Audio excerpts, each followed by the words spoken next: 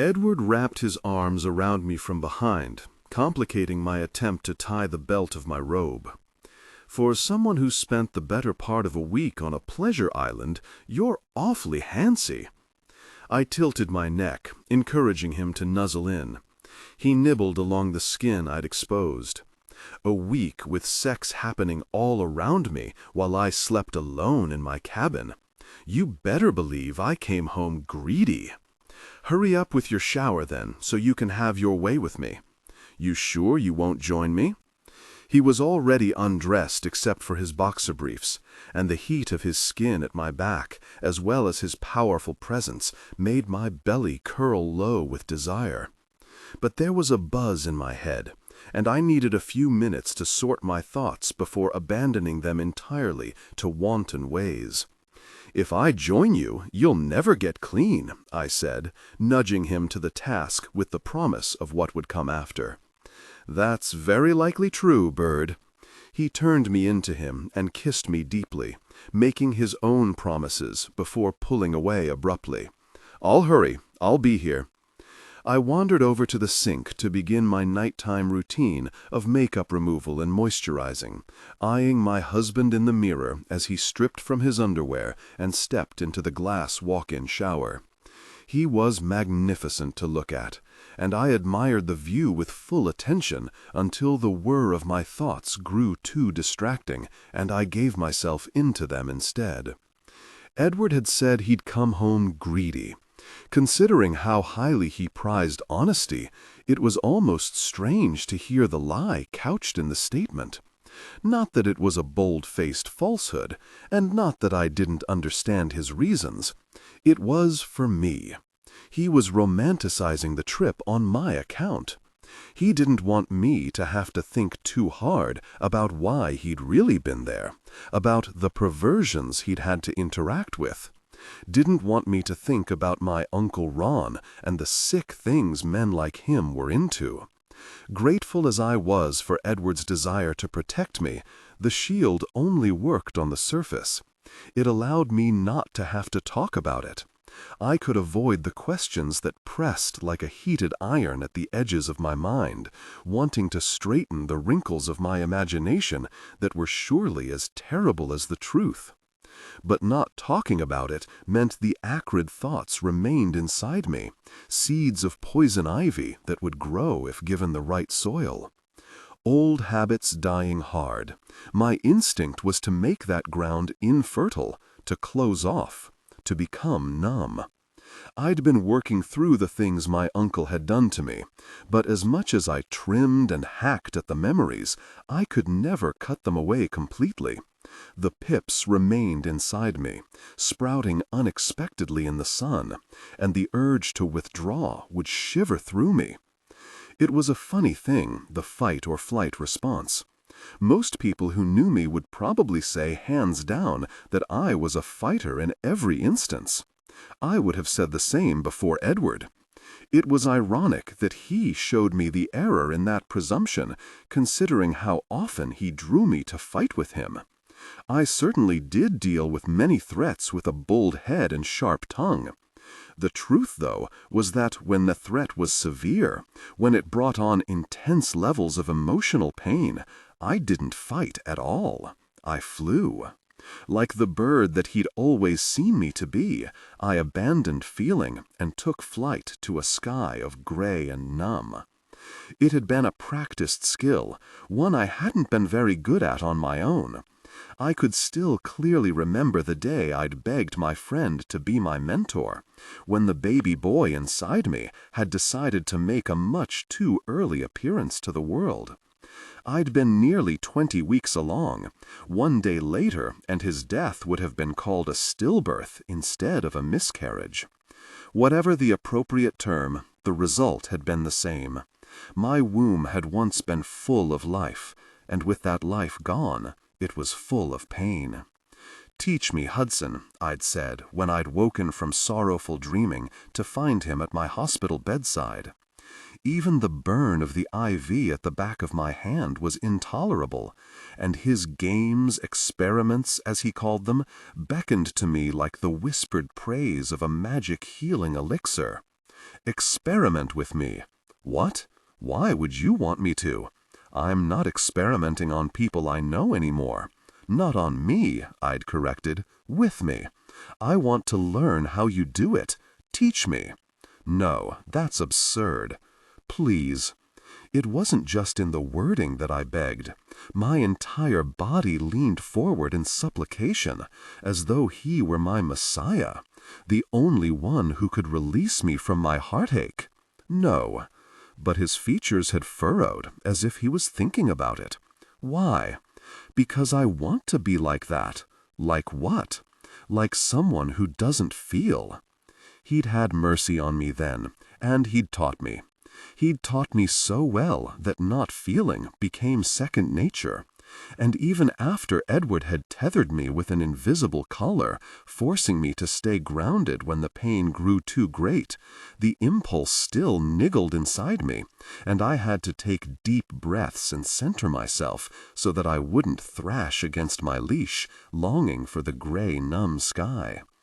Tonight, the urge was especially strong, a driving beat pulsing in my blood, increasing in volume as if to drown out the myriad of memories accompanied with Ron's grooming.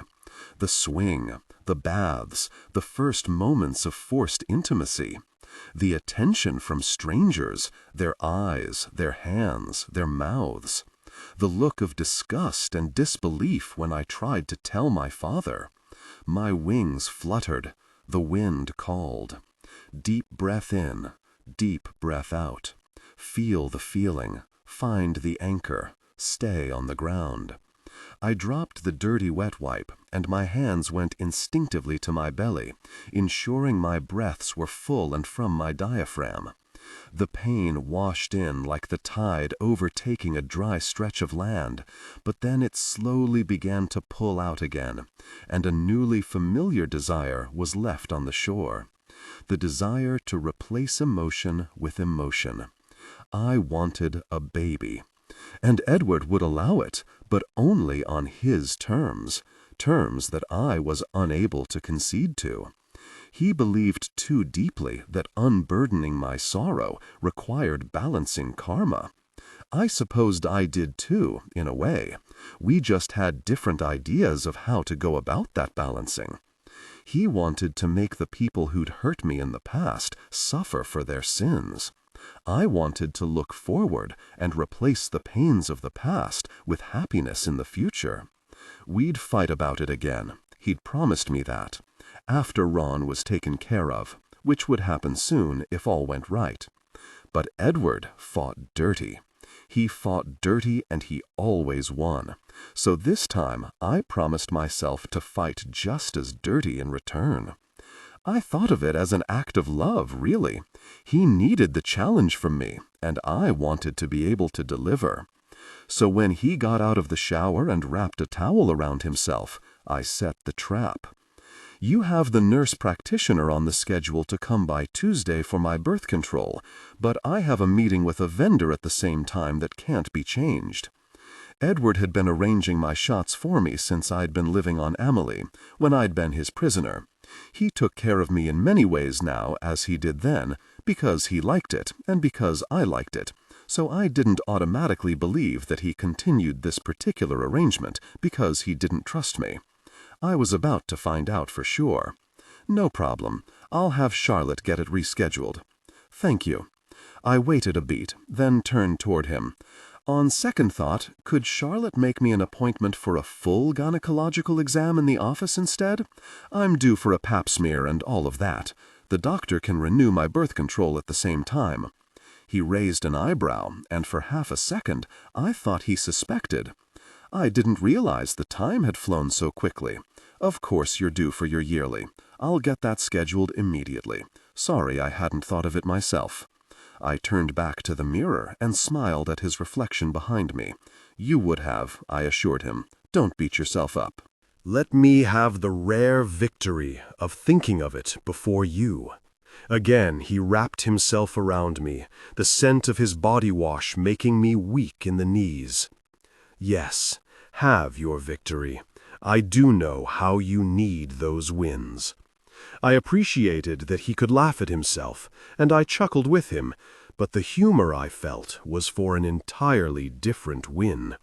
Because, while I had every intention of going to that doctor's visit, I knew that changing the scope of the visit would make it much easier to hide the fact that I had no intention of getting that shot. I'd have my baby just as Edward had had his revenge. It would be on my terms. No obstacle too great to overcome, even if the obstacle was my husband. I knew that once I was pregnant, he'd come around. The same way he'd ruined me, I'd ruin him, and we'd both be better for it. This time, when I met his eyes in the mirror, the urge to fly felt different, as though my wings were unfurling and readying to fly towards something, not away. The sky above me wasn't gray or numb. It was sunlit and cloud-free. I was no longer Edward's little bird. I was a phoenix, and I was rising. Edward. A suit-clad arm shot out to hold the lift doors open as I approached. "Thank you," I said in earnest as I slid inside the crowded car, the words out of my mouth before I had time to assess who the saintly gentleman had been. "Ah, Pierce, Edward Fasbender. It's a pleasure to finally have a real meeting." I held out my hand to Hudson Pierce, the CEO of Pierce Industries. We'd seen each other in passing before, maybe even shaken hands once or twice, but we'd never really spoken. We had plenty to speak about, though, which was why I'd made the 4 o'clock appointment with him. Subtly, I glanced at my wristwatch. Was I running early? 3:47. Perhaps he was just returning from lunch. Hudson smiled as he took my hand, an expression that didn't reach his eyes. Not because he was cold, necessarily, but because he was guarded, the way men in his position had to be in order to survive the dog-eat-dog environment they existed in. I imagined my expression was as severe as his. "Yes, I'm glad for this opportunity as well," he said. "I must admit, though, if I'd known it were you I was holding the elevator for, I might have let the doors close. By the time you arrived upstairs, I would have been safely in my office, and you would have had no idea how late I was running this afternoon." Stoic, but had the ability to laugh at himself. I appreciated that in a rival, if that's what he was to be. Hopefully, I'd know by the time I left his office later this afternoon. "I'll make a stop at the little boy's room if you'd like. Pretend I never saw you." "Ah, but that would never do. You and I would both know the truth. I have to accept that my first impression has already been made. Excuse me for a moment." He pulled out his mobile and hit a contact that must be called frequently since it was at the top of the list. "Patricia, it's me. I'm headed up now. Edward Fasbender is with me. Would you make sure the coffee is fresh and—" He looked to me, an eyebrow lifted in question. "That there's water for tea?" I shook my head. "Coffee's fine. Never mind the tea. See you shortly." The doors opened, and half the people in the car emptied out before they shut again. "It hasn't been a bad impression," I said when Hudson had pocketed his mobile again, moving to occupy the space that had opened up. "You did hold the door to the lift for a stranger. I'm surprised I had enough sense about me for even that." Hudson's features relaxed, and now I glimpsed the man underneath the mask. There were shadows under his eyes. His lids appeared heavy. "Twins," he said in explanation. "I went home for lunch, hoping to sneak in a nap. They're only a month old, and I haven't timed it for sure, but I don't think a full hour passes that they both stay asleep. It's why I sent my brother in my place to your gala on Friday. I would have been a zombie if I'd gone myself. Being a parent with a newborn brought an exhaustion like no other. I'd been spared much with Hagen and Genevieve, because I'd been the type of jerk father who left the upbringing to my wife and the children's nurse. Marion's insistence on separate rooms only helped feed into my detached style of parenting. I didn't have to be disturbed by the sound of a baby's cries over a monitor. Still, I hadn't been immune to the fatigue. It had spread through the household like a contagion. I remembered it vividly, lethargy setting into my body at the thought like muscle memory. You didn't miss anything at the gala. The charity auction had been merely a diversion for Celia, something to keep her mind off the press about her uncle's arrest, as well as something that would show her name in a good light. I did see Chandler at a distance. I didn't get a chance to speak with him directly, but my daughter connected with him. I suspect it was more of a social conversation than anything pertinent. Knowing my brother, I'd suspect that as well. I wasn't sure how I felt about Genevieve hitting it off with a Pierce, but at least it was something to keep her preoccupied. Hagen had pressured me to bring her to the States as we aggressively pursued Werner, and though I'd conceded, it had been reluctantly. Perhaps she'll be focused on this boy now, instead of trying to involve herself in what would likely eventually become cutthroat business. As for the lack of sleep, I can only imagine what that must be like, I offered in sincere sympathy. Congratulations and consolation. My wife is pregnant, and I've been dreading the coming exhaustion since she told me of her condition. I'm much relieved at the moment that we only have a single baby on the way. I don't think I have the stamina for more. You find it when you need it, even if it has you running late to the office on a Wednesday. His back straightened, and the wariness disappeared from his features, tucked behind his mask of professionalism once again. Please accept my congratulations to you as well. I'd only just heard that Celia was expecting. I surmised what that news must have meant to Hudson. He'd claimed to be the father the first time she'd conceived, hiding that it had actually been his father who'd impregnated my wife. He'd likely been relieved when she'd lost the baby, since it had alleviated him of his duty, but if he was a decent man, as I supposed he was, probably felt guilty for feeling that way when the loss had hurt Celia so terribly. The news that she was now pregnant must have lessened that guilt, if not eliminated it altogether. It would have been better for negotiation if he still carried that shame, but there was nothing I could do about that. Yes, she's 4 months along now. She must be thrilled. We both are, I lied, because that's what people were supposed to say in these situations. It was uncouth to grumble about the coming of a baby, and it showed weakness to allow anyone to believe I wasn't on board with it. Men with power such as I had didn't have unwanted children. They got rid of them, or they got rid of the women who conceived them. Truthfully, I didn't want to get rid of either. Celia was mine for all of eternity, despite the contention that wound around us concerning her pregnancy. And it wasn't her baby that was unwanted, really. It was all the rest of it. The trickery, the deceit, the secrets she refused to share, the clipped conversations between us, the sliver of cold space that separated our bodies every night in our Park Hyatt. The discord in my marriage leaked into every aspect of my being. I'd become meaner over the weeks, brutal, defiant. She argued to go home to London as soon as the charity was over. I insisted we stay in the States. She refused to give me what I needed to continue seeking vengeance for the past. I refused to drop the pursuit. She wanted to let control of her father's company go to whomever Hudson Pierce chose to lead it. I wanted to be the one he chose. She'd got to have her baby. I should get to have what I desired as well. I was determined that I would. Another stop of the lift, and when the doors shut this time, it was only me and Hudson in the car.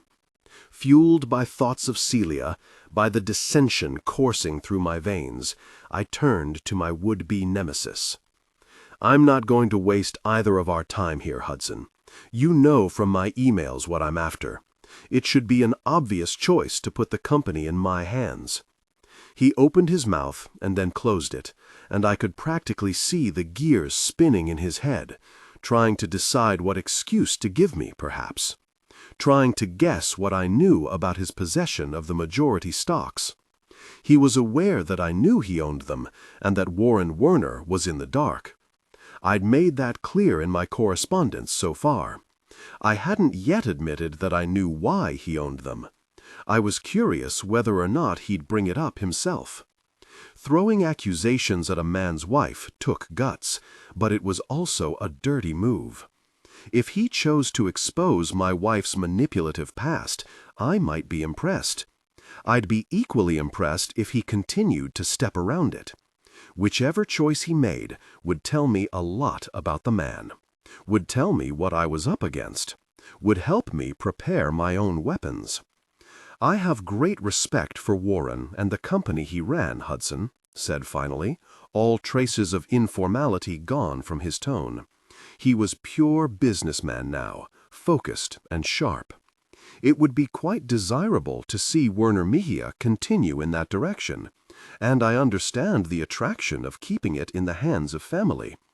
I am not, however, yet convinced that your motives are as noble. Impressive. Without mentioning Celia at all, he'd managed to hint at her possible intentions while throwing the accusations at me instead. He was smooth, that was certain. Then I need to do a better job of persuading you of my business plan. The business plan wasn't the problem. In our previous communications, I'd given him a 5-year and 10-year perspective. He'd returned with a number of aims he wanted to see added. Some of them had been ridiculous asks, but I'd implemented them all. It was a solid plan. What Hudson needed would have to be given off-page, behind closed doors, just between the two of us. The lift opened, and I followed him across the hallway to a waiting area with frosted glass walls. He paused to greet the woman behind the desk. "Coffee's still brewing," she said. "I'll bring it in shortly." "Thank you, Patricia." He turned back to me, gesturing for me to follow as he opened the solid wood doors, revealing a luxurious office space behind. "It's not what you intend to do with Werner Media that I'm concerned with," he said over his shoulder. "It's how that will affect Pierce Industries." Rather than lead me to the comfy seating area, he sat in the oversized chair behind a magnificent wooden desk, staking a clear position as king. He held all the power here, and he wanted to be certain I knew it. It made my insides seethe with envy. I rarely encountered a situation where I wasn't the one sitting on the throne. Even if he gave me the reins to Werner, we still wouldn't be on equal footing. He'd still have the majority shares, but I'd get those too, one day, somehow. I had patience. For now, I'd have to accept the inferior role. I sat in the chair facing him. "I can assure you, Accelicom has no interest in taking any predatory action against your company. I've conceded to every one of your conditions, Hudson. Our position should be quite obvious." He eyed a messy pile of papers on his desk, and his brow creased, as if he were annoyed that any of his belongings would fall out of complete order. He straightened them, his gaze quickly scanning the room, lingering on a spot behind me. I followed his line of vision to land on an ordinary coat cupboard. When I turned back to him, his attention was focused on me, whatever had distracted him apparently gone from his mind. I took that as a cue to press on. What more can we do to prove good faith?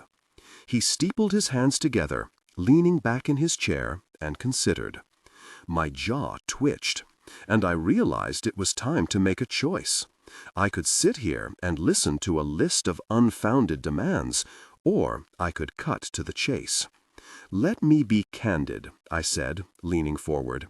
"I'm well aware of how the Werner shares ended up in your hands. Celia told me." "She told you everything?" "She did. On the subject of Hudson Pierce, at least, she'd been forthright. But there was someone else from her past that she'd kept secret, a mysterious man she'd referred to as A in her diaries. A man who had used her to play devious games on the innocent, simply for entertainment. a man who had taught her to be manipulative and cold and unfeeling. He wasn't convinced. I'm curious what exactly she said. He was being cautious, but I could understand if there was a bit of curiosity as well. I also was curious about his relationship with my wife. I would love to hear his version of events. Whether or not he'd justify the way he'd led her on before she became intimate with her friend. If he'd take full blame for her seeking comfort with his father, or if he'd pass that blame to her. I especially wondered how he'd discovered about the games she played, and wondered what specific reasons he had for thinking he needed insurance to keep her from coming after him and his family. Honestly, I wouldn't have been surprised to find that his side of the story painted Celia in a much harsher light. I knew what kind of woman she'd been. I knew what kind of woman she still could be, if not nurtured and cared for. Guilt stabbed between my ribs. I hadn't done a good job of caring for her lately.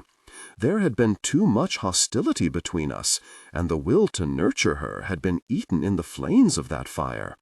I'd shirked some of my duties, it was true, but I was here because of her, for her. I focused on that, stepping carefully as I spoke of her past misdeeds. She's told me about the ways she's preyed on innocent people around her. It's clear that she attempted to play you as well, and that you required leverage to protect yourself. It might not mean anything coming from me, but I can assure you that she isn't the same person she was when you had to make that move. And I'm certainly not a man who would allow his wife to behave like that in the future. He scrutinized me with narrow eyes, his expression calculating the risk of trusting me. You're sure that she isn't currently playing you? She had played me in the end, hadn't she? Though the outcome of our intimacy should hardly count. It was par for the way we negotiated with each other. The games between us would likely be deemed as sick to anyone on the outside. None of that was relevant to the conversation. I'm certain that any way she is playing me has been welcomed and deserved. Point being, she has no interest in playing you. But you see how I can't take that on blind faith. You could be in on the game along with her, or you could be a man blinded by a pretty woman. The Celia I knew would never stand for a man allowing her to do anything. It's suspicious that you believe you have such complete control of a woman I've always thought of as a dragon. Dragon? I let out a gruff laugh. She'd tried to convince me of the same, and failed. Hardly. She's a little bird, menacing only if you're an unearthed worm. I sobered. However, I do understand your plight, which I believe gives you even more reason to want me in the lead position at Werner. You lose your power over her as soon as Warren steps down. If I were to replace him, your thumb would be on her. He nodded in acknowledgement. Or the two of you have figured out a way to ruin me from the inside out. I have a lot of money wrapped up in Werner. It behooves me to see it do well. Please, even if I ran Werner into the ground, it wouldn't ruin you. Pierce Industries is as solid as they come, unless you discover a way to bring both companies down. It wasn't on my agenda, but if it were necessary, I would do just that. It was possible he might see that in my eyes, which I wasn't sure was a bad thing. If he thought I was against him, he had even more reason to keep me in his sights. Keep your enemies closer, and all that. I let silence be my response, allowing it to fully settle before I spoke again. There's no way anything I can say will persuade you one way or another. All I can do is offer you a solid business plan and give you my assurance that I want to see Werner succeed, and that I am fully convinced that with the power of Axelcom behind it, I can take Werner to levels you've never even imagined. It took a beat, but eventually he smiled. I do like that sort of certainty in my CEOs, he admitted, but I'm going to need more time to make a decision. You're not the only candidate I'm looking at. I refused to let any disappointment show on my face. It was standard phrasing. It didn't mean that I hadn't gained any ground. It didn't mean I didn't have him exactly where I wanted him. He confirmed my confidence a second later. You do currently have a nice lead, however, so let's discuss next level. The prospects you've shown me are ambitious compared to the ones I've had drawn up myself. I'd like to look closer at the discrepancies. You can only reach as high as you dream, I said smugly. I'd be happy to justify the differences. It would please me to show you where your team has been small-minded. I would find that quite interesting. Do you mind? He stood, signaling me to stand as well. My chief financial advisor can show you the projections she's put together. Her office is just down the hall. Let me walk you over. I followed behind him like the moon in the shadow of the sun. On the surface, he may have appeared to have the superior position, but the sun only ruled the day. Everyone knew when the night dawned, the throne belonged to the moon. Celia. I stepped out of the sunken tub and grabbed a towel from the oversized bathroom counter. While I greatly missed the house in London, the presidential suite at the Park Hyatt was nothing to frown at. We'd been here for more than 2 months, and I was already addicted to the luxury amenities and sleek modern design. I'd give it all up, though, in a heartbeat, to have things go back to the way they'd been in England. No, that wasn't true. I wouldn't give it all up. I put my hand over the bump that had just begun to protrude noticeably from my abdomen. I couldn't feel my baby move yet, but I was always aware of her presence. She'd changed my body completely, hijacked it like she was an alien invader. Besides the constant exhaustion and the intermittent nausea, nothing about who I was felt the same. Food tasted different. The taste in my mouth was different. The temperature of my body was different. My head spun differently. My muscles and joints ached differently. I hated it, and I loved it. I'd already decided one would be enough because of how miserable the ordeal of pregnancy was. I also already knew without any doubt that she would be worth it. Totally worth it, I told my belly. I imagined she found the sound of my voice comforting, so I spoke to her often like this. Or maybe I spoke to her because I knew she couldn't respond. Unlike my husband, who had taken to spending long stretches of our time together in silence. There was a sexiness about the way he brooded, as there was about almost everything he did. But knowing I was to blame for his taciturnity put a damper on the visual benefits. Would he be like this forever, distant and withdrawn? He didn't pick out my clothes anymore, didn't dictate my days, didn't command me or boss me around, and I resented him for it, which was ridiculous, since almost everything I did was meant to push him away. If he tried to care for me like he once had, I'd most likely argue or ignore him outright, and since he surely knew that, because didn't he always know everything, why would he make an effort to connect? I didn't even know why I pushed him away anymore. At first, I'd been angry. He demanded to know the identity of the man who taught me the game, and if it were simply because he wanted me to share everything with him, I would have told him long ago. But it was because of his stupid quest for vengeance, a quest that had come to mean so much to him that he'd lost sight of the person he claimed to be looking after, me, and that felt worse than the anger. That hurt. Add to that his secrets, what he'd done to Camilla's husband, the lengths he'd gone to for other acts of justice. I was scared on top of hurt, not for what he'd do to me, but what he could do, what he would do, to Hudson, to my father, to himself. But then I found out I was pregnant, and my anger and hurt and fear became centered around something else, someone else, around her, the child living inside me that I was certain was a girl, despite not having confirmation yet. She was everything, and I'd hoped beyond hope that she would be everything to Edward, too. And for a moment, when he'd walked into my parents' apartment and declared his love to me in such beautiful words, I really believed it was possible. Everything would work out. "I'm better at your side," he'd said, "and I believe you're better at mine." But then I told him I was pregnant. His response to that announcement stung so sharply it erased anything he'd said before that. "How is that possible?" he asked. "No birth control is infallible."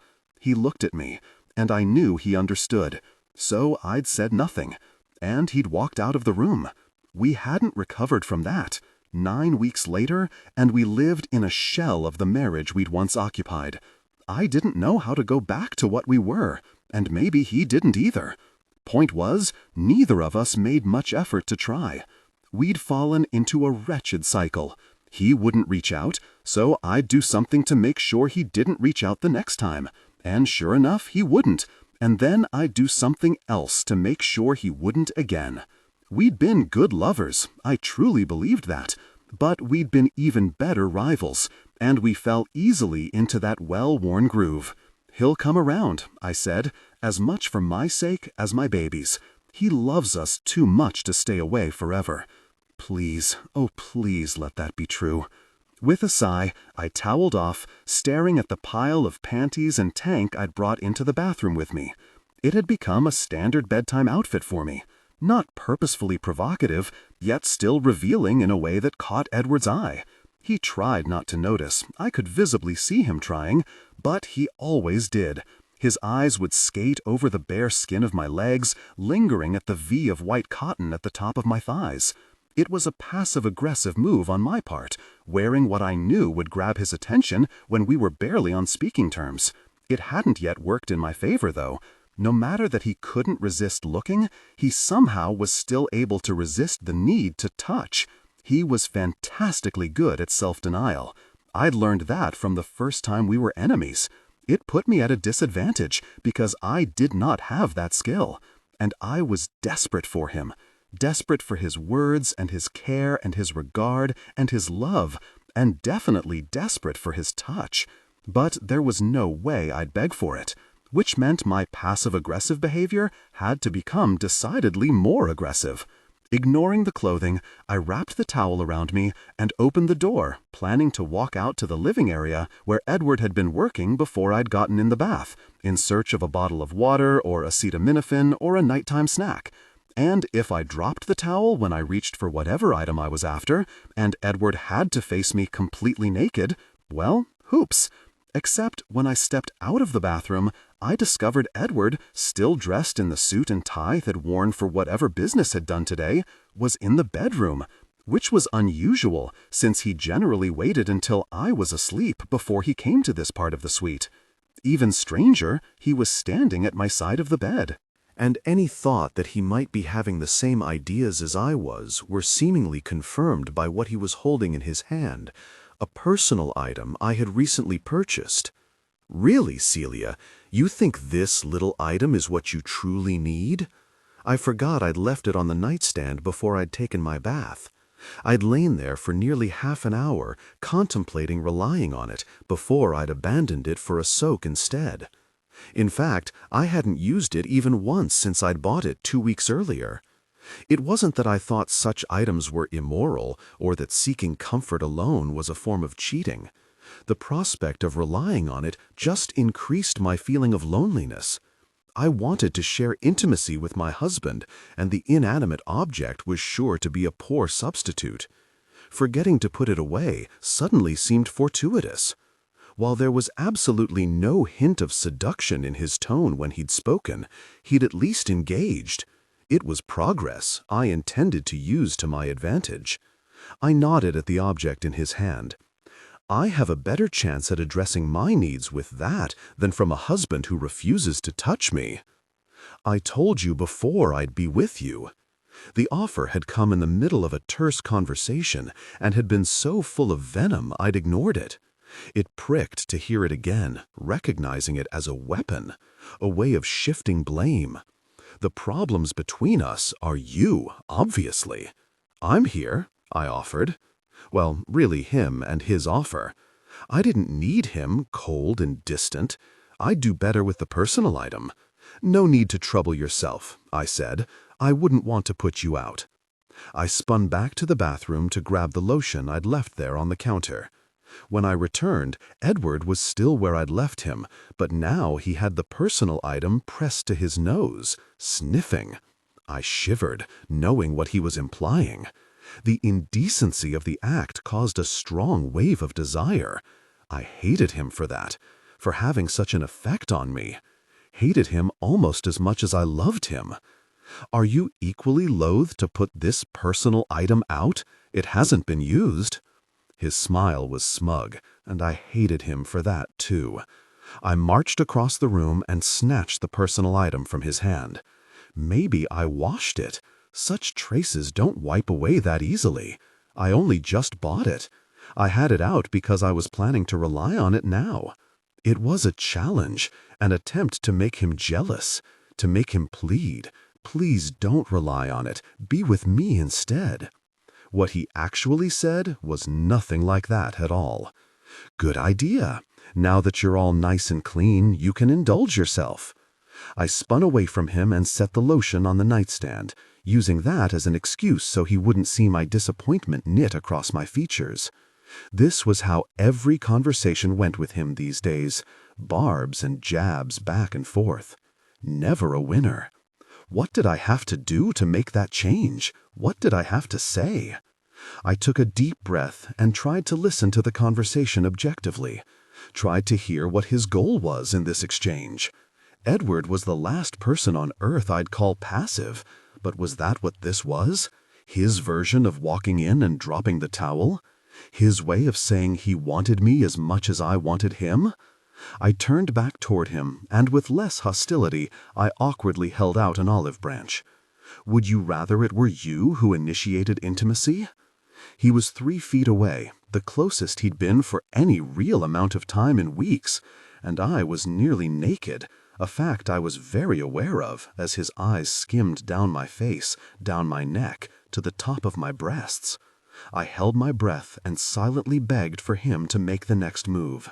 He stepped a foot closer, the heat between us as thick and solid as a wall. "Would you rather it were me?" My jaw tightened. Of course he would force me to be the vulnerable one. That was the true goal of these battles, wasn't it? Both of us intent on the other being the first to bend, the first to be exposed, the first to say something honest. If there was ever going to be a chance for us, a chance to be the family I knew we could be, then one of us would eventually have to take that risk. It could be me. Maybe even it should be. "You can," I whispered, "if you want." It wasn't the complete surrender that was needed, and I knew it. I was cowardly, too scared to say what I really felt. Yes, I wanted to be you. Share intimacy with me, Edward. Love me like you used to. My heart pounded with anticipation as his heated gaze drifted once more over my face, lingering on my lips before dropping lower to my abdomen. I saw the change in his expression as he remembered what lay hidden behind the towel, underneath the expanding stretch of flesh. The last victory taken in our war, and it had been mine. He stepped back, cold sweeping in between us like an Arctic front. "You've already made the purchase. It would be a shame to waste the money." He glanced at the personal item still in my hand. "No matter how disappointing the experience might be. I know your preferences, and this may not meet them." There he was, the devil I'd married, in full-blown splendor, taunting me with what he wouldn't let me have. It brought out the devil in me as well. Its capabilities are less important than its use. This should do just fine. Since you're so good at knowing what you need, yes, I'm sure it shall. The words dripped with sarcasm as he turned away from me, removing his jacket as he walked to the closet. As though he were done with me and my needs. "It will," I said, wanting his attention back, as cruel as it had been. He hung up his jacket, then shifted back to face me. Undoing his tie, he threw me a challenging stare. "What are you waiting for, then? Go on. I'm waiting for you to leave." "Leave? I'm done with my work. I thought I'd retire early tonight."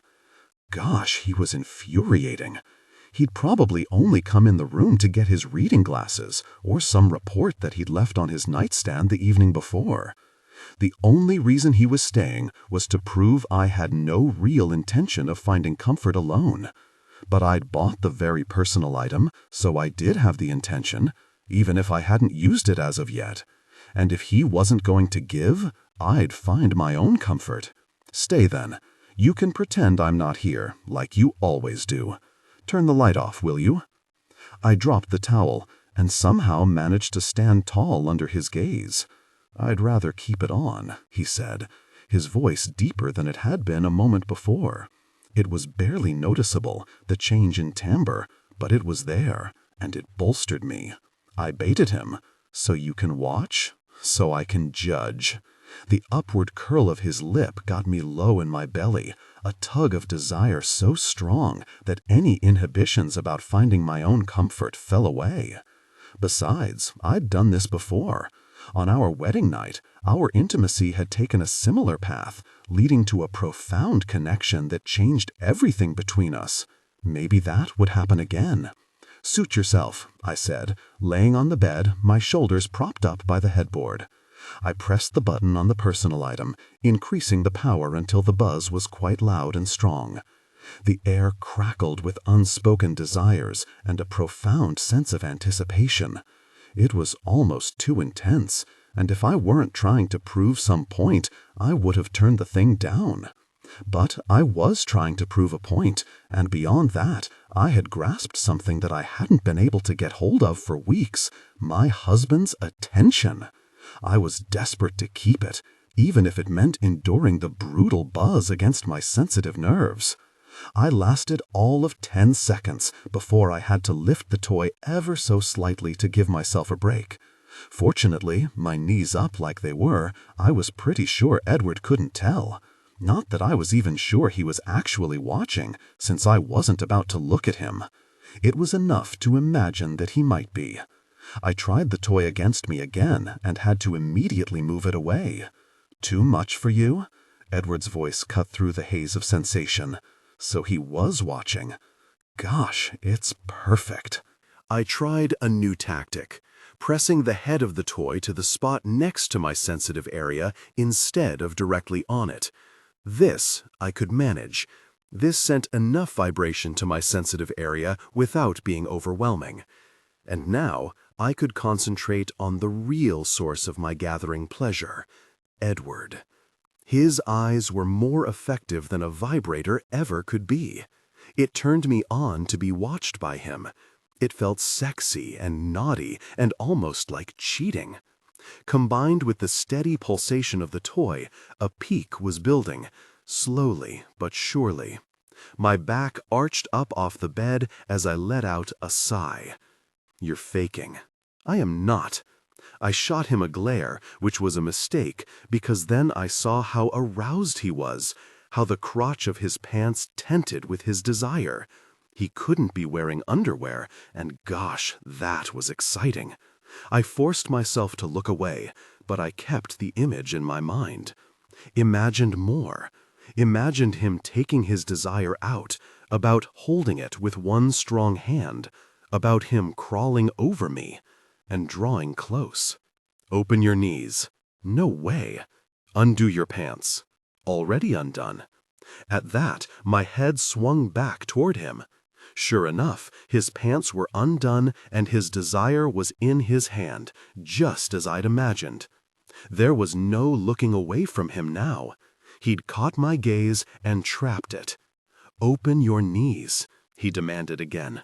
I wanted to hold on to his eyes too much to deny him, so I opened my knees, showing him my intimate area, which meant I had to move the vibrator to my sensitive area again so that he wouldn't know I hadn't been able to handle it. Of course, I jerked almost instantly. He stepped closer. Closer still, his stare boring like a hot laser onto my intimate area. Turn down the vibration, he ordered when he was at my side. I clicked it down a notch. More. Another notch. One more.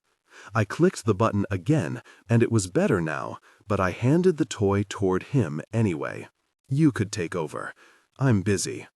He reached over to the lotion at my bedside and pumped a dab into his hand.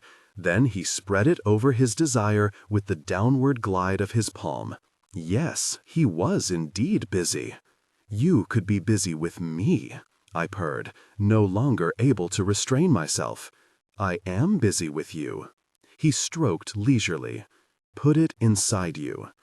For a fraction of a second, I thought he meant his desire, and my breath hitched with anticipation. But before I could reach out and pull him to me, he nodded to the vibrator, still in my hand. "Oh." I brought it down to my entrance and worked the head inside. He'd only been somewhat exaggerating when he'd made fun of the small size. It was a fairly innocuous vibrator, but it had been months since I'd had anything inside me at all, and I was tight. I was also sensitive. The pregnancy alien that had invaded my body had done especially strange things to my lower regions, and the vibration of the toy against my inner walls made my entire intimate area tighten and buzz, even with just the tip inside. It was already enough for me, but it wasn't enough for Edward. "Deeper," he ordered, and because I could rarely ignore this particular commanding tone of his voice, I pushed it in a little farther. It still wasn't enough. "All the way," he said sharply. I whimpered as I pressed it in as far as I could. I felt so full, so tight, so on fire. "Good," he said, and I almost reached a peak right then. I was so happy I'd pleased him. "Now pleasure yourself with it." I did as he told, shoving the object in and out while his dark, hooded eyes watched in earnest. "Harder," he said, and I complied. Then, "Pretend it's me." And I increased my tempo yet again and let out a moan at the erotic sound as the toy slid in and out. Gosh, yes, just like that. His own strokes quickened, matching mine. "Touch your sensitive area." My fingers nudged against the sensitive area, and my knees involuntarily pressed together as if to push away the intensity of the sensation. My husband wouldn't have that. "Keep your legs open wide so I can see." I took a breath and eased them back down. I was panting now, so close to a peak, so close to falling apart and breaking down and letting him have every last piece of me. "Edward." Tears pricked at my eyes. "Say it." "What?" "Say what you want to say." He knew. He knew everything that was inside of me, and he was determined to reel it out. But it wasn't that easy. The words were lodged so far inside that I couldn't recognize their form. "I don't know what that is." "You do." I shook my head, trying to shake off the overwhelming feelings that pressed like high waters behind a dam. "I need to reach a peak," I said, focusing on the physical. "That's not it." His voice was coarse and insistent. "Edward." I blinked up at him, my eyes darting from his to the brisk jerk of his hand. "I need you. I need you close. I need to feel you close. I need to feel your skin on mine, to taste your lips, to feel your body go rigid when you are with me." I reached a peak. Pure bliss filled my limbs. When I'd come back to myself enough to speak real words, I realized he was also at the brink. His face was as tight as his grip on his desire, his hand flying back and forth. I scooted quickly to the edge of the bed. "Put it on me," I begged. "Be with me. Please, Edward, please." But even in the throes of pleasure, he had strength enough to resist. With a low groan, he stepped back just as he reached his own peak. I envied his hand. I wanted to be marked by him, to belong to him, to be so attached to him that he couldn't ever retreat. I was still staring at the scene when he spoke. "You're starting to show." My eyes moved to find his staring at my once flat abdomen. Warmth spread through my chest. He never talked about the baby or the pregnancy unless I forced the subject, and then his responses were always clipped and dismissive. I put my palm across my belly, as if I could hold his gaze there, as if I could connect it to the child within. I barely notice the change, but I guess I am. I don't fit in my pants anymore. He continued to stare for another few seconds, heavy, silent seconds, where I wished more than anything to know what he was thinking, to be in his head. "Edward?" I said, when the weight of the silence became unbearable. He snapped out of his reverie, tucking himself into his pants as he turned away from me. "An excuse for you to go shopping. You should enjoy that." I preferred when he shopped for me, and he knew it. The moment was broken. We were back to opposing sidelines, back to our distance and our war. I sat up, wanting to pull him back. "Tomorrow's the ultrasound. Are you still coming?" "I said I would when you asked last time." He disappeared into the bathroom. "Just wanted to be sure you hadn't changed your mind," I called after him. The sound of the faucet running was my only response. I sat for a second, trying to decide what I should do next, or if there was anything I could do. Maybe I should let the conversation lie. Let him get ready for bed then. Once the lights were out, roll innocently into his space. I stood and picked up the discarded towel from the floor and used it to wipe off the toy. When I looked up, Edward had returned from the bathroom, still dressed. Without a word, he crossed the room toward the living area. "Where are you going? I thought you were going to bed," I asked. Sure, I already knew the answer. Away from me was where. He glanced at me but looked away quickly, as if looking at me for too long was painful. "I changed my mind," he said, then left the room without another word. I sank back on the bed and brushed away a tear. Pregnancy made them fall at the drop of a hat these days, and while they were often justified, this was not an occasion to cry. We might have just shared intimacy without any touching, but it was intimacy, and he'd brought up my pregnancy. It was more than he'd allowed me in months. I had to see it as a step forward. I refused to see it as anything else. "We'll get there," I promised our baby. "One step at a time. I have to believe for your sake that we'll get there." I rubbed my lips with my thumb, watching the technician as she stuffed the edges of a paper blanket inside the waistband of my wife's pants. How long had it been since I'd been at one of these ultrasounds? Genevieve was 23 now, so about 24 years. Nearly a quarter of a century ago. What was I doing here now at the age of 45? Of course, I hadn't even been a quarter of a century old when Genevieve was born. I'd only been 20 with Hagen. I remembered that first ultrasound now, sitting at Marion's side in a small office in Bordeaux. The technician had used a wand that time, one that was inserted inside, and within seconds the black and white screen filled with a tiny sack of cells that resembled a sea creature more than a human, with big black holes for eyes and a body that curled in on itself. I'd been too shocked to register any other emotions. Marion and I had become extremely close over the previous months, but we didn't even live in the same country. Our time together had been measured in a handful of long weekends on Exoso and several sporadic weeks where I'd flown in to be with her in France. The bulk of our relationship had been over the phone and via email. I'd spend a few minutes every morning detailing a list of things I wanted her to do over the course of the day. Then that evening, she'd send an email with proof that she had. Or, if it were convenient for me, she'd call to tell me about it over the phone while I found my own release. It had been a one-sided relationship in many ways, and I had been aware of that. I'd been comfortable with that. Until I saw the quick pulse at the center of the creature on the screen. Heartbeats strong, the tech had said. Measuring at 7 weeks, 2 days. I clutched Marion's hand with mine, and without thinking about it, without imagining what our lives would be, I turned to her and said, "Marry me." And as she responded to everything I ever asked, she said, "Yes, sir." That had been a lifetime ago, and my current wife, whom I loved so intensely that the emotions I'd felt for Marion seemed as small and alien as that embryo on the screen in comparison, was not so agreeable. I surveyed her now, her shirt pulled up to her breasts, her swelling belly bared.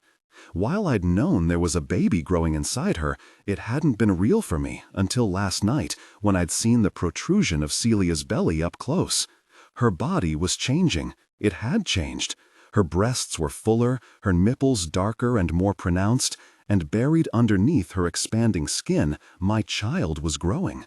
I was going to be a father, again, and yet it felt like the first time in so many ways.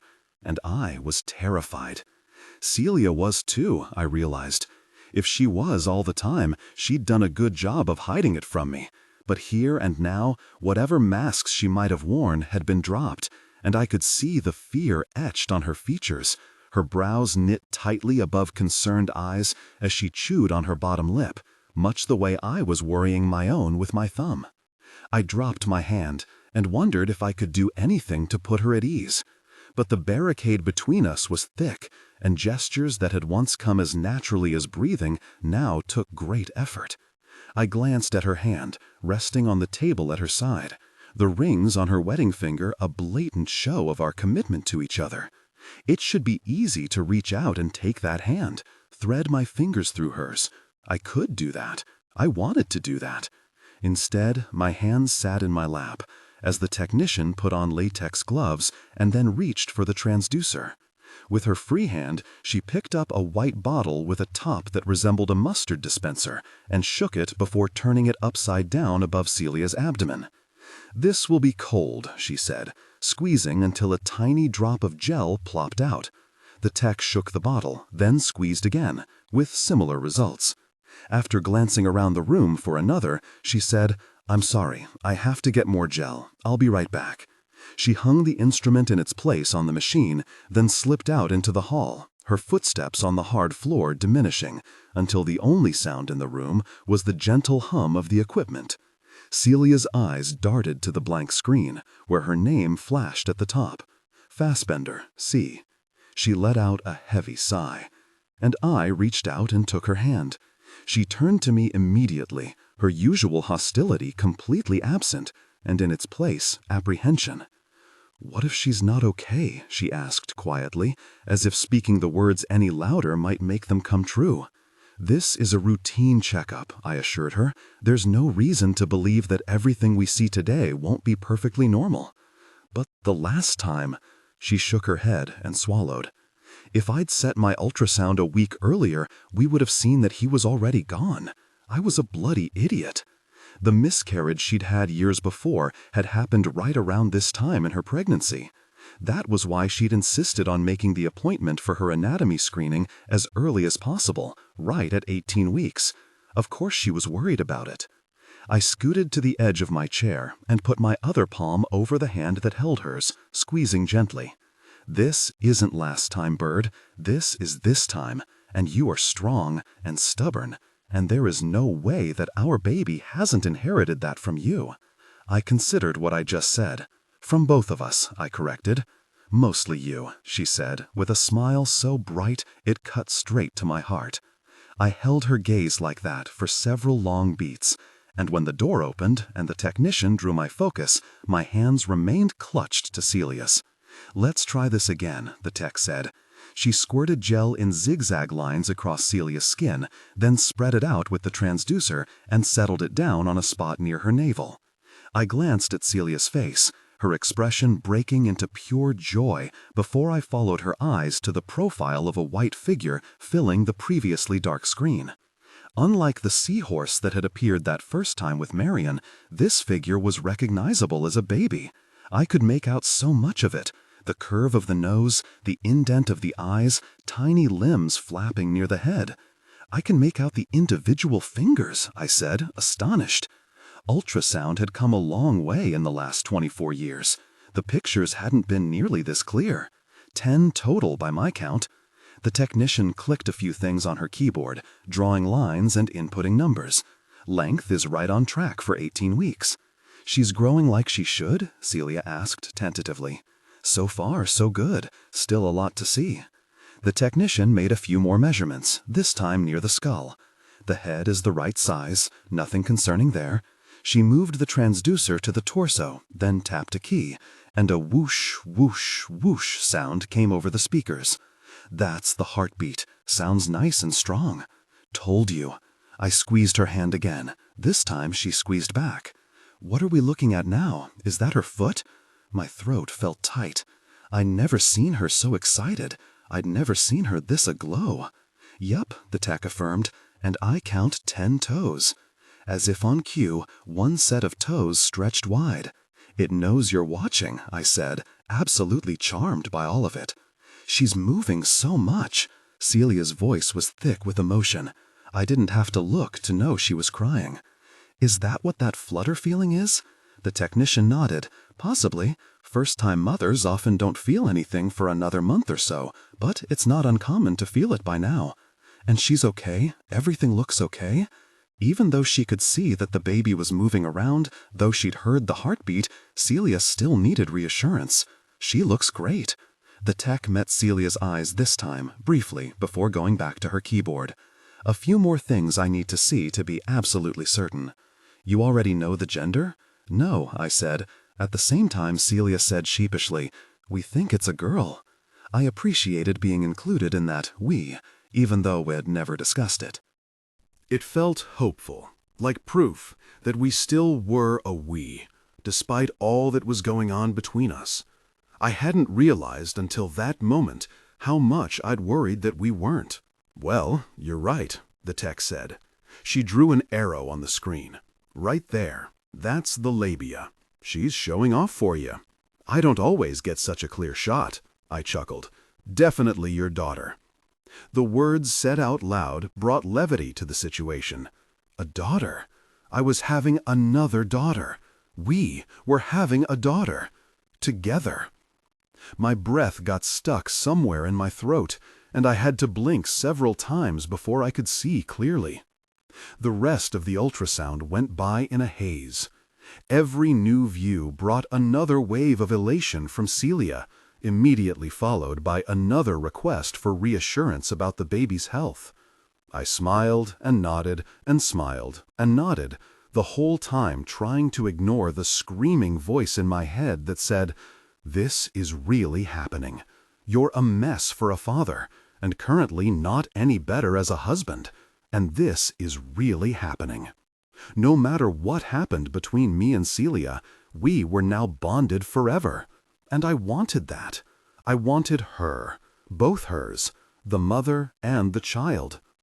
Why had it felt so much more like being collared than when Marion had gotten pregnant? Because then I'd known my place. I'd known who was in charge. I'd known how to be the husband Marion had needed, and I'd been that for her. Until I couldn't anymore, and she slipped away. This time, it was Celia who wouldn't take what she needed from me, and it felt so much like being on the other side, like clinging to the side of a crumbling mountain, my hands clawing in the dirt. I had to get a better grasp. I had to hold on to her, the only way I knew how. I didn't come out of my trance until the technician went to print pictures for us to take home, and hit another snag. Out of photo paper. I apologize. The room was obviously not stocked after the last shift. I'll be quick. The door shut, and I looked down to see I was still holding Celia's hand in both of mine. Then I slid my eyes up to her face. She was watching me, studying me. She stroked her thumb along the back of mine, and warmth flooded through my veins. She was beautiful, wasn't she? She held her breath after the question, and I could see it, like I always could, what she needed from me along with what she thought she needed. They were less often the same thing than she would have liked. It would be easier between us if I could just be a man willing to provide the latter. I'd almost tried the day before. I'd gone into the bedroom meaning to tell her about my meeting with Hudson Pierce. I'd thought briefly that maybe that could be enough. Werner Media, under our control. We could go after it together, she and I, and that would be enough to repair the damage between us. But then I'd seen her naked and newly clean, and something primal roared up inside me, and I remembered who I was. I wasn't that man, the one who could step aside or stand back. I was a man who stayed the course. I was a man who didn't back down, and I had to believe she loved me for that. I shifted my hands, halting the gentle caress of her thumb, and looked at her sternly. She needs a better home than the one we're giving her, Bird. Her forehead wrinkled. What do you mean? She needs a solid foundation. She needs her parents to have plowed down the obstacles that could prevent her from having the best life, a rich life. She needs that from her father. What are you saying, Edward? She understood. I knew she did. Still, she was forcing me to be clear. Tell me who he is. There was no need to say who he was. The nameless manipulator, the man who'd come between us. She jerked her hand away from mine, and I instantly missed its warmth. Oh my God, this? Right now? I can't believe you. Seeing our baby didn't show you what's really important? Her volume rose, and her tone had grown sharp. I forced mine to remain low and calm in contrast. It absolutely did show me what was important, putting a clear end to the past, tying up loose ends, sharing the last secrets between us, so that you can go after someone who doesn't deserve it? She rolled her eyes and wiped a wayward tear from her cheek. You have secrets too. There was only one important secret that I'd withheld, the circumstances surrounding the death of my brother-in-law. I thought it hadn't mattered, and it hadn't, until she'd stumbled onto it, and now she was sorely due an explanation. But keeping it to myself gave me an advantage at the moment, and I loved her enough to take any advantage that I could. Her frown deepened, and she turned her head away. This was how many of our arguments ended, with one of us retreating into silence. This time I kept pushing. You don't want our baby girl to come into our family with those things between us? Her head shot back to me. That's not fair, using her as leverage. It seems only fitting since you used her as leverage first. Not on purpose. That got me, and my composure shattered. Stopping your birth control wasn't on purpose? Of course it was that moment that the technician chose to return to the room. From the way her eyes flit from Celia to me, back to Celia, it was evident that she'd heard our arguing from the hall. Thank God she had the decency to pretend she hadn't. Almost got it, she said, as she loaded the paper into the printer. She tapped at the keyboard again, and the printer came to life, shooting out a bunch of screenshots she'd captured during the visit. Seconds passed as they continued to spit out, 10 seconds that felt years long before she ripped the scans from the roll and handed them to Celia. Here's a few of the best ones. She spoke directly to my wife, ignoring me completely, as if I weren't there. Just a few standard reminders. Make sure you're taking your prenatal vitamins daily, getting enough water, as well as exercise and rest. And keep in mind that any undue stress at this time should be avoided. Her eyes whisked momentarily to me, just in case the message wasn't received from her words alone. Got it, I snapped. Are we done now? Celia scowled, then quickly shook it off. I'll keep that in mind. Thank you so much for all of this. My pleasure. You can use that paper blanket to clean up. Just dispose of it in the trash can in the corner. Leaving Celia to wipe the jelly from her skin, she handed the routing slip to me. You can give this to the man at checkout. She was out of the room before either of us could say another word, likely eager to get away from the oppressive tension, feeling good that she'd passively delivered a warning to a wife who might be suffering from abuse at the hands of her husband. Good thing I wasn't a real threat. If I had been the type of man that she seemed to fear I might be, Celia could have been beaten for the stranger's poorly subtexted message. Didn't she understand how domestic violence worked? I glowered at the door where she'd gone, simultaneously wondering if I should go after her to kindly educate her about her mistake, and despising her for interfering where she had no business. I didn't even notice when Celia came to stand beside me. You heard the woman. Undue stress should be avoided. And then I felt like a jerk, because obviously abuse didn't always come in the form of physical violence, and it was true that I had a tendency to bully my wife. It was one thing when she welcomed it. It was safe to say that these days she did not. I breathed out deeply and turned to her, my forehead pressed to hers. "Let me take your stress from you," I said softly. "Let me carry your burdens. Let me do what should be done for you. For both of you. Give in to me. I know what's best." She shook her head, extricating herself from my arms. "You wouldn't want that from me, Edward. I'd be Marian, and you'd be unrestrained. I am who I am, and either that's good enough, or she is. Maybe neither of our ways are, but it can't be both." She had a point, didn't she? There was no pleasing me. I wanted her to challenge me, and I wanted her to bend. I wanted her to have her own thoughts and opinions, and I wanted her to accept when I was right without question. She couldn't be all of those things. No one could. And by that logic, that meant that the someone who had to change in our marriage was me. Except it wasn't that simple. Our dynamic wasn't that black and white. I could let her win.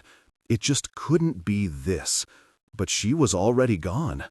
Without waiting for me to reply, she had grabbed the route slip from my hand, and I was once again staring at a closing door.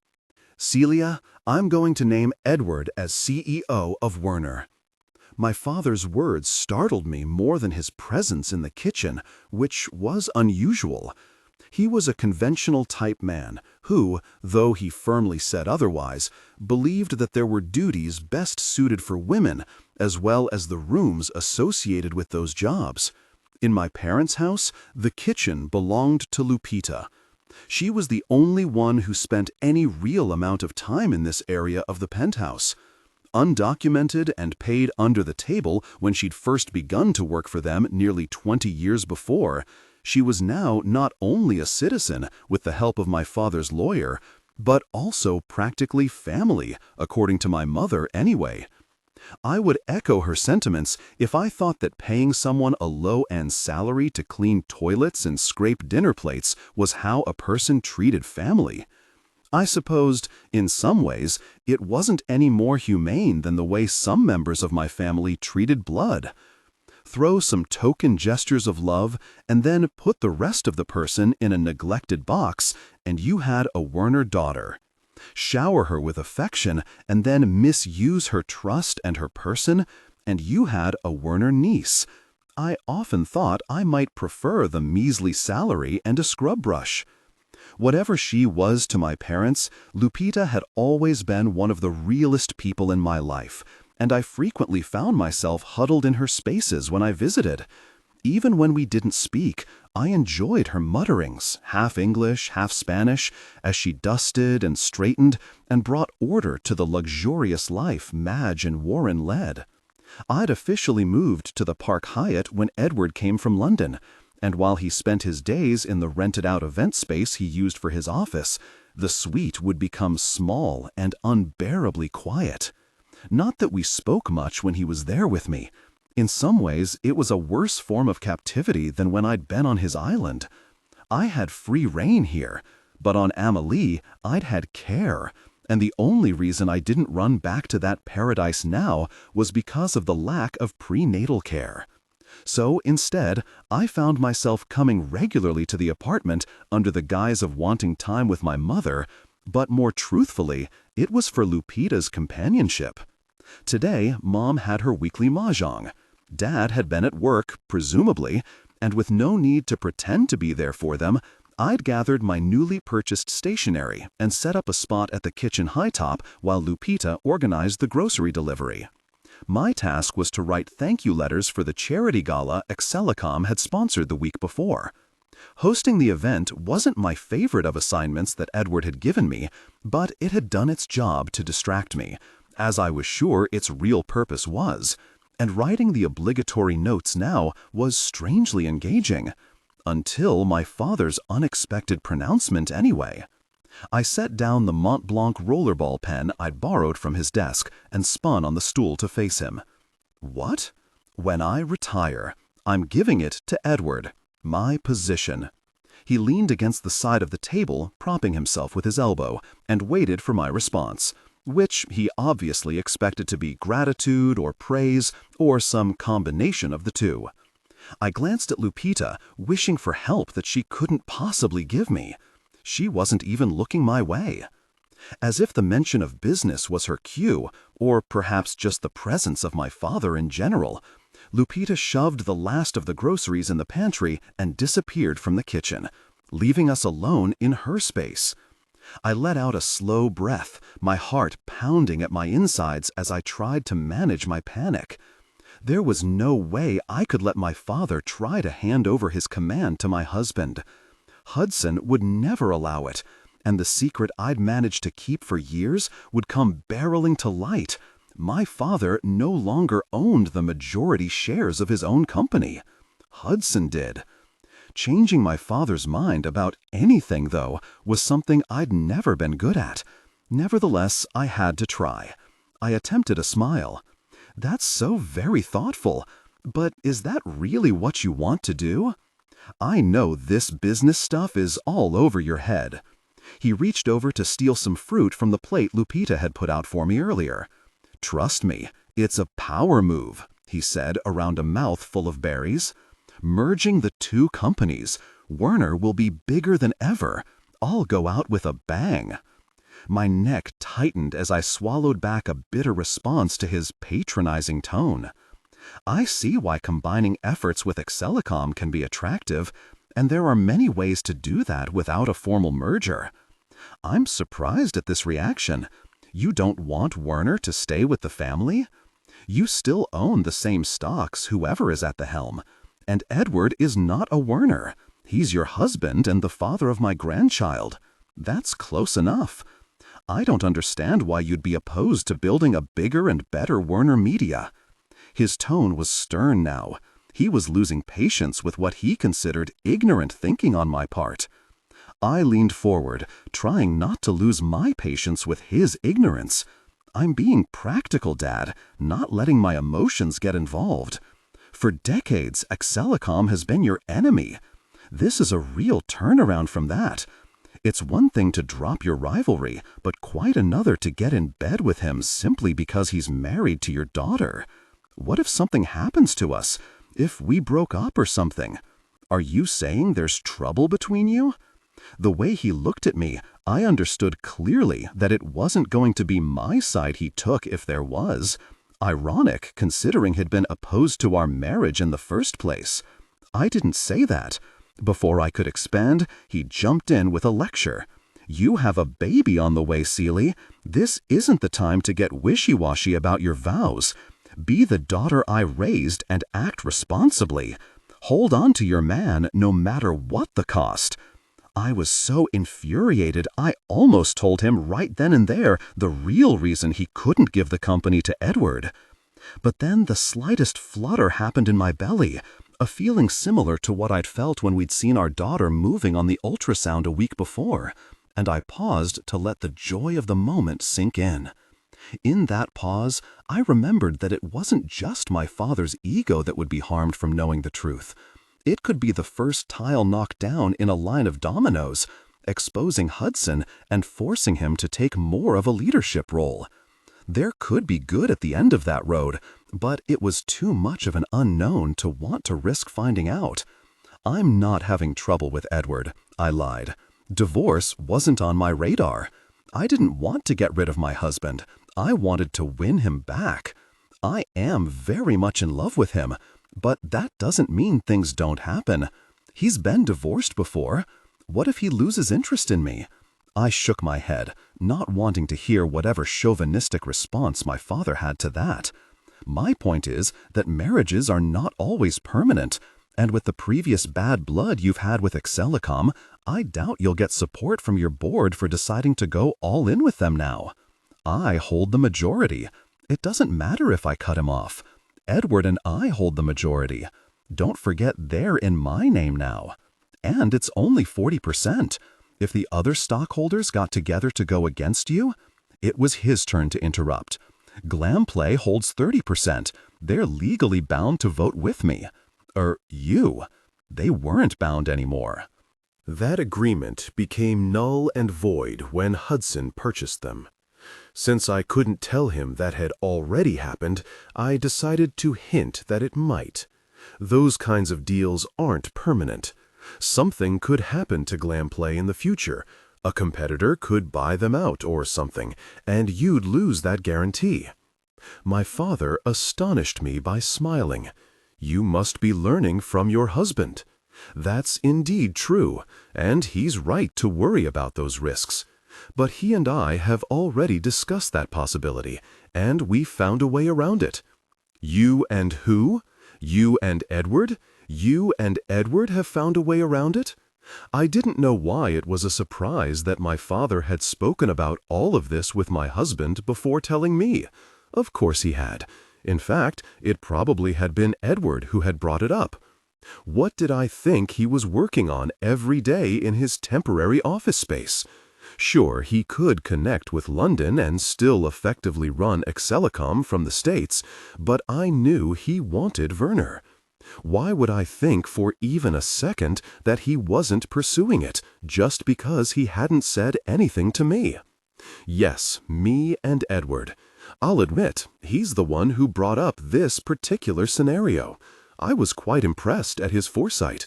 He's quite an intelligent man, the right man to run Werner. Foresight, right. I had to agree with my father, though, about Edward's intelligence. It had been a brilliant idea to get my father involved like this. Without exposing the truth, he'd gained an ally in his quest to get the CEO spot. I almost didn't want to ask, but I had to know. How are you getting around it? Glamplay's 30% only becomes an issue if it's combined with other stockholders, as you said. So we need to be sure that we have another stockholder on our side from the beginning. Then, even if the others gang up, we'll still have a majority. Edwards already reached out and met with the guy whose partnership would give us the most power. My stomach sank. There was only one other stockholder who had enough shares to mean anything, even before he'd acquired Glamplay's 30%. What did Hudson say when Edward met with him? What I really wanted to know was what Edward had said to Hudson, but there was no way my husband would have told my father the truth about that. Oh, good. You know it's Hudson.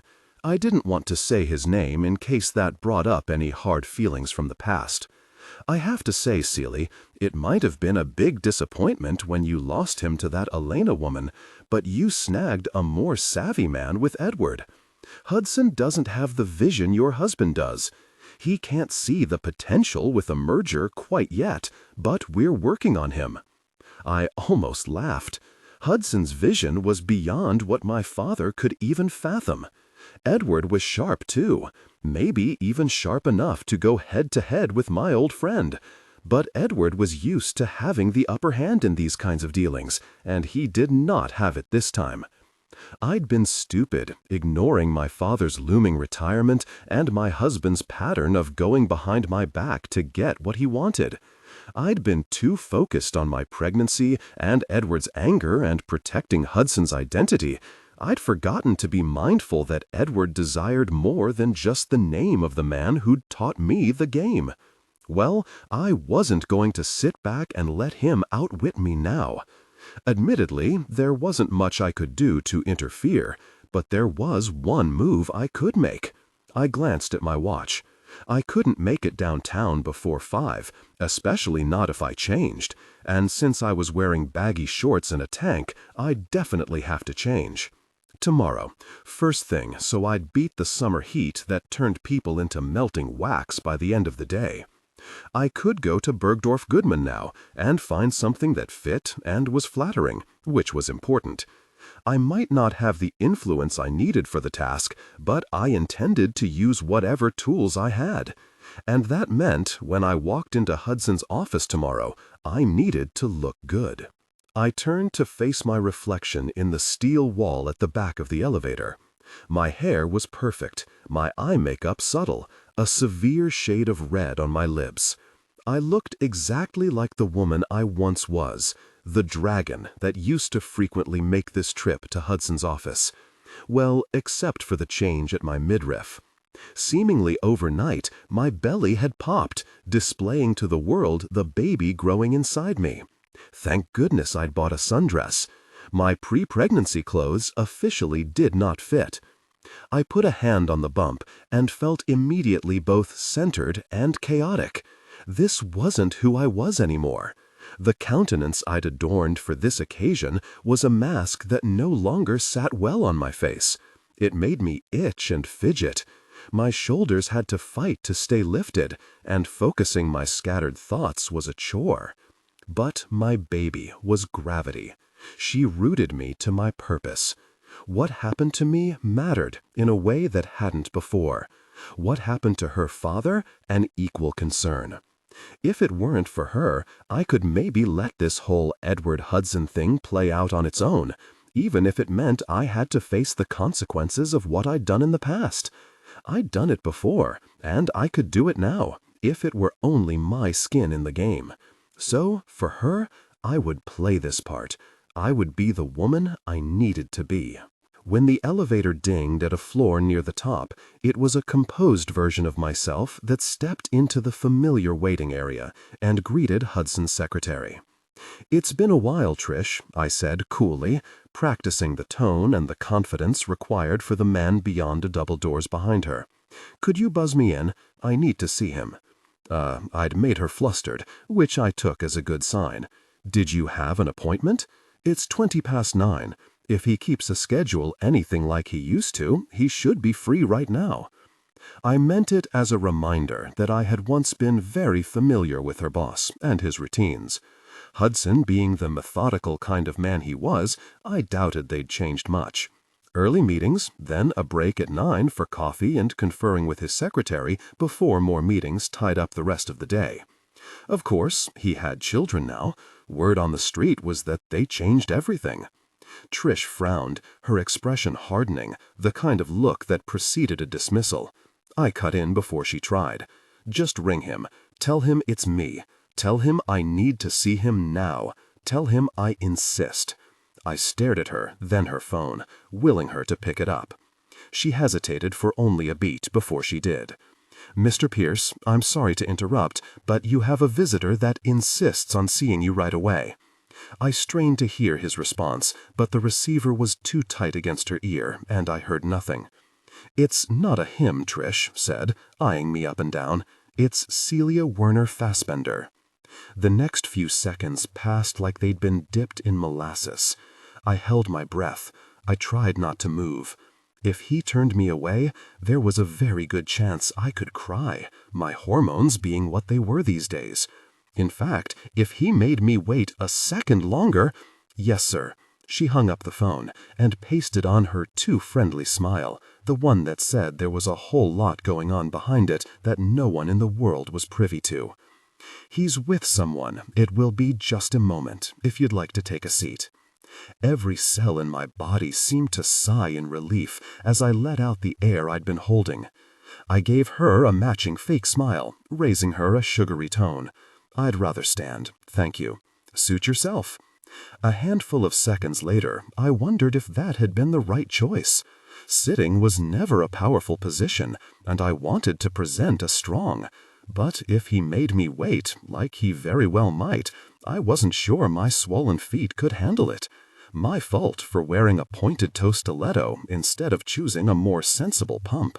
But only a couple of minutes passed before the doors opened, and instead of being faced with whomever Hudson had been with, it was the man himself stepping into the lobby, as handsome and as formidable as he'd ever been, with his imperious expression and his bespoke suit that brought out the gray of his eyes.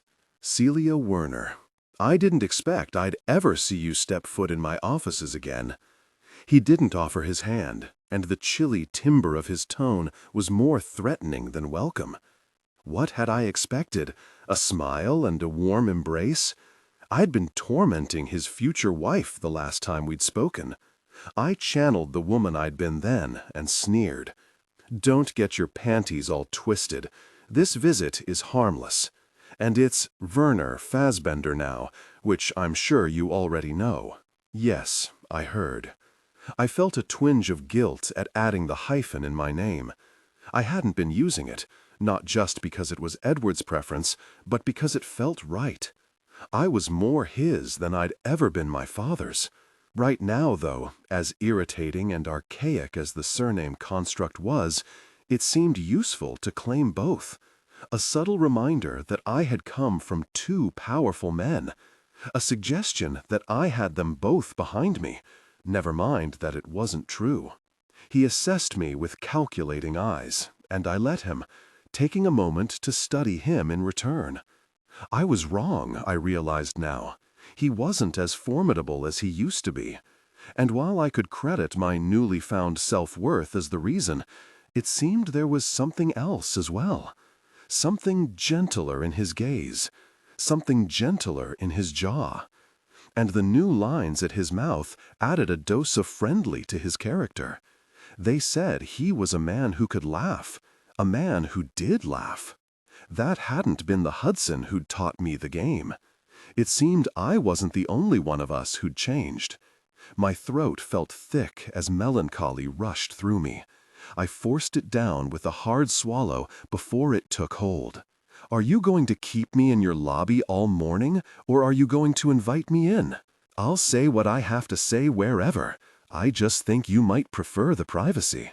His eye twitched, a hint that my presence unnerved him more than he let on. "Very well. Come on in." He turned, and I followed after him, halting when he did a few steps inside his office. He nodded to a young man I'd only just noticed. "Celia, I'm sure you remember my brother, Chandler." Of course I remember Chandler.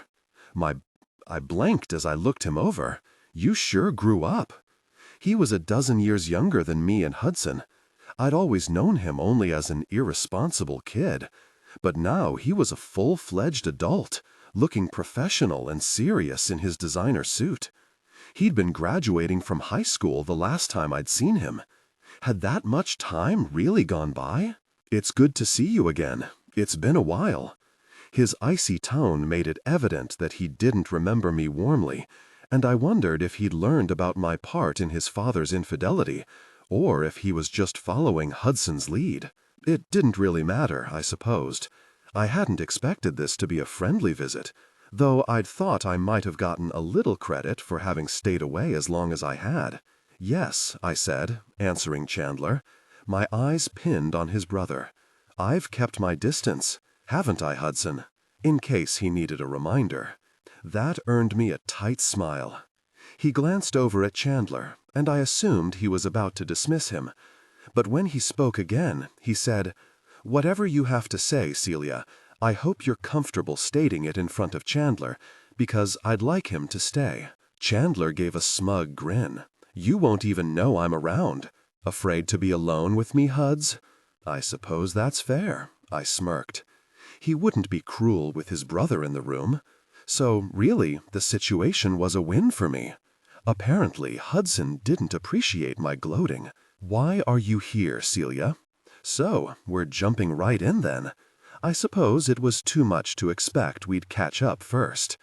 It had been just something to say. But as I scanned the room, I wished for a moment we could be something else. Not friends, maybe, but something less guarded than whatever this was. We'd been close once. I'd designed his office. He'd been my first official client. We'd celebrated with champagne on the roof. "You've changed the decor," I said, hoping I'd hid any trace of sadness from my tone. "Not what I would have done, but I like it. It suits you." "Why are you here?" This time the question was emphatic, a warning that his patience was wearing thin. I sighed. "Can we at least sit?" He rubbed a hand over his chin. "Fine, sit." He gestured toward the sofa, waiting until I sat before taking the armchair. Chandler perched on the arm of the love seat, a silent bodyguard, who, despite having grown, came across more poodle than Rottweiler. It was almost adorable how he wanted to protect his older brother, how he thought I had any power to hurt him. I had to bite back a laugh. Then there was Hudson, keeping me to task. "Out with it, Celia. We don't have all day." Well, here goes nothing. I straightened my back and rested my hands on my belly like it was a talisman. "I have a favor to ask." Hudson laughed. "That's ballsy of you." "Perhaps. Or perhaps I just know what to say to get your attention." "You have my attention, but it's waning quickly." I nodded, acknowledging that he was already giving me a favor by letting me in the room with him at all, then got to the point. "I know you aren't going to go through with the Excelicom merger. Did your stepdaughter tell you that?" My mask broke, and I could feel my brows rise in surprise. "Genevieve? What in the world did she have to do with anything?" Chandler pounced. "You aren't the reason she's gotten close to me then? That wasn't your idea?" Hudson frowned, his gaze demanding I answer. I was baffled. Though her room was next to ours, I'd barely seen Edward's daughter since she'd come to the States. "I didn't even realize you knew each other. Genevieve and I aren't particularly close. We definitely don't talk business. If you've already told her the merger was a no-go, she didn't pass it on to me or Edward." That might have been a lie. It was very possible that she'd spoken to Edward, that he had her on some mission that I was unaware of. But if so, I didn't know about it. And considering how adamant he had been not to involve Genevieve in revenge-related activity, I was pretty confident what I'd said had been true. Unless I didn't really know Edward anymore either. Thankfully, Hudson distracted me from those thoughts. "If Genevieve didn't tell you, then how did you know? I know there's no way you'd hand over the company to my husband." I flicked my eyes toward Chandler, wondering how much he knew, then deciding I didn't care. "It would contradict the reasons that you bought it in the first place. Let me guess, you're going to try to convince me to give him the job anyway." His sardonic expression ruffled my feathers. "You really do have a bad taste in my mouth where I'm concerned, don't you? I hope you understand when I tell you I feel the same." He took a beat, growing somber. "That's fair." It felt like he'd given me some ground, and I did my best to stand on it, delivering the speech I'd prepared. "In answer to your question, no. I'm not here to convince you to give him the job. Frankly, I'm happy with our lives the way they are.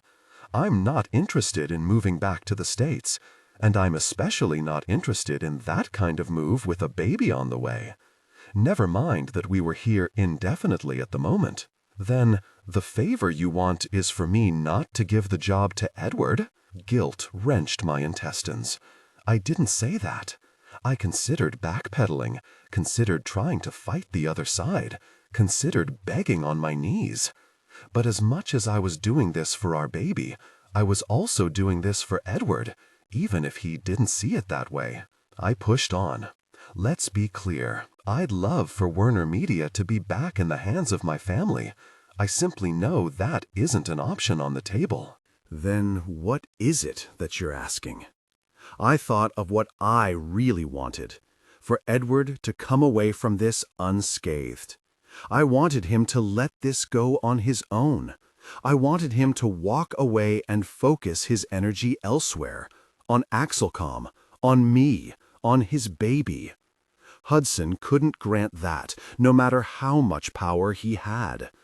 But there was one person I could try to protect, whether or not he deserved it. "My father," I said. "This company is his pride and joy, his legacy. He wants Edward to take his place because he thinks it will make me happy, yes, but mostly because he thinks it will be good for Werner Media.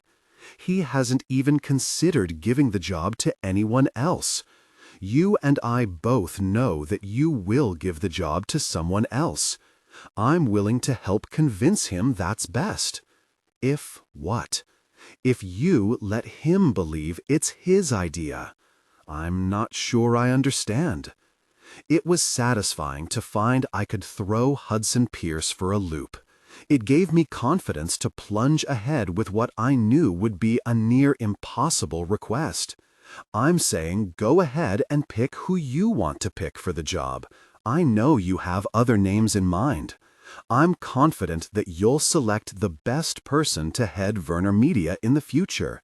You'd never let a good business fail, no matter how you feel about me. It's not in you. I just want my father to believe the decision is still up to him. Let him leave his company in a dignified fashion.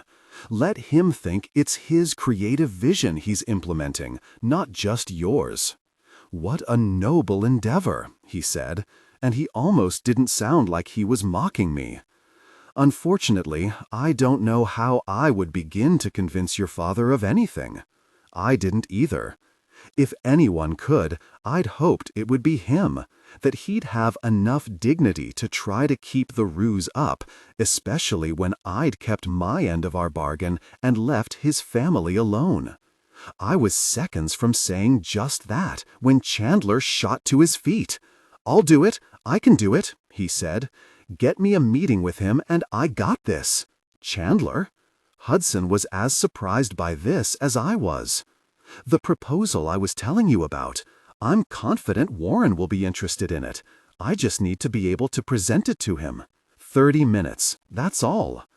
I didn't know anything about Chandler's professional abilities, but he was eager and he wanted to try, and I was so grateful I almost fell to my knees. "I can arrange that, if Hudson agrees." Hudson studied me intently. I knew what he was looking for, and even though I understood why, it still stung that he couldn't just see me for who I was now, instead of who I'd been. Hadn't he said the same to me once upon a time? Implored me to see that he had changed when he'd given up the game? I hadn't wanted to believe him then. Was this my karma? That he wouldn't believe me now? See it. See me. After what felt like a full minute, he gave up. "I can't figure out what game you're playing." "Maybe I'm not playing any game," I said, my voice oddly raw. Wouldn't that be the most conniving scheme of all? Wouldn't it? Our eyes locked, and something shifted. Not by much, but by enough that I could see glimpses of the man he must be now. A father, a husband, a person who did good in the world instead of harm. Could he see something of the same about me? Random acts of compassion aren't like you. Thinking of anyone else's feelings isn't either. But he didn't seem to be accusing me, more he was puzzling. Then his eyes widened like he'd figured something out. "You fell in love." Now Hudson had thrown me, because of course I had. Of course that was exactly the reason I was here. Because I'd met a man who had ruined me so completely that I would now care enough to ruin him in kind. I'd loved Edward more for it. Could he love me more as well?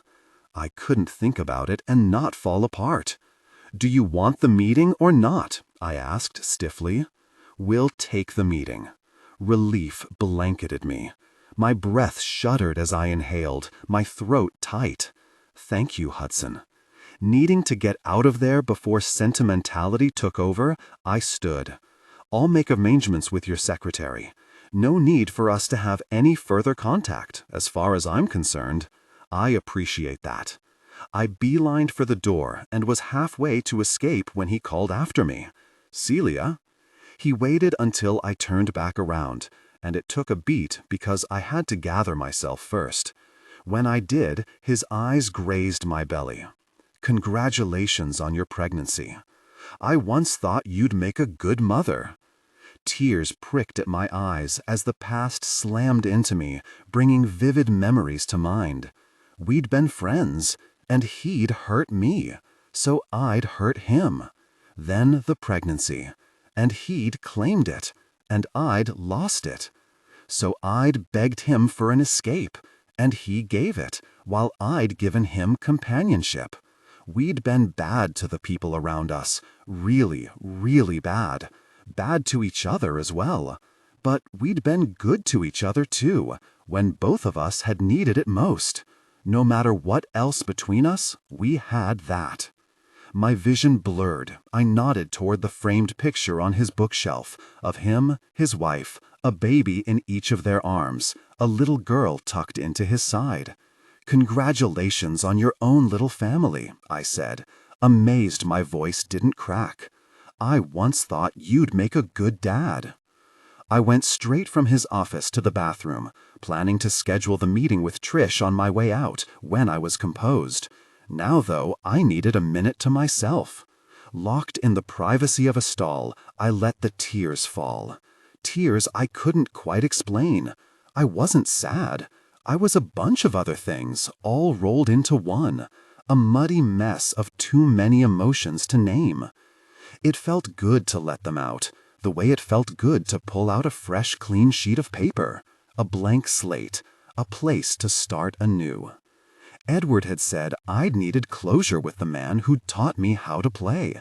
It was why he was so determined to find out his identity, because he wanted to seek out that closure for me with hellfire and brimstone and revenge.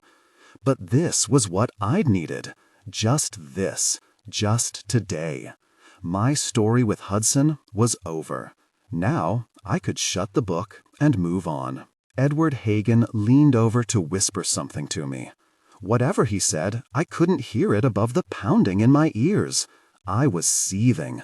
Violent rage surged through my veins. My vision flashed with white-hot anger, and there was absolutely nothing I could do about it but sit and continue to listen to the presentation being given to me in the conference room at Pierce Industries. Pretend to listen, rather. I'd stopped hearing much of the details after I'd got the general gist of the whole thing. In a nutshell, Pierce Industries proposed that Warner Media and Axelcom enter into a 3-point alliance, and that, when Warren Werner stepped down, the CEO position should be handed to Nathan Murphy. Nathan really Murphy. A man with credentials, yes, but not a man with my credentials. No matter what his experience, he was not the right man for the job. For the last 20 minutes, he'd been sharing his plans for the company, and except for the idea of the alliance, which was clearly not his own, not a one was new or visionary. I'd given Pierce a missive with a dozen more innovative proposals. He knew that Murphy was the inferior choice, and still he chose to sell it to Warren, knowing the old man would jump on a Pierce-backed proposition in a heartbeat. Hudson hadn't even had the nerve to introduce the idea himself. He'd left it to his brother, Chandler, a kid, fresh out of college with less experience than Hagen. Worse, Genevieve had a hand in it as well. Not only did she hand over Axelcom numbers and strategies, but she'd assisted in leading the hour-long presentation that was just now coming to a conclusion. I'd known she was spending time with the younger Pierce and had even suspected they were growing close, but never had I imagined she was drumming up the idea of an alliance that would effectively kill the merger that Warren and I had discussed. Again, Hagen whispered something at my side. I blinked, clearing my vision before I leaned in to better hear him. Not what we were after, but it's better than nothing. At least they didn't leave Excelicom in the dark. It's a rather good compromise. What had Celia said was the recipe for a perfect compromise? None of the parties walked away satisfied. Something to that effect. Well, from the look on the faces of those around me, the only one dissatisfied in this particular arrangement was me. This didn't feel like a compromise. This felt like a giant insult. Except I was having a particularly difficult time figuring out just who had caused this mess. I looked at my daughter, smiling confidently as she expertly answered a question from Pierce's financial analyst. A burst of pride swelled out of the midst of the cacophony of rage and betrayal inside me. She'd had a part in this, but I couldn't blame her for selling me out. I hadn't treated her any better, holding her at arm's length, refusing to let her really sink her teeth into the job I'd given her, forcing her to try to stand out on her own. In many ways, I'd given her no choice but to go prove herself elsewhere. And, by God, had she proven herself, presenting an attractive strategy to men and women who had far more experience than her under the belt. She'd been bloody brilliant, and I couldn't take any of the credit for that. Hagen nudged me again. We could run this from London even, which is a plus. Less manpower than a merger. Less risk, too. Merging with Werner while all this business is happening with Ron Werner isn't necessarily the wisest of moves. I turned to face my son as I digested his words. There was logic in them, and from the point of view of the CEO and owner of Excelicom, a merger right now probably wasn't in the company's best interest. It was from the point of view of Celia's husband that losing Werner mattered. That company belonged in her family. She may have done things that had forced Hudson to take control like he had, but he was well aware that he could still keep that control with me in charge. I'd made sure he understood. "Look, Dad," Hagen said, his tone more direct. "Pierce could have shut us out altogether. We could be going home empty-handed. We should look at this as a win." I studied him, blinking again as I began to come to my senses. There was no betrayal. This was business. This strategy was sound. Had I been in Pierce's position, this was a move I likely would have made myself. Honestly, I may not have even been this generous.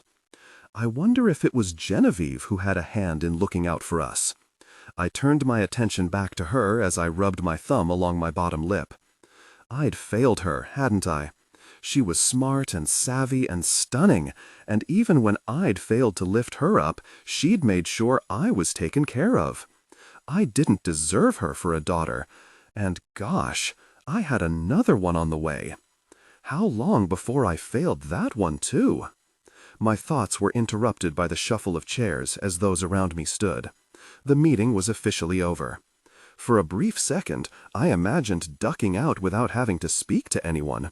But before I could really begin to entertain the idea, Warren, still seated, nudged me with his elbow. "Edward, this is a pretty appealing scenario." I had to make a choice. Show my true feelings about this very plan and risk losing the alliance altogether, or play nice. Being a smart man, I made the smart decision. "It is," I said, "one I'm happy to support if you're on board." Warren grinned and turned his attention to the other proposed entity in our alliance. "Hudson, I've got to say, Pierce Industries, as media players, quite a bold move. I like it." "We try to be innovative whenever we can," Hudson said. "Right, innovative. More like safe." His motivation had been protecting his personal best interests. Real innovation was about taking risks. Fortunately for Hudson, Warren was easily impressed. "I'd like to study these numbers more closely, boys," he said, standing, "but if everything checks out, I think we have ourselves a solid strategy." It was too much business for him for one day. He was obviously itching to get out of the building, probably headed for the golf course in the afternoon. Warren hadn't officially retired yet, but he'd been acting like he'd checked out for the last few years. Sure enough, it was less than 3 minutes later when he'd gathered his team and was walking out the door. "I'll walk you to the lift," I said, heading out with him. "That went well," he said, when we were in the hall and the conference room door had shut behind us. "Not at all what I was expecting. Love the idea of putting down our own digital cable. That will be very valuable to us. Nathan Murphy, have any qualms about him?" I reminded myself I was playing nice before answering. "I hear good things about him." "It's an interesting direction. It's not what we discussed, I know. You're still my first choice. But if Hudson's picked his horse to back, then we have a problem. Because of the risks involved with Glamplay, we really need to have more support across the stockholders." I closed my fist and dug my fingernails into my palm. I'd been the one who had presented him with the risks of Glamplay, and now the man was acting as though he'd thought of it himself. It reminded me of another reason I wanted to be at the helm of Werner, because Warren was a jerk and deserved to see his age-old rival sitting in his place. Now, here's an idea. You could go after Glamplay, buy up those stocks, and then we definitely have the strength we need to push a merger. It was hard not to laugh. Yes, great idea. Too bad Hudson had already had it 6 years earlier.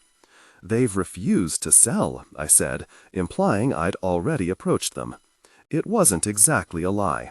Hudson had made it clear he wasn't going to hand those stocks over anytime soon. Really? Warren considered. If they're not open to selling, then they'd have to vote however I do. Maybe we would have a shot at a merger after all. If only it were that easy. I think your first notion was right. It's better to have Pierce on our side. We should stay the course. Gosh, it hurts saying it. Then this alliance is a good idea. Show Hudson what you're made of. Build his trust. Later on down the line, when this fuss with Ron has quieted down and Werner doesn't have so much media attention, we come back to the idea of a merger then. I hated to admit it, but he had a point. This alliance was an opportunity to win Hudson's trust. Show him Celia was no longer a threat. In the future, maybe a merger. Or, perhaps, he would be amenable to selling his shares. Werner could still be mine. One way or another, it would be mine. Bolstered by the knowledge that this quest wasn't over, I gave him the reassurance I knew he was seeking. Good points, Warren. Good plan. He nodded, as though my approval didn't matter as much as I knew it did. Celia will like this too. Always a good idea to keep the wife happy. I frowned. Celia, has she said something? The lift dinged then, and the doors opened. Nothing we haven't already discussed, he said, following his assistants into the lift. Pointed out the risks, said the timing was bad. Hey, we'll talk more. Come over for dinner, and we'll celebrate. The doors shut, and I was left to wonder exactly what the conversation had been between my wife and her father. I couldn't stand there for long, though. I had my own daughter to talk to. Back in the room, I approached her while she was busy unhooking her laptop from the projector. Genevieve, you had a hand in this proposal? Her face fell, guilt written across her expression. Stepping away from her task, she gave me her full attention. I'm sorry, Daddy. I'm sure this feels like a betrayal. I know you wanted to run Werner Media yourself. Playing nice worked with the men. With my daughter, I'd have to take it to a whole other level. There was no way I could live with myself if she had to carry this as a weight. I'd kept her away from my vengeful dealings so she wouldn't be poisoned by my rage. All the pushing away would have been in vain if I let her be poisoned by my feelings now. Swallowing any traces of lingering emotion, I gave her the most laid-back, most unaffected version of her father I could muster. In other words, I lied. I did want to run Werner Media, until this morning when Celia broke into tears and told me she really wishes we could stay in London. I wasn't looking forward to telling her father that I wasn't going to take his position. This solves that dilemma. I smiled, hoping it was sincere enough to pull off the sham. Her eyes shone bright with hope, and any doubts I had about deceiving her vanished. Then you're not mad? I'm not mad. Not at her, anyway. At myself, yes. And who else? I wasn't sure. But there were other things I genuinely felt about her. I'm surprised, I admitted. I'm also quite impressed. A lot of work went into this. Lots of those ideas I recognize as yours. It's first rate. You think so, even though you don't want me working in the business? There was a catch in her voice, and for the first time, I realized all the real damage I'd done in keeping her at a distance. I moved closer, as if that one step could bridge all the steps away I'd taken over decades. The only reason I haven't wanted you working in this business was because I truly thought you'd be happier elsewhere. You've had ambitious goals for Excelicom, and I feared you'd never be able to achieve what you wanted if you stayed with us. But it seems you found a way to make them possible. I'm proud of you, Princess.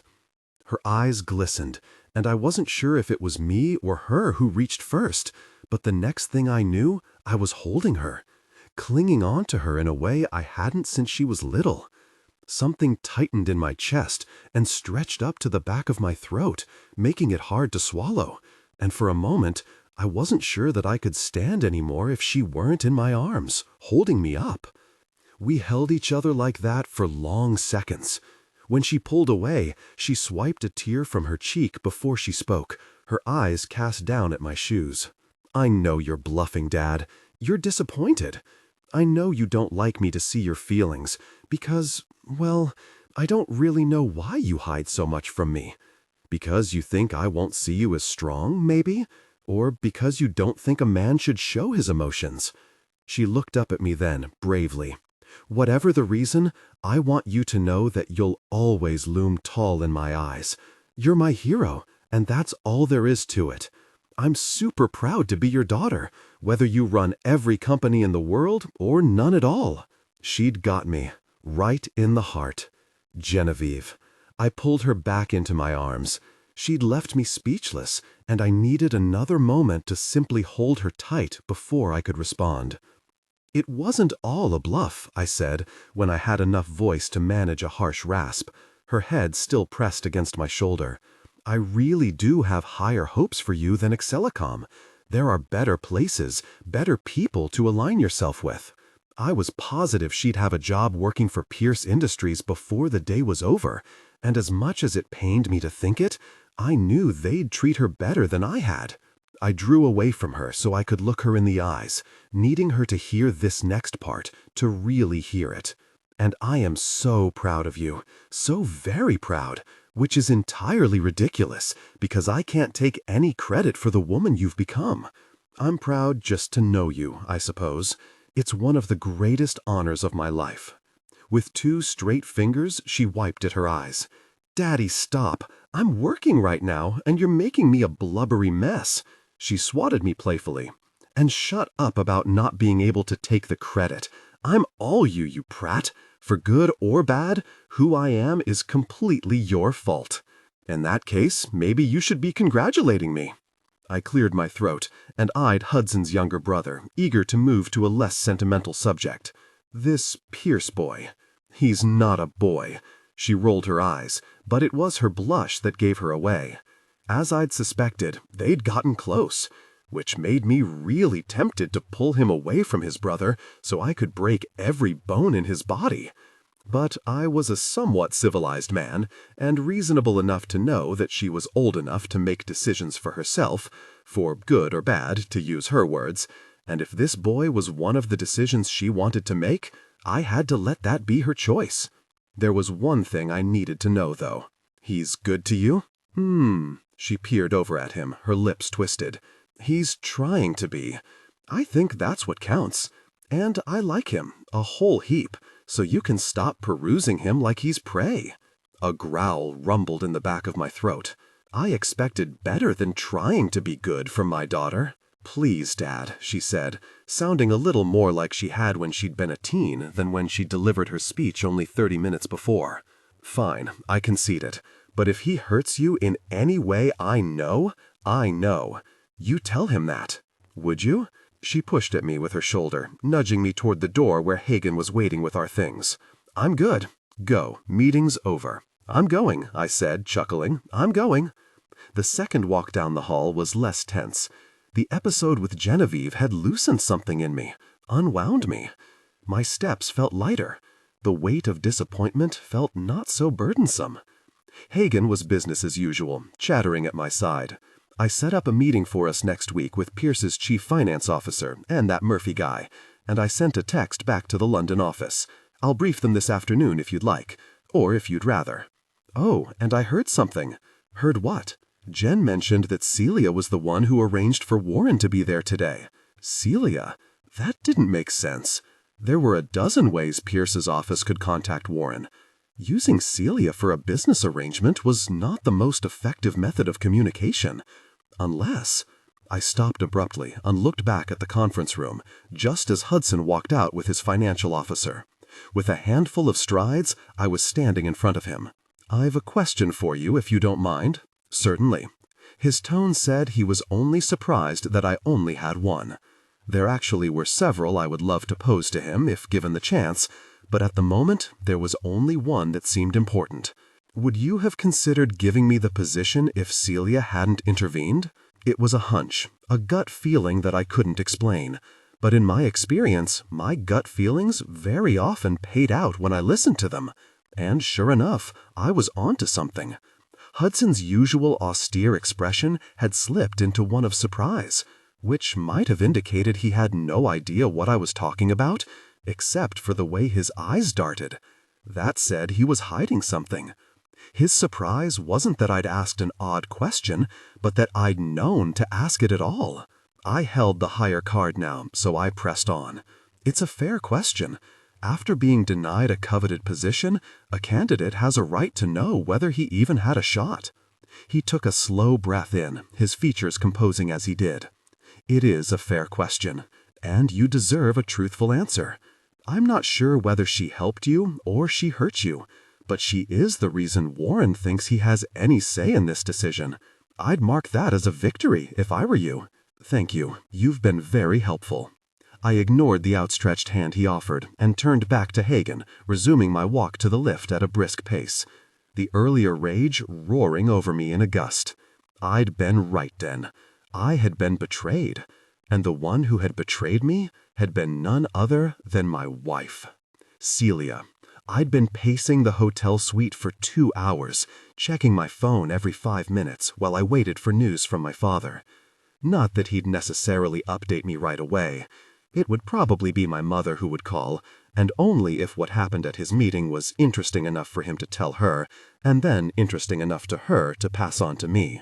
It occurred to me I might have a better chance of getting the story if I waited at my parents' house, and I'd called to say I was headed over, earlier, only to be told that Dad was going straight to the club when he was done, and my mother was headed to lunch with the girls, whoever her gossip buddies were this month.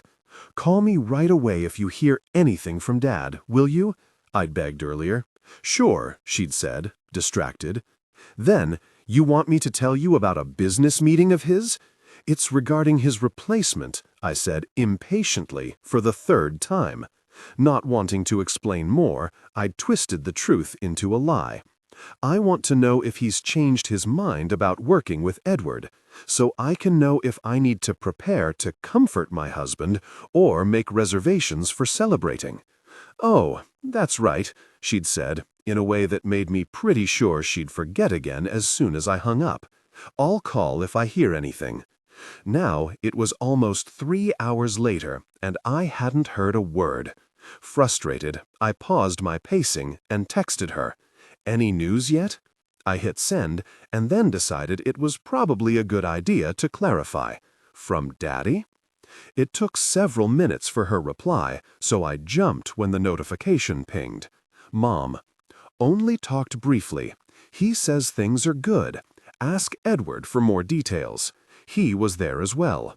Considering I'd asked her to give me the update so that I could be prepared for Edward, her text was not very helpful, except that she'd filled me in on something I hadn't even thought to consider.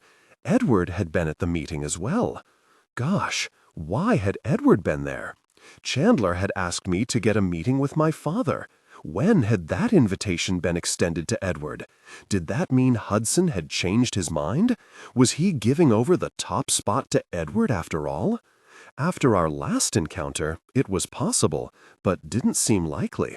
Then, Edward had to have been there because my father had taken him along, which meant he probably argued any alternative CEO suggested, which meant Hudson had very definitely argued back.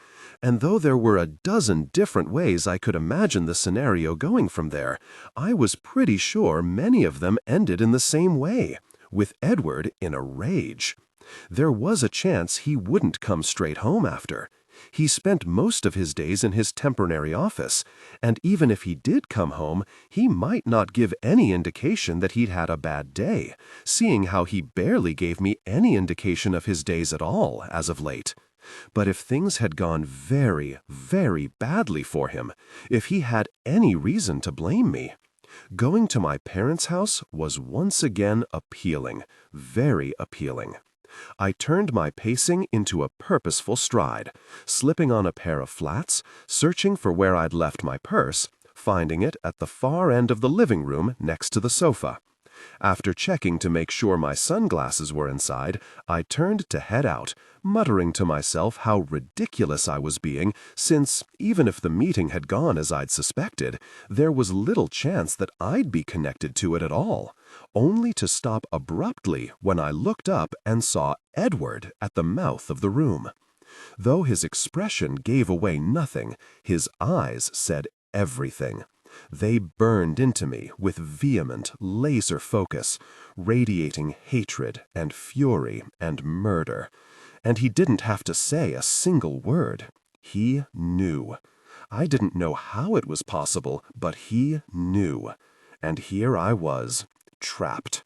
2 glass walls at my back, a wall of books, and a wall of concrete before me. Edward blocking the only way in or out. Trapped. Good. You're here. Despite the indignation in his gaze, his tone was cold, scary cold. Cold that lashed and bit and bore down to the bone. I always found him compelling like that, when he was menacing and mean. It sparked something in the primal parts of my being, turning me into a more intense version of myself, made me feral and restless. At a more civilized level, it made me wary. I swallowed, taking a careful step around the cocktail ottoman, calculating my options. Could I make it past him if I ran? Did I need to try to escape? Did I want to? I was on my way out. This step was less cautious, as were the next 2 that followed. But then he took a step of his own, toward me. It can wait. I was on the verge of making up a lie, but where would I urgently need to be? The doctor was my only obligation these days, and Edward had been with me when I'd made my next appointment for a month out. Maybe I was making this into more than it was anyway. Okay, what's up? I forced a casual inflection and urged the corners of my lips up, not quite a smile, but less not than before. He moved again, toward me, stopping at the desk to deposit a small brown bag I only just noticed, the kind they used at the drugstore down the block. The shape the contents made wasn't quite discernible, but whatever it was, it stayed standing when he set it down. I had an interesting meeting this morning that I wanted to discuss with you, he said, and the bag was forgotten as I returned to panicking. I pushed the strap of my purse up my shoulder, clutching to it with the need to clutch to something, and somehow managed to sound collected. That's new, since you don't usually talk to me about, well, anything. I probably wouldn't this time either if you weren't so inextricably involved. He stalked toward me, circling round the ottoman like a lion on the hunt. Oh, what happened? I reversed direction, which wasn't any better, because now the couch was on the other side of me, and the rest of the way around was narrow and more caged. In a flash, he was right in front of me, heat emanating from his body now as well. And I dropped my purse and thought again of making a run for it, willed my legs to make the move. But something deeper willed me to stay still, not quite in surrender, more like in curiosity, in enthrallment. It's less of what happened that I'm apt to share at the moment, he said, backing me up toward his desk without laying a single hand on me, and more of how it made me feel. Gosh, do you need to have a session? Not really the time to poke at the beast, but I never could help myself when it came to him. And, as often happened when I poked, I was rewarded. I fought not to purr as his hands gripped my hips, his touch sending electric pulses to my core and warmth up through my chest. God, it had been so long. I wanted to lean in, wanted to cling, wanted to urge him to touch more. Turned out no urging was needed. I believe a session isn't necessary. He pressed his body flush against mine. I can already succinctly articulate the emotion. Delicious chills ran through me as he slanted his mouth toward my ear. Tension broke.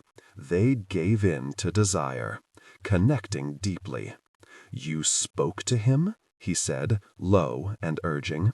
This wasn't a question, but the next part was. In person or on the phone? That's what this would be then? An interrogation? I was glad at least that he didn't say his name. It didn't belong in this act, though even keeping his name out of it, he was still here, between us, as he had been for so long. I hung my head, resigning myself. In person. Did you play the seductive role or the dragon? They're not mutually exclusive. You know what I'm asking. I did, but the question irritated me. I didn't try to seduce him, Edward. His brother was there, and even if he hadn't been, my words cut off as their intimacy deepened. Not a lot, not the whole of him, but their connection had definitely intensified. He stayed there, still, letting me get used to it, as his fingers worked magic, going back and forth, creating a mix of discomfort and pleasure. Pretty soon I couldn't tell if I loved the intimate connection or just tolerated it. Just when I decided it was definitely more on the love side, their connection became complete, filling me entirely. Holy Mother! Gosh, I felt filled, overwhelmed, full of Edward in every possible way. In my thoughts, in my being, in my belly, where our baby reminded of her with a gentle flutter. He was all-consuming, and I never felt closer to him, or more taken over, or more on the verge of something unnameable. And all of it was so fantastic and thrilling and new and painful, and it terrified me to tears. Focus on your breathing. He was insistent but reassuring, and without even thinking, I complied, brushing the flat of my palm across my clothing, which was enough to heighten my senses these days. And I breathed, a deep in and out, followed by another, and another. Then everything knotted inside me relaxed, and he was still there, still so completely there and everywhere, but it was no longer unbearably oppressive. Now it was fascinating and tremendous and even a little comforting and a whole lot of wonderful. There you go, like that, just like that. He started moving, slowly, with short, delicate movements that sent shivers down my spine, made me warm and flushed and disoriented, spun me up toward a peak of sensation. I was in this blissed-out stupor, dazed by feeling so much in so many places at once, when his interrogation resumed. You saw him. His brother was there. He nipped my ear before going on.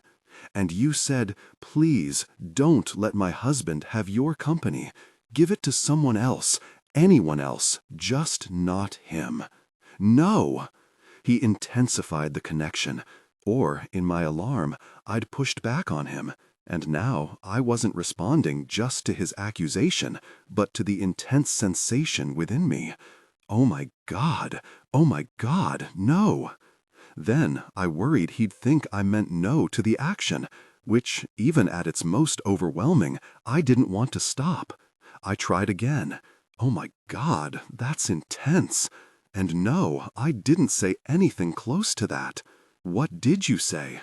His voice was hypnotic, as was his rhythm, steady and pulsing, somehow intensifying the deep connection.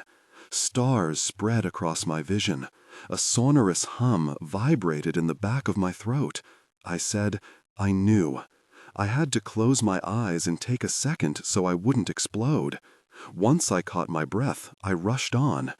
I knew he wouldn't give it to you, so I asked him to help make whatever he decided look like my father's idea.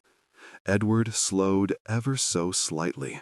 His hand tangled in my hair, smoothly, before giving a rough pull. You weren't out just to be with me, intimately? Does he really think? I was on the verge of reaching a peak when I got it.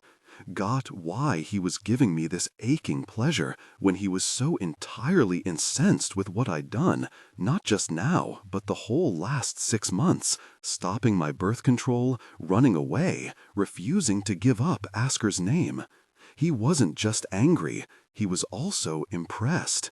He wanted me to submit to him, and I did, but he also wanted me to challenge him, and I did.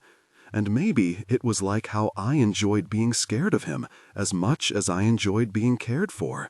Two opposing emotions that pulled and tugged and stretched and made him crazy and confused and basically messed up. No wonder we'd been at such an impasse. His battle was with himself as much as it was with me. And what was he supposed to do with that? There wasn't much I could do for his personal wars. That didn't stop me from wanting to acknowledge it. No, I said, my syllables short. But admit it. Heaving breath. You kind of admire that I did. That's enough. That's enough. That's enough. A mantra repeated over and over as he moved with intensity, his body pressing against my thighs. His words a hoarse string of, "That's enough," no breaks in between. One more time he tried to say it, his voice threadbare, as he deepened the connection. More, more, more. If he finished the end of his sentence, I didn't hear it.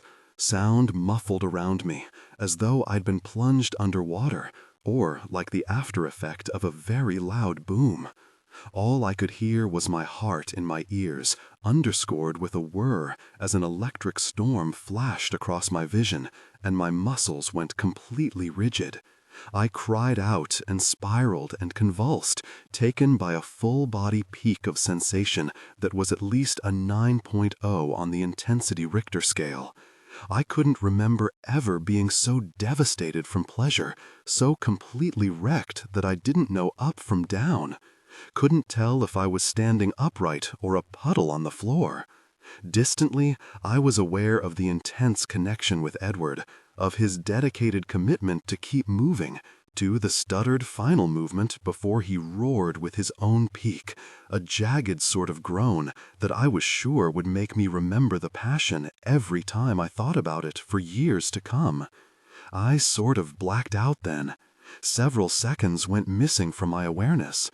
One moment, I was braced on my forearms with Edward reaching his peak. The next thing I knew, my panties were up, my forehead was against the desk, and my husband was zipped up and put away behind me. With gentle urgency, he pulled me up, gathered me into his arms, and kissed me. Complete and thorough, and all him, because, even though I was grateful for his lips, I was too boneless and dazed to really do anything but take it. When he'd seemed to get what he needed, he broke away, pressing his forehead to mine, and sighed.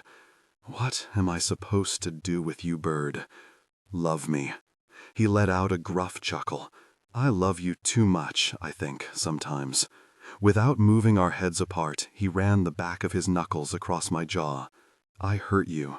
He had that pitch of regret, and the way he was holding me, I was certain he was talking about what we just did. Yes, I conceded, but not how you think. And I hurt you too. His eyes closed briefly, then opened again. Knowing that doesn't erase our argument. I know. He brushed his nose lightly against mine, then untangled himself from me in degrees. First his forehead, then his hand from my jaw. Then his body was no longer pressed against mine. Then it was the desk that held me up entirely, and not him at all. He turned away to the windows to gaze out. I wasn't ready to lose him again, and I wasn't sure that I even was losing him, but I needed to know some things regardless, and this seemed as good a time as any to ask. "Will you tell me how it played out?" He didn't turn around. A 3-point alliance between Werner, Axelicom, and Pierce Industries. An opportunity to bring our assets to the U.S. and for Werner to break into the foreign market while simultaneously developing hardware that can compete with Google Fiber. Nathan Murphy from Mirage is being offered Werner CEO. And no merger. No merger. It was ambitious, but also totally doable with the financial strength of Pierce Industries. Hudson had that kind of power, gigantic power, the kind that was both awe-inspiring and ominous. It was a top-of-the-game privilege to be able to partner with him. My ribs ached with realization. He tied us more securely to him, didn't he? He doesn't just own the majority shares of Werner, but now he's linked Axelicom as well. I thought I should probably tell Edward I was sorry, but there wasn't an apology I could give that would be worth the one deserved. If it makes you feel any better, I don't believe it was all Hudson's idea. After giving me time to react with shock and curiosity, he went on. The younger brother presented the idea. You'll never guess who was at his side.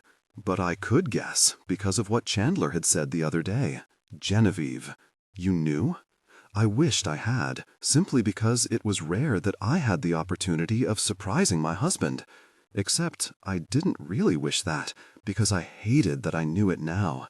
Hated how much her part in this had to have hurt him, how much it must have felt like a betrayal, on top of my betrayal. Yes, he'd had a very, very bad day indeed. I didn't know, I answered truthfully, aching to say something more comforting. I'd heard a mention that they knew each other, and the pieces sort of fell into place. She sold the idea rather brilliantly. In other circumstances, he turned back to look at me. I couldn't bear to let her think she hadn't masterminded a good thing. I told her you were crying, begging to go back to London. You're as good at playing games as I ever was. I smiled weakly. He almost smiled back. A beat passed. Then we're headed back to London? Do you want to go? Our conversation was painfully stilted, but vitally important, so I stuck with it in earnest. Cornwall Terrace is my home now. I want to raise our baby there, turn my office into a nursery, redo the playroom. Imagining us in London made my sides ache with longing, but I'm attached to my doctor here, and the trial is about to start there. Well, stay then, he said resolutely. I'll get us a connecting suite for when the baby comes. We'll go home when you're ready, after she's here. After she's here. I couldn't bear to think we'd still be this awkward with each other when she arrived. I had to keep him, had to pull him back before we lost this moment entirely, but I didn't know quite how. Genevieve and Chandler, then, when I couldn't think of anything else. Genevieve and Chandler. He seemed less dismayed than I thought he would be. I'm sure that has Hudson mortified. Though, could you imagine if they stayed together? It was comical, so I laughed. Then reality sank in, even more tied together. Perhaps that will work out in our favor. I gave him a stare that very blatantly said, I just can't possibly see how. It's a wonder what being family can do to a business relationship. Your father would never have agreed to a joint venture, let alone a merger, before we married. Maybe Hudson would finally feel comfortable about selling us those shares. You still want Werner. I'll have Werner. Eventually. Of course he wanted it. He always wanted. There was nothing ever enough to satisfy him. He would get it too, as he always did. I had no doubt. It was something I both admired and resented about him. His hunger and avarice made him powerful enough to succeed, and that was very appealing. Just, it would be nice to believe he had all he needed in loving me. Way to dream, Celia. And since the dream couldn't be reality, I had to fight for what I could get, for our baby. I'm guessing this will be a long game. May I propose a truce? He raised a brow, intrigued. You keep your secrets, I'll keep mine. Whatever you pursue in business is, no pun intended, your business. I wished he were closer, that I could reach out to him, or that I had the nerve to go to him and throw myself in his arms. Since I didn't, I put my hand on my belly for reassurance instead. Until she's born, at least. His eyes went from mine to my hand resting over our child. A split second later, he was in front of me again, wrapping himself around me. Yes, a truce. It would probably be best, for both your sakes. I blinked back tears, wary of asking for too much, but wanting more all the same. For your sake too? I asked hopefully. Definitely for my sake too. I relaxed into him, feeling like we were finally on the same side, even if we weren't really.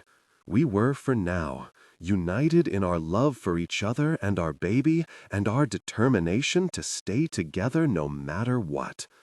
It would be hard, though, when the truce was over, when the secrets pushed their faces up against the windows, demanding to be let in. He was thinking it as well. He had to be.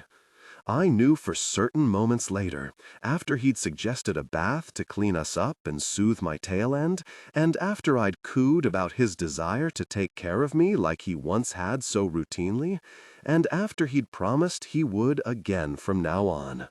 He cupped a hand at my cheek and brushed his lips over mine, warm and possessive. "It's not just Werner I want," he said. "I'll want your full self, too. Eventually. And like everything, he'd get my full self, eventually. I was a fool if I believed anything else." Edward. Nothing could have prepared me for this moment. Not the birth of my first 2 children, delivered so long ago in another country, when newborn practices varied in small but significant ways.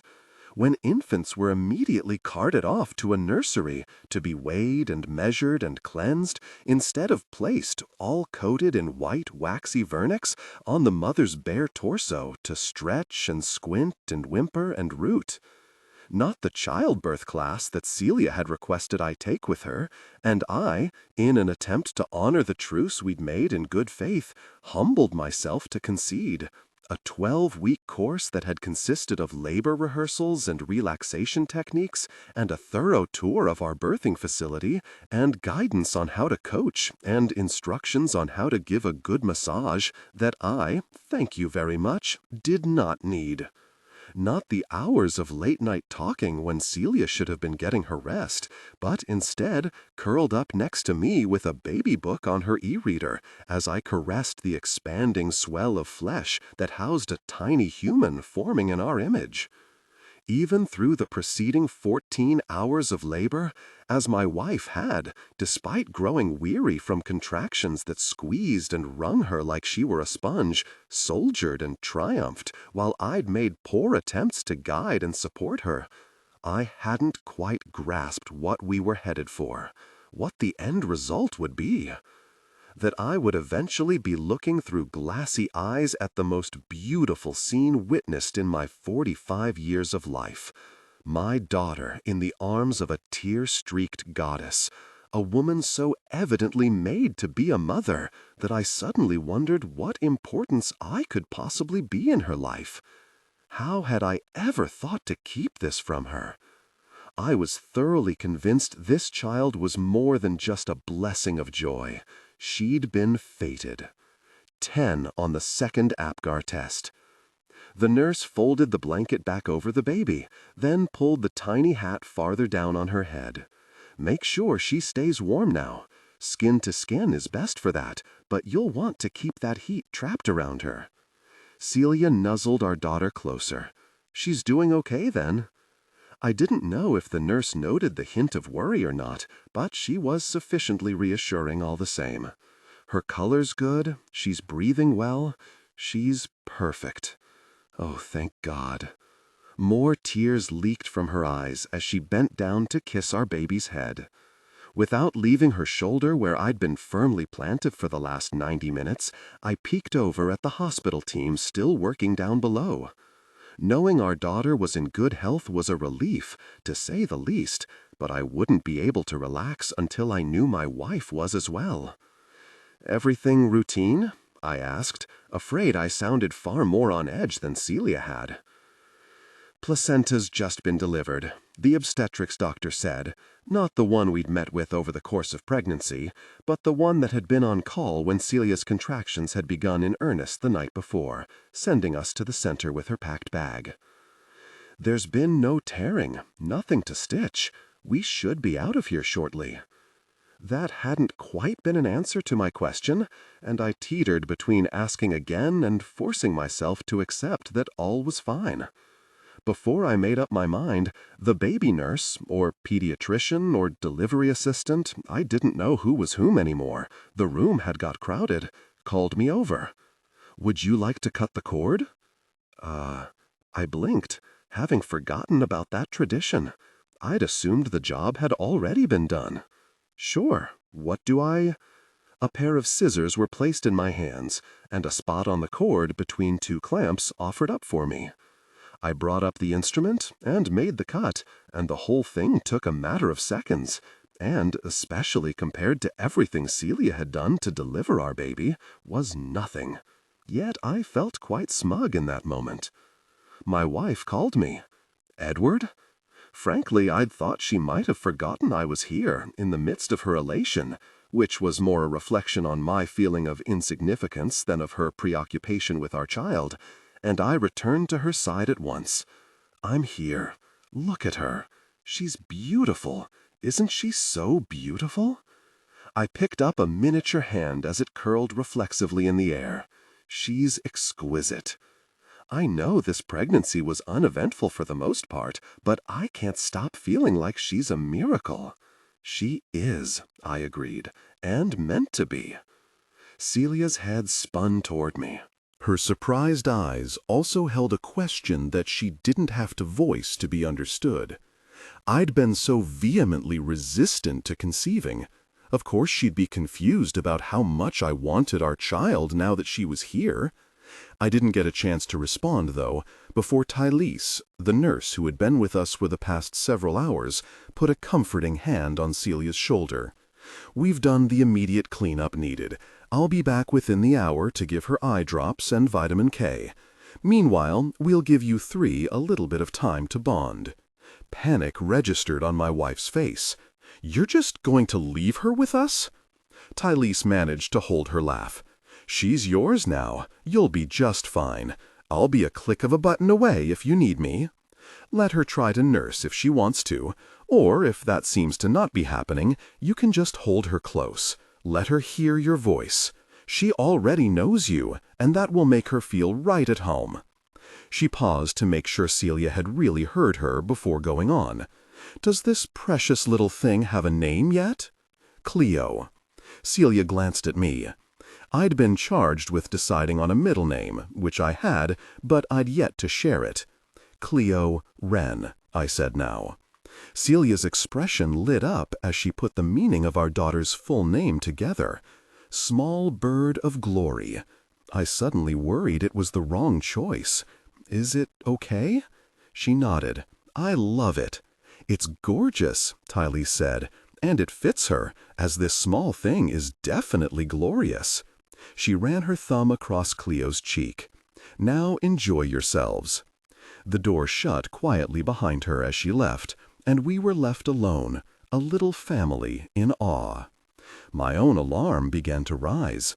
It had been so long since I'd been around a child so small, and even when I had been, I hadn't done a whole lot of engaging, mostly because I'd been a really bad father, and here we were with this sweet child, sure I was about to mess up again. Before the panic took hold of me entirely, Celia set down an anchor. "Sit by me?" She wriggled to the side to make me room, which wasn't much, but turned out to be just enough. I sank onto the bed beside her, throwing an arm around her shoulders, then peered down along with her at the wiggling bundle pressed up against her chest. "You did it, Bird. You did this. You grew a person and brought her into this world. I'm so unbelievably amazed by you." I know I complained a lot this last month about my feet and my back and my bladder and, well, everything, really. But it kind of feels like all that was nothing right now." She considered for a second. "Okay, that's not true. The last few hours were the worst. I honestly didn't think I was going to make it." "I knew you would." She looked up at me earnestly. "You did?" I tightened my hold around her. Never a doubt in my mind. Her complaints about pregnancy hadn't been much either, to be honest. Marian had been quieter, of course. As I suspected, she found a certain joy in her suffering. Celia, on the other hand, had been downright miserable, and it showed, even without her saying a word. The way she moved like it took a lot of effort, the way she tossed and turned every night trying to find a comfortable position, the way her feet had swollen up to the size of logs. I'd been astonished she hadn't carped more. I'd done what I could for her, taking care of her in the manner I had before we'd fought so terribly, as well as in new ways, and none of it had seemed enough. Of everything I was able and willing to bear for her, this had been the one I simply could not, and it had infuriated me almost as much as not being allowed to seek vengeance in her honor. It was funny how that had begun to mean both less and more to me. I much preferred loving her to bickering, and the glow she carried throughout her pregnancy had made me truly doubt whether she needed the closure to her past that I believed she needed. At the same time, as the weeks turned into months, as Celia carried the burden of pregnancy and our child became real and inevitable, my sense of purpose became more primal and fully rooted. Wasn't I supposed to be the caretaker? Wasn't I supposed to look out for her in everything? There existed a natural instinct for her to be a mother, a need that she had desperately required be met. Wasn't it natural that I possessed a similar instinct to protect and defend? Her denial to let me be that for her, primitive as the notion might be, seemed as oppressive as I'd been in trying to keep her from having a child. There, I could admit it. I'd been wrong. It was impossible not to acknowledge it in the presence of the creature suckling at Celia's breast. "Hi, Cleo. It's your mom. I've been waiting so long to meet you." She let out a giggle as the tiny mouth closed around her nipple. "Wow, that feels so weird." "It can't be that odd," I teased. "We've shared intimacy on plenty of occasions." She gave a glare that was hardly effective with the grin that accompanied it. "It's not the same. At all." I probably shouldn't find that so mollifying, but I do. "You're such a man." Her smile lingered as she cooed again at Cleo. Then it disappeared entirely, her brow knitting ever so slightly. "Our truce has expired." I winced. It shouldn't be the thing on her mind right now, and I felt entirely to blame that it was. This isn't the time for that discussion. Actually, I think this is exactly the time for that discussion. Everything changes now, with her. We have to get used to a whole new rhythm of life. We have to develop new routines, and I can't do that if I don't know where you and I stand. We stand exactly where we've always stood, Bird. I love you, you love me. I reached across her face to sweep a piece of hair behind her ear. That should be all that matters. My hand remained there, cupping her face, and I don't know if it was me or her that tilted her chin up, but soon her eyes were locked with mine. "If that's all that matters, then you don't ever need to know all my secrets." The room felt suddenly colder, like the air had just kicked on, which was definitely not the case, seeing as it was early in February with a snowstorm predicted. What she'd said may have been a casual statement, one of her barbed jabs she was so fond of pointing in my direction, but it had the heaviness of an ultimatum. I opened my mouth to respond, but nothing came out. She shook her head against my palm. "You can't drop it, can you?" "This does not need to be decided right now," I insisted, rubbing my thumb across her skin. "I'm certainly not going to begin efforts to find out what I want to know any time soon." Then when? Her voice was as sharp as her gaze. Will you wait until she's a year old? 5 years old? How about until she's 18? Celia, if you can't let this go permanently, I cut her off, dropping my hand from her face at the same time. You better not be headed where I think you are. Not ever, but certainly not right now of all occasions. She swallowed, her eyes dropping back to Cleo, who had fallen asleep at her breast. When she looked up again at me, her expression was both softer and more resolved. Here's the thing, Edward. This isn't just us anymore. Our battle doesn't just affect you and me. I could live with your distance and your resentment before, but not now. She doesn't deserve that. She deserves parents that are partners, not rivals. I won't be that for her. Then we won't be that for her. We are far from rivals. Just because we don't agree on everything doesn't mean we aren't a good pair. Abruptly, she seemed to switch gears. Do you love her? It gutted me that she had to ask. I had to take a moment before I could answer. Of course I love her. How can you not know that?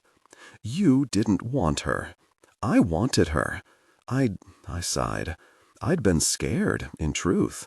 Also, I'd been a bully. I shouldn't have leveraged a baby to try to get what I wanted. I know that. But you see, don't you, that you were also not fair in how you went around that? I do see that, and I refuse to be like that anymore, a person who has to scheme to get what she needs.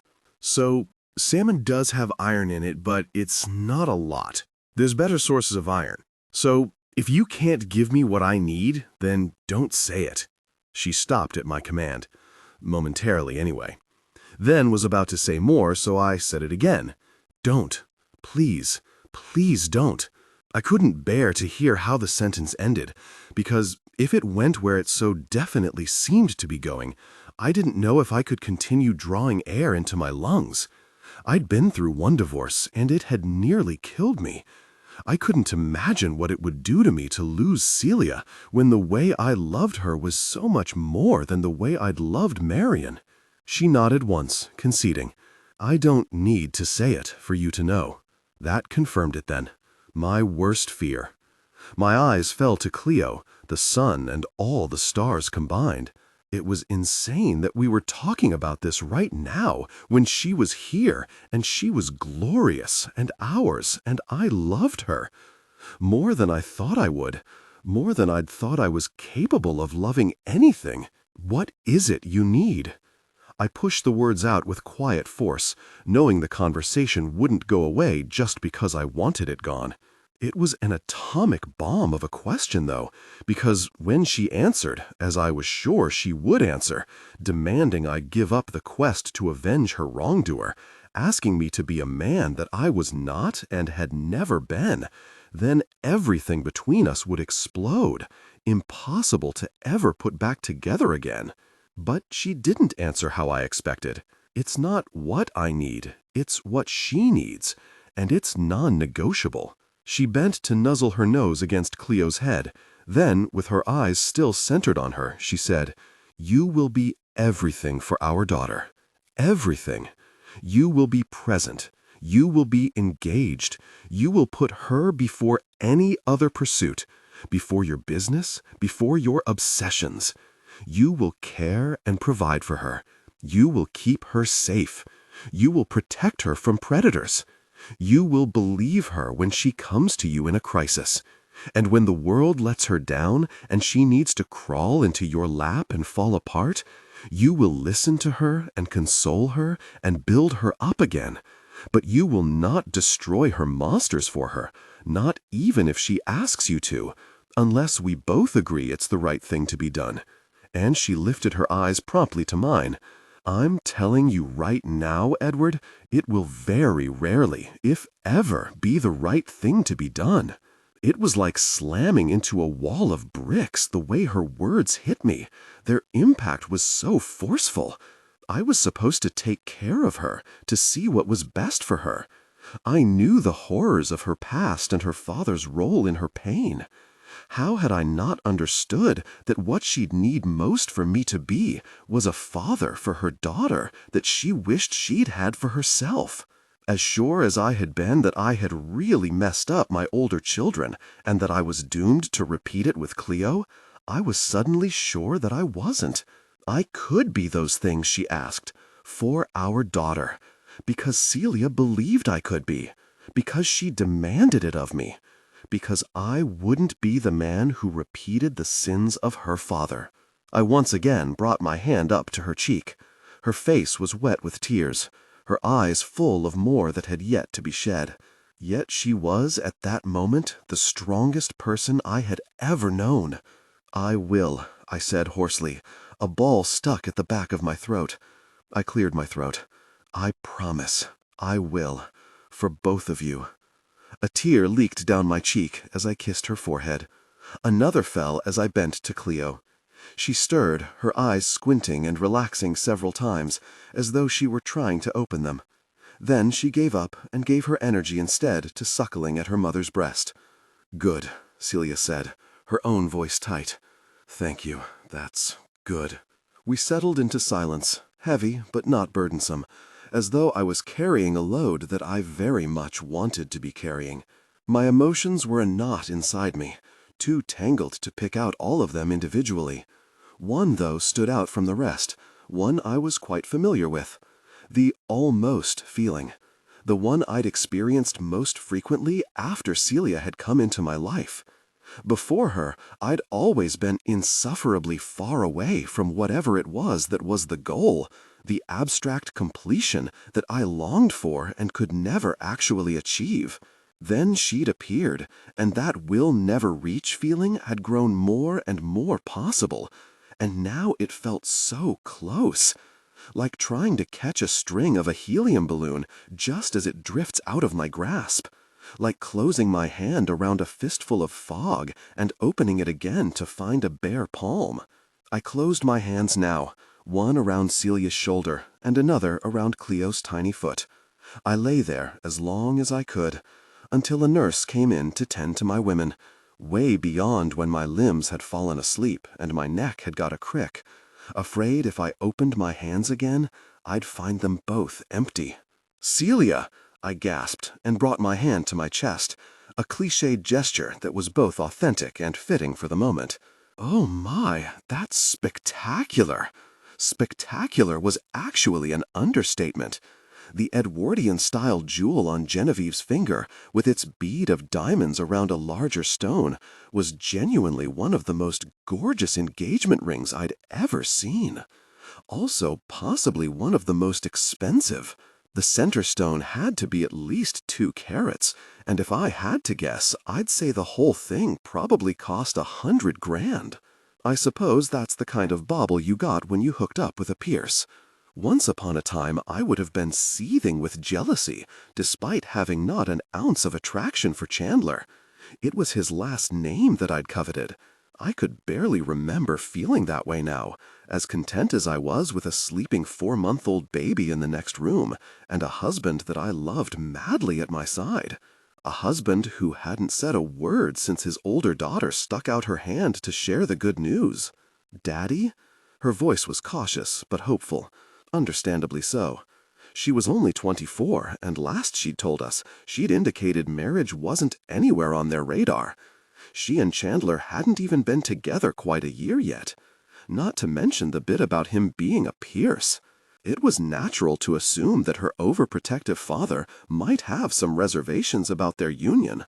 I bit my lip as Edward remained silent, feeling the tension thickening around us. Just as I was about to put my hand out to touch his thigh so I could nudge him out of his stupor, he stood and, without a word, walked out of the room. Genevieve and I exchanged a glance, then she exchanged one with Chandler, who had her ringless hand clenched tight in his. The expression on her face was one of bewilderment. His, on the other hand, was tightening with what I could only imagine was rage. Heat rushed up my neck in mortification. It was one thing to be skeptical about their relationship. It was quite another to be an ass about it. I stretched my neck so I could look through one of the openings in the bookcase that separated the living room of our suite from the next. Edward hadn't gone far, apparently. He was in the dining room, leaning over the wet bar. "Edward, what are you doing?" Admittedly, there was a sharpness to my tone. Things had been so good between us, and I didn't want to start a fight, but I would if he didn't get his act together. She was still his daughter, and she deserved his support no matter what her choices. Weren't those words that had come out of his own mouth when she'd first decided to work for a company he abhorred after graduation? And what was there not to support anyway? He'd said he'd been happy when she'd taken the job at Pierce Industries. He already knew she wasn't returning to London anytime soon. She'd been dating Chandler for months. The only thing that had changed was she was now engaged to one of the wealthiest men in America. There was no way he could justify the cold shoulder. "Coming." The clinking sound accompanied his response. A second later, he was back in the room, carrying 4 glass flutes and a bottle of Dom Perignon that had been put in the fridge a couple of days before in preparation for a celebration of our own that we had yet to make time for. "I thought the occasion called for champagne," he said, distributing the glasses. "It's not every day that your child gets engaged." The rest of us sighed in unison. The tension immediately evaporated and replaced with smiles and hugs and congratulations. Then Edward popped the champagne. "Shall I pour one for you, love?" I mentally calculated how much breast milk I had stored in the fridge. Enough to get through the night, I was sure, which meant I could express and dump if I had any alcohol now. Still, I hesitated. Nursing was one of my greatest joys, a special time for me and Cleo to bond with each other. With Edward, too, who was often at my side for feedings when he was home. Seeming to read my mind, he said, "Let me feed her when she wakes. I rarely get the opportunity." My devil had grown awfully princely over the years. It made my chest tight to think about. "In that case, fill mine to the top." Everyone laughed as Edward poured each of us a full glass. When he'd finished serving, he set the bottle down and lifted his flute. "To a long and happy union. May you continue to love and bring out the best in each other for the rest of your days." Simple but sincere. Genevieve wiped her eye as she raised her glass to clink against ours. "Honestly, Dad," she said when we'd all taken our first swallows and remarked on the quality, "I was scared there for a moment." Edward arched a brow. "You were? Whatever for?" She stared at him like the question was ludicrous. "You didn't say anything. Then you got up and left the room. That's not the behavior of a father who is about to give his blessing. Jenny had already been nervous you wouldn't approve." Chandler gazed adoringly at his fiancée. "I'd even prepared a speech defending our decision in case." His brows knit, and I could tell he was imagining himself standing up to Edward. Well, thank God it didn't go that way.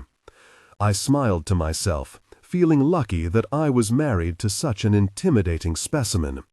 An intimidating specimen who was at that very moment being especially intimidating. "You thought I wouldn't approve? Because you're both so young? Or because you've known each other less than 10 months? Or because you're a Pierce? Most people think the name is an advantage." Chandler, poor thing, managed to sound brave despite himself. "Indeed, I'm sure they do." "Dad," Genevieve chided, "you are being awfully you right now, when I was just praising you for not being you." My husband smirked, which his daughter responded to with an equally childish sigh. "Fine, let's discuss this then." Edward crossed one arm over his chest, his flute held up with the other. "How could I possibly argue about your age? I married Genevieve's mother when I was younger than you both by a few years, even though perhaps that isn't a good example since we ended in divorce. On the other hand, Celia and I had known each other far less time than you when we got engaged, and whether she likes it or not, she's stuck with me."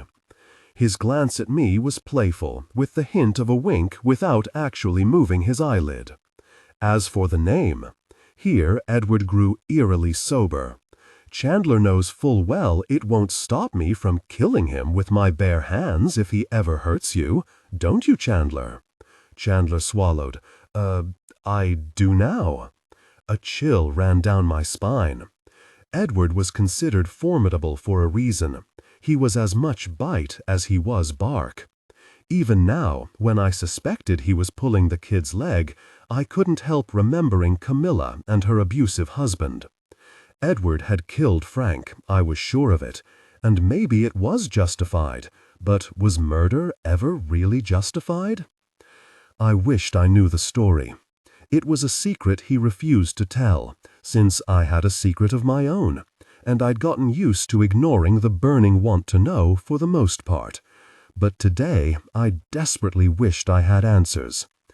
It might calm the terrifying certainty that, though I was sure Edward meant for his words to be taken in jest, he was actually being quite sincere. "Dad," Genevieve said with a laugh, breaking the tension knotting in my belly. "Stop it, please. You're scaring my fiancé." Finally, Edward caved, a grin breaking out on his face. "In all seriousness, blessings to you both. I'm very happy for you. And maybe sometime Chandler can tell me how he gets away with calling you Jenny." She nuzzled into Chandler. "It doesn't sound the same when he says it as when you do. Out of your lips, it makes me feel like I'm 7 years old. Out of his?" She blushed, making it apparent the nickname had become special between them. "It's very exciting," I said, stepping in so she wouldn't have to say more in front of her father. "And I'm so thrilled for both of you, truly. Now tell us everything about how it happened. I'm dying to hear the details." An hour later, after we'd finished the champagne and heard the story twice, once from Genevieve, then almost entirely again from Chandler, with Genevieve frequently interjecting to comment, the conversation began to die down, and the couple made innuendos about calling it a night. "Thanks again for the bubbles," Chandler said, setting down his empty glass. "They really stock the good stuff here, don't they?" "No, actually they don't," Edward laughed. "I'd purchased it Friday for other celebratory reasons." "Oh, did we?" Chandler's ears went red, obviously afraid he'd made some gaffe. "I feel bad about taking your champagne. Not if you were saving it for something important."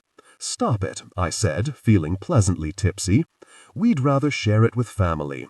We can get another bottle, or better yet, we'll wrap that celebration into this one and call it good."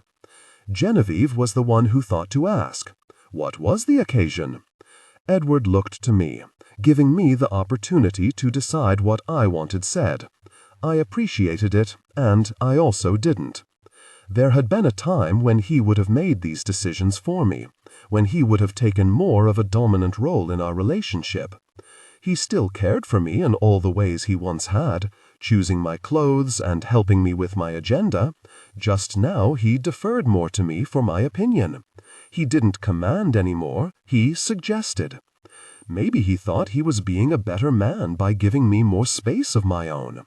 It was true that I'd grown stronger and more capable since the days after he'd broken me down. This might very well be the next step in building me up again, and I was forever grateful for that. But I missed the way we used to be, and desperately hoped we would find our way back to some form of that eventually. Meanwhile, it was up to me to answer. My uncle's trial is over, or it's almost over. The Crown Court found him guilty on several charges on Friday. Now we're just waiting for sentencing. Gosh, it felt better to say than I'd realized it would. I hadn't had a reason to verbalize it since I'd found out, since Edward had been with me when the verdict had come through. He'd been the only person I'd discussed it with at all so far, partially because I couldn't imagine who else I would talk to about it. I avoided my parents, not wanting to hear my father lament about injustice that I related to far better than he ever could. Edward had called Camilla, but I had let them talk alone rather than jumping in. Beyond not having anyone to speak to about it, I hadn't quite known how it would come out if I did. It felt like a weight had been removed that I hadn't realized I was still carrying. I'd thought that I had unloaded everything Ron-related by now, so it was surprising to feel I still had more to set down. And as good as it felt to finally be free of that, it also made me strangely sad. I'd spent the better part of Saturday crying off and on about it, and Edward had been a saint, taking care of Cleo by himself since it was Elsa's day off, bringing her only when she needed to nurse and I needed to cuddle. Today, I felt much better. The grieving was over, and now there was only release in its place. It sort of felt like floating, like a feather in the wind, rising and falling with each gust, never touching the ground. "Will the U.S. extradite him?" Genevieve asked. We hadn't told her much about my past with Ron, but she was a smart cookie. She knew. "Not unless the sentence he gets is minimal, which it could be, and that would be a whole other nightmare. But there's also a real good chance it will be severe." "Oh, Celia, what a relief!" Chandler seemed still in the dark, but he was gracious all the same. "You must be grateful to have that media circus finally done with." I am. Tears pricked at my eyes, much different than the ones that had overtook me the day before. I blinked them away. "But I'd much rather focus on your celebration instead. Have you picked a date yet? Please say it isn't too soon. You have to leave time to let me throw an engagement party in your honor." Her eyes widened in surprise. "You don't have to do that." "Of course I don't have to. I want to. I'm so flattered." Her own eyes looked glossy. "And, after the amazing event you threw for my graduation, I would be a fool to turn you down. But don't you want to be getting back to London now that the trial is done? I don't want to keep you here any longer than need be. I know you've been quite homesick." "It's true. I want to get home, and we will, soon." I felt Edward's eyes on me, but I couldn't look at him without giving myself away, and I wasn't quite ready for that. There's some other things we're tying up here first, and neither of us want to miss out on the fun surrounding a wedding. Please let me plan something. It would be my honor. Another quarter of an hour later, with permission granted to throw a dinner party in their honor, the couple made their goodbyes. I slipped away to check on Cleo in the adjoining suite, then, finding her still asleep, I returned to the living room where Edward was settled on the couch, his legs crossed and his arm draped across the back of the sofa, waiting for me. "Would you come sit with me, Bird?" A sharp ache pierced between my ribs, a longing for the order rather than the request. The dominance had even been toned down in our intimacy after we'd come to our truce. I'd hoped it might spice up again after Cleo, but the handful of occasions we'd found time and energy to be intimate since her birth, we'd done exactly that, been intimate. I wasn't complaining, I really wasn't. I enjoyed what we had, and if we kept the status quo for the rest of our lives, I would die a happy woman. Still, I knew we could be more, that we were more, that the absence of his command was really an absence of my submission. I'd walled off a part of me from him, and so he'd walled off a part of himself from me. Intentional or not, I wasn't sure, though I suspected it was the latter. Maybe he noticed it too, but I doubted he'd done it purposefully. And now that this was how we were with each other, perhaps he was as uncertain as I was how to return to what we'd been. "If you'd rather not," he said, when I hadn't moved or responded. I shook my head from my thoughts. "No, I want to. Sorry, I guess the champagne gave me a little bit of a buzz." I sat next to him on the sofa, curling my feet up underneath me as I burrowed into his side. "Are you too buzzed for a serious discussion?" "Nope, just buzzed enough to feel good." "Are you going to kill it?" "I don't plan on it." He drew me tighter to him, stroking his fingers down my arm. "I'm only wondering why you want to delay going back to London. Have you changed your mind about living there?" "I haven't. I'm dying to take Cleo home and settle in where there's more space. Even with the additional suite, this place is rather small." He was silent a beat, and I sensed he was trying to figure me out. I liked his curiosity enough to not rush to giving him answers. It was rare that I had an upper hand with him, and I wanted to relish it a little longer before laying down my cards. "I hope you didn't offer to throw the engagement party on my account," he said after a time. "I'm very appreciative, but it wasn't necessary." I sat up so I could look at him. Yes, it was. For you, you silly, and for her. I'm not that close to Genevieve, but I do love her and want to be part of her life. I love that about you. His declaration gave me the confidence to reveal more. But also, it was for me. It will give me something to do besides be cooped up in here all the time while we go after Werner. The air turned electric.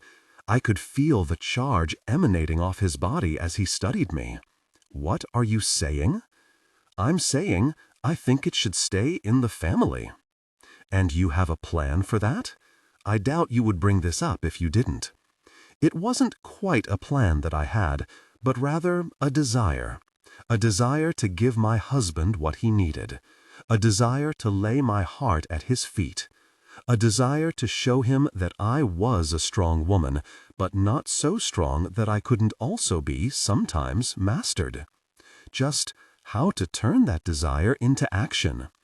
I turned my body so I was facing him completely. "I've been so stuck on making sure you didn't go head-to-head with Hudson, and I still feel that's the right choice.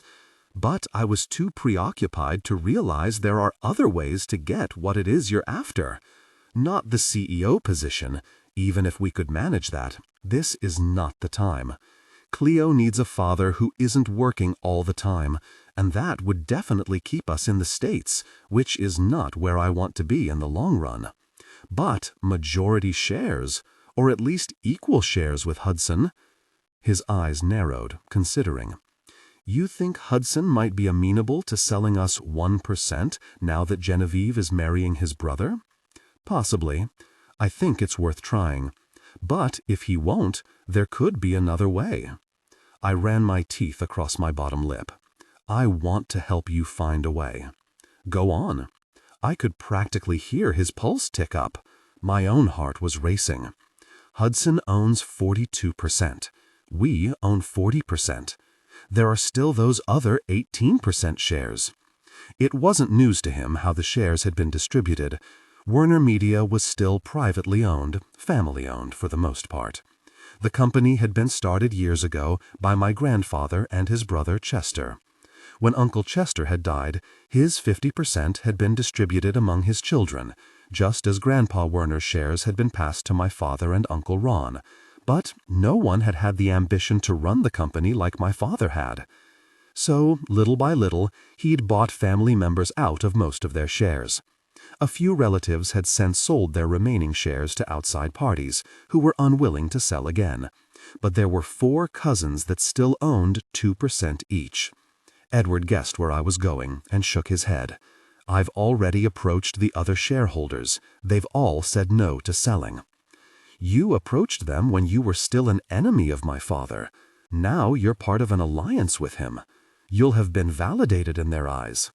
Also, since the values of those shares have dropped recently with Ron's trial, some may be more interested in bailing now." Possibly. He wasn't convinced, but I hadn't expected he would be.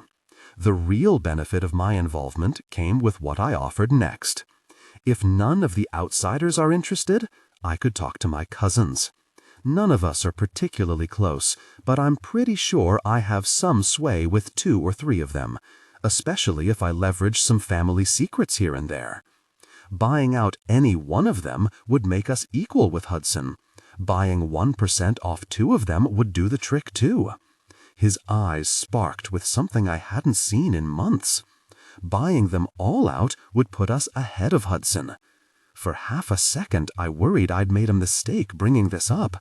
I didn't want to hold him back, but his ambition scared me at times. It was too monstrous, too much a life of its own. Instead of pulling back, though, as I would have done in the past, I gave him the chance to step up to the common ground as I had. I don't think we need to be greedy. He still has power in unexpected ways. I'd prefer to strive for equality, for now. Again, he considered. Seconds passed, long and thick, until he reached his hand up to caress my cheek. This isn't for you. This is for me, isn't it? You'd really help me go after those shares? If it's still what you want, yes, I will. In one swift move, he lifted me from his side, brought me to straddle his lap, and kissed me. Kissed me hard, kissed me like he hadn't in months, with hunger and desperation and worship and control. Desire surged between us, a powerful reminder of their past intimacy and a promise of future connection. And then the urgent wail of a hungry baby burst through the monitor. My breasts leaked in response, my nipples aching with the need to express. Reluctantly, we broke apart. "I'll heat her bottle," I offered. He shook his head. "Go pump," he said, and I shivered at the emphatic tone in his voice. "I'll bring her to you when she's been fed." I walked to the bedroom, feeling a deep longing and unsatisfied, but a smile curved boastfully on my lips. We'd had our bumps, but I could see a path for us now, a path that might not be easy, but one that I was confident we could walk together. Edward. The market's reaction to the alliance between Werner Media, Axelecom, that's Daddy's company, Clio Leo, and Pierce Industries has been strong, despite the recent drama surrounding former Werner CEO Warren Werner's brother Ron. This support is likely due to the manufacturing giant Pierce Industries and their contribution of tech components, enabling the partners to not only make plans to lay cable networks in the near future, but also to dominate the field. I frowned at the words I just read. Well, that's really rubbish, as if Pierce is the reason for anything that's successful. You've bored her to sleep. I peered up at the soft voice to see Celia standing in the doorway between our suite and the adjoining bedroom we'd been using for a nursery. She nodded toward the bundle in my left arm, and I looked down to find the baby that had been wriggling only a moment before was now fast asleep. I chuckled. I don't blame you, kiddo. Talk of Pierce Industries bores me too. I know they encourage reading to your child from an early age, but do you really think business magazines are the most appropriate choice of material? I shrugged. She was fussy, and it needed to be read. Seemed like a two birds with one stone sort of situation. Celia's smile was filled with adoration, and it warmed my chest, recognizing it was meant for me as much as our daughter. Better be careful. I'm at risk of being charmed. Oh, you're charmed all right. I tossed the iPad onto the ground so I could cradle Cleo with both arms as I stood from the rocking chair. We'd had it brought in only a few weeks before, and I couldn't for the life of me figure out how we'd got on without it. She's charmed too, as you can tell. Celia laughed, a sound that turned into a yawn as she stretched her arms overhead. You should have woken me. I would have taken her. She glanced at the clock on the bedside table. Oh, it's not even 6. Where's Elsa? I set the baby down in her crib, careful not to disturb her slumber. I sent her home early. And why would I wake you? You don't get nearly the amount of sleep as you should, and caring for our child isn't a job designated strictly to you and our nanny. Look at you, win bonus points. You've been so good about being here for her, but I also appreciate that you have a full-time job on top of it. I turned to study her, suspecting she needed validation for expecting me to participate in raising our baby. She wanted my involvement as much as I needed to be involved, but neither of us had experience with a household where the father shared in the child-rearing duties. It was new ground for both of us, and though it was often bumpy, I was grateful to be walking it with her at my side. It's hardly a hardship to cuddle with Cleo, I assured in a hushed voice, picking up the baby monitor as I crossed to my wife. But it's also nice to have a break, so if we want her to stay sleeping, we best get out of here. Once the door was closed behind us and Celia had taken the monitor so she could check the volume, I pulled her into my arms and kissed her. Should we start thinking about dinner? She cocked her head, exposing her neck, and I suddenly regretted making our kiss so brief. Dinner, it seemed, was not what I was hungry for. "I need a shower first," she said, pulling away. I changed before I fell asleep on the couch, and I still smell like spit up. She smelled perfectly fine to me. I was tempted to tell her so, or to offer to help her smell like something else, but I was conscientious of making sure my wife had time for the pleasures of ordinary things that were often foregone in the hustle and bustle of motherhood. Recognizing that didn't mean I was noble enough to resist imposing. "I'll join you." "Good." She threw a saucy look over her shoulder as I followed her through the bedroom into the bathroom, where she set the monitor on the counter. "I can tell you about the phone call I had this morning." I would have frowned if she hadn't chosen that moment to peel her shirt over her head. Men could say what they would about children killing all desire. They hadn't seen my wife in a nursing bra. Her breasts, pushing full and plump against the lace cups, filled me with intense desire. "Talking wasn't exactly what I had in mind," I said, tossing my tie on the floor, then quickly undoing my cufflinks. "I think you'll be interested in this particular conversation." She shimmied out of her yoga pants, leaving them in a heap with the discarded top before reaching in the shower to turn on the water. "Nothing is as interesting to me right now as you taking off your clothes, but go ahead and try to prove me wrong." "Who was this phone call from?" "Hudson." The name echoed against the tile, giving it more emphasis than it would have had if she'd said it while facing me instead of the faucet. It was a suburb effect, intended or not. I froze mid-unbuttoning my dress shirt. She was right. I was interested in this conversation. "Go on." Seemingly happy with the water temperature, she turned back toward me. "He wanted to talk about the engagement party we're throwing for Chandler and Genevieve." News travels fast. I continued the task of loosening my shirt, my pace slower than it was a moment before, distracted by the change in conversation as much as I was by the visible signs of Celia's growing desire. It does always seem like Hudson is the first to know most everything. She stepped into me and grabbed my shirt, tugging it out of my pants as I finished unbuttoning, then helping me discard it. I reached out to her, my hand finding intimate contact while the other played with the strap of her bra. "This needs to go." She tried not to react, but I saw the flash of lust in her eyes at the command. Or perhaps she was merely responding to my intimate touch. Her breath caught when I deepened the connection.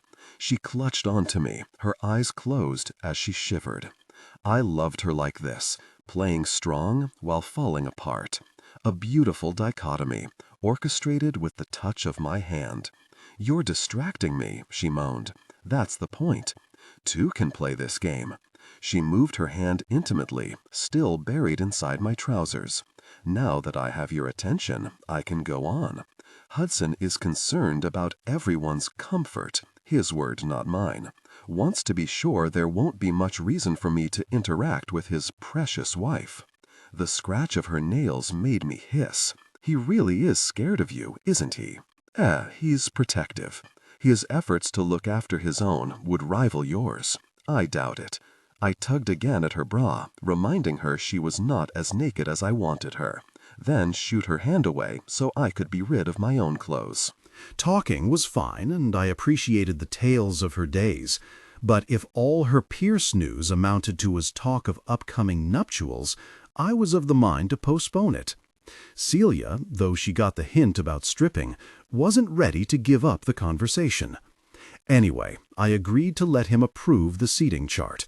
That was generous, and then I told him we weren't leaving the States without a bigger share in Werner. Nearly completely undressed, I paused in the midst of tugging off my sock. While I normally didn't find talk of business very erotic, I was suddenly extremely aroused. And what did he say? That he wouldn't sell, of course. She stepped out of her panties and tossed them aside with her toe. But I also reminded him there were other ways for us to get what we wanted, that we were serious about going after them, and that the only way we could ever truly move on from this outdated feud was to give us equal stakes in the company. As much as I loved Celia shattering because of me, I equally loved her dominating others, especially when it was on my behalf. I prowled toward her, backing her into the walk-in shower. I don't think I've ever been more attracted to you than I am right now. She smiled coyly, but with pride.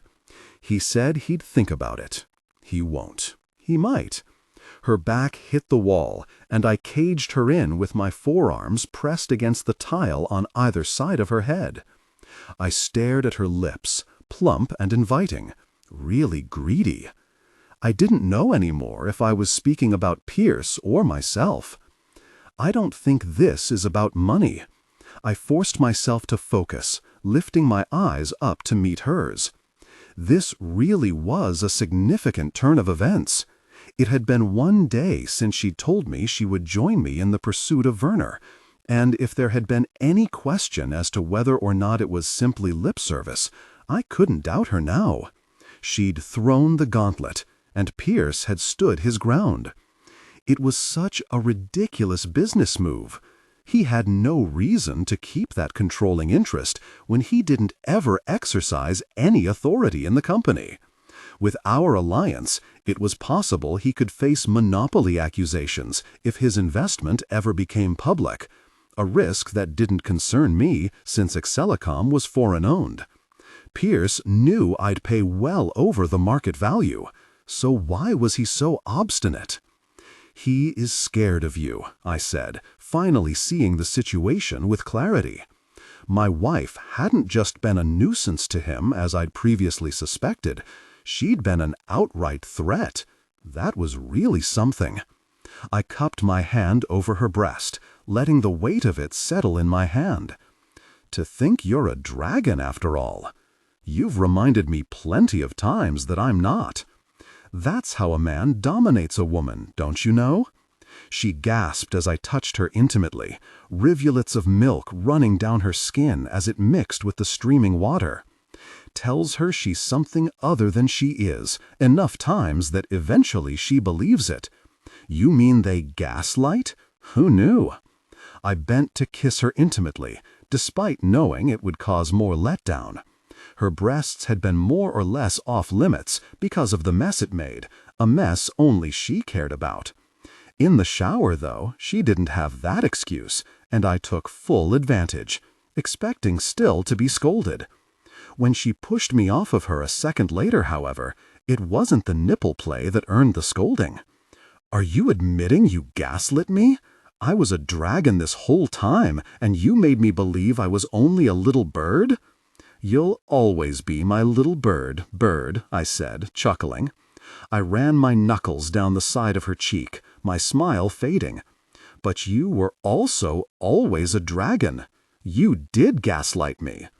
Rather than being angry, her expression seemed victorious. It was a victory that I wasn't ready to let her have. Perhaps it wasn't about you.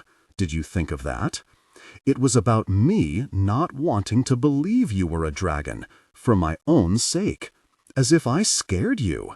It was bravado, though. Are you sure you didn't? Desire intensified between us. You scared me. You liked being scared. I still do. I let a beat pass, then let myself say the thing that had been between us for weeks now, for months even. You like being loved more. It shouldn't have been such a pronouncement, but it was. The shift that had occurred when she'd stood up to me had been named. She was no longer afraid of me like she had been, and fear was what had brought us together. It had been our glue, hadn't it? Then I'd fallen in love with her, and that was what she required now from me, my love. And that should have been better. That should have been more than enough.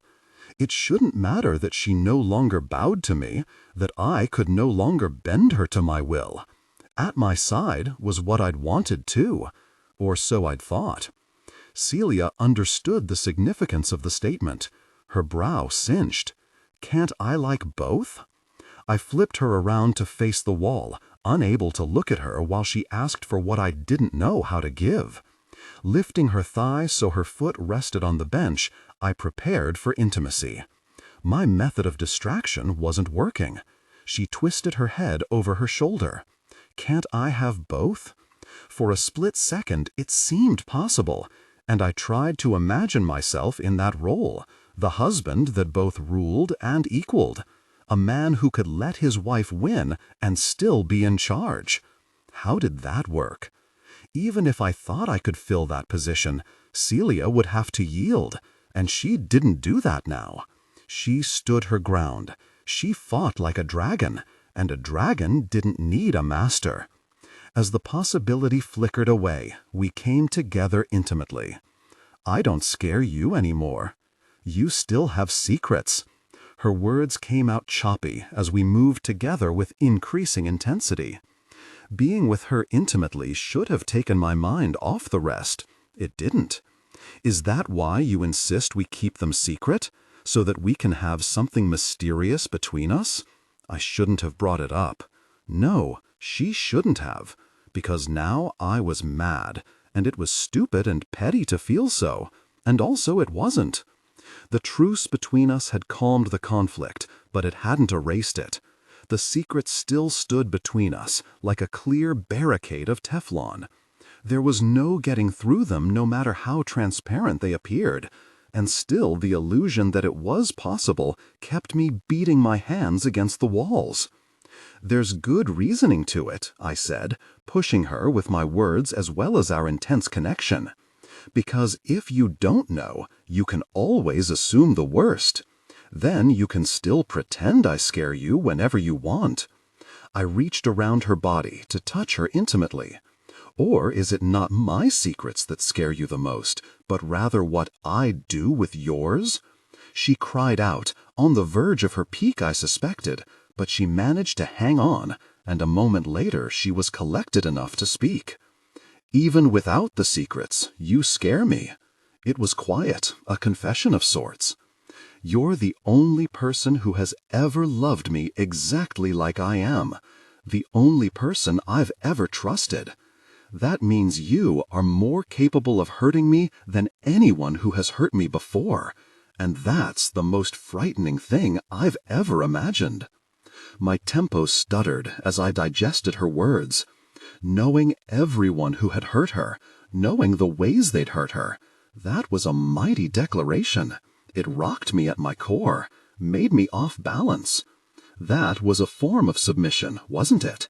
Being vulnerable like that, making me aware of my power. Then, if the problem between us wasn't her inability to submit to her equal, then it was me who couldn't dominate mine. All that time ago, when she'd said I always had to win, she'd been more right than either of us had known. Because when I'd given in, when I'd dropped my pursuit of her past and committed to loving our child as she'd demanded, I lost hold of something I'd taken for granted as permanently mine. I'd lost hold of my authority, and I didn't know how to get it back. Taking advantage of my slowed pace, she turned around again to face me. She cupped my cheek with her palm and wrapped her leg around my hip, guiding us back to intimacy. We connected deeply, all the way, as far as she could take me. Sighing, she pressed her forehead against mine. "So good," she said. "You feel so good." Then, "We're good too, aren't we?" Once again, I turned her around, this time pivoting so she could brace herself against the bench. We came together intimately, moving with increasing speed. "How can you ask that?" I gritted out. "How can you even ask?" Then we came together with savage intensity, over and over and over, until her question was long lost to the friction and the frenzy and the peaks that shuddered through us both. Until even I could believe that I'd ignored responding because the answer should have been obvious, and not because I didn't know what it was. Celia Hudson, The text popped up at the top of the Atlantic article I was reading while feeding Cleo. It was early still, just after 6, and it was a Saturday. But Hudson was always up at the crack of dawn, so that wasn't the surprising part of the message. The surprising part was that he'd sent it at all. Of course I'd see him. I'd told him what we wanted, and if he was reaching out, it meant he wanted to negotiate. What else could he want? And he wouldn't want Edward there. I knew that as sure as anything, so meeting when Edward was at work was my best option. Before I could overthink it, I typed a one-handed response. My Monday is open. Where? His next text came almost immediately. Hudson, it needs to be sooner. Today. At my office. He thinks he's out of the game, but he still tries to control every situation, I said, mostly to myself, though Cleo looked up at me with her bright blue eyes and smiled around my nipple. Right? We won't let him do that, will we? Tomorrow, I typed, just to hold some ground. In the restaurant at my hotel, 5 p.m. The baby was usually sleeping then, a good time to slip away. Hudson, the Sky launch, at 6. Oh, please, I was not meeting at his nightclub. I didn't usually care about his turf or mine, but since it so obviously mattered to him, I was reluctant to give in. Though maybe being amiable was the way to go. I was the one who wasn't in the position that he was. He was the one with the stocks we wanted, not the other way around. But if I'd learned anything from the men in my life, my father, Edward, Hudson himself, it was to never take the weaker stance. If anything, that was when to be even more firm. Besides, Hudson didn't hold all the cards here. I'd meant it when I told him we'd pursue purchasing stocks elsewhere. I didn't have to be as amiable as he demanded. I pulled up What's Halfway, an app that found a middle location between two spots, and entered in the hotel and Hudson's office address. Randall's, I texted back. It's a bar halfway between you. 6 p.m. will be fine. His response didn't come as quickly, which meant he was thinking it through. And if he was thinking it through, it meant he'd come to the same conclusion as I did. We'd have to compromise. Sure enough, his next text settled the matter. See you then. I dropped my phone in my lap with a sigh. It had been almost 2 weeks since I'd talked to him about letting Edward and me buy those stocks. Hudson did like to think things through, and it had been enough time for him to have done that. But it wasn't like him to have a total 180 without much prodding.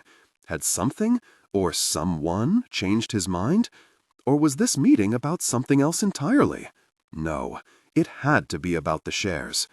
I wouldn't know any more than that until we talked, but there was still one issue I had to deal with before then. I rubbed my hand over Cleo's fuzzy head. Now, we just have to figure out what we're going to tell Daddy. She broke away from my breast so she could smile again. You're not really eating anymore, are you? I pulled her away and reattached the cup on my bra, then sat her up on my lap. She was getting strong. Soon she'd be sitting on her own. It felt suddenly like it was all moving too fast, that any second she'd be asking for her own phone and locking herself in her room with her music blaring. I hugged her to me, as though that could somehow hold the moment, as though it might slow time down and keep her mind for longer. The door between our two suites creaked open, pulling my focus. "If that's not an adorable sight," Edward said from the doorway, wearing nothing but his pajama bottoms. "We need to get a photographer in here, before she's too wiggly to pose." I was just thinking she was growing up too fast. I brushed my lips across her forehead, making her grunt with frustration since the action had blocked her from tugging at the open drawstring on my nursing nightgown. That's how it happens. 1 minute they're crawling, the next they're engaged and moving permanently to the States. It was the first time he'd said something suggesting any melancholy at all about his older daughter's upcoming nuptials, but I'd suspected he felt it. Good thing you have this one to help lessen the blow of losing that one. He came toward me with a smirk. Yes, good thing. He reached for Cleo, and I passed her over, then had to take a second to catch my breath. The sight of a bare-chested man holding a baby had never done things to my insides until it was my bare-chested man holding my baby. Whoa! It was the definition of breathtaking. Edward rocked her as he stepped away, running his nose along her forehead. "Good morning, Birdie," he said, the variation on my nickname, one he'd adopted for her recently. "It's too bad you can't talk yet. You could tell me what it is that Mommy's trying to hide from Daddy." I froze midway from standing up from the rocker, color draining from my face. How did he know? Very. I was an idiot.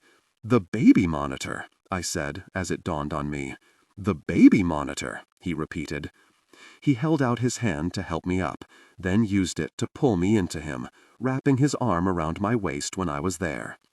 I didn't mistake it for affection, though it was clearly that too. No, this move was about asserting himself on me. "Do you have something you'd like to tell me?" he asked, pressing his lips to my temple. I didn't even consider lying.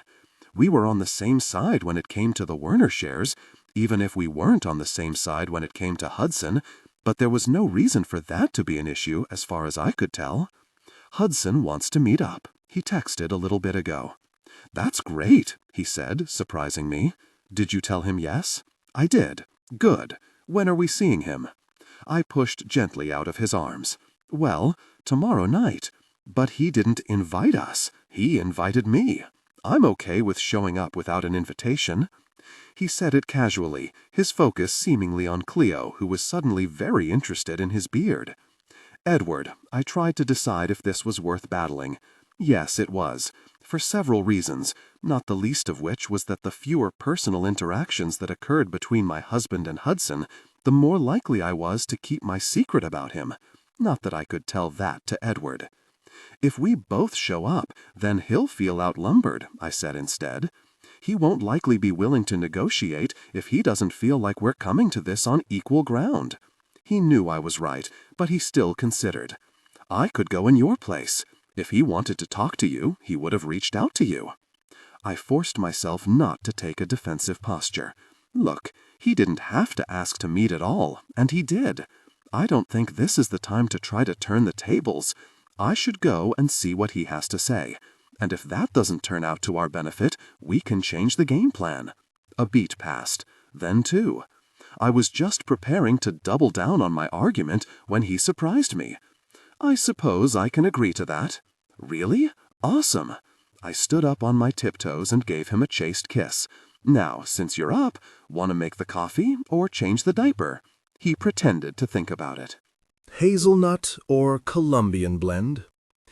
Turned out, Edward's agreement had caveats. He wouldn't come in with me, but he insisted on waiting in the car. "It's not like there's any parking here," I said, as the driver neared Randall's bar. "Are you just going to have Bert circle the block until I text you, or what?" "Works for me," he called to the front seat. "How about you, Bert?" Bert shrugged. "Whatever you want, Mr. Fasbender. Doesn't matter to me." I folded my arms over my chest, knowing anything I said would be dismissed. We'd already argued about it all afternoon, as I'd gotten ready, donning a fitted red dress that I only just barely fit into post-pregnancy, and taking extra care with my makeup. All I'd accomplished with the bickering was that I was arriving for my meeting almost 15 minutes late. Edward wasn't budging. Still, I couldn't drop it. What's even the point? I'd call you and tell you everything. "Call me eager," he said as the car pulled up in front of the bar. If it were only that, I wouldn't be concerned. The problem was that I didn't trust him. There was one reason he'd insist on coming with, and one reason only. I hesitated before opening the door. "Give me at least half an hour before showing up, if that's what you're planning, please." The driver behind us laid on his horn, but Edward took his time answering. "Fine, half an hour," he looked at his watch, "starting now." I couldn't decide if I should take that as a victory or a loss. Since I was on the clock, I didn't have time to ruminate.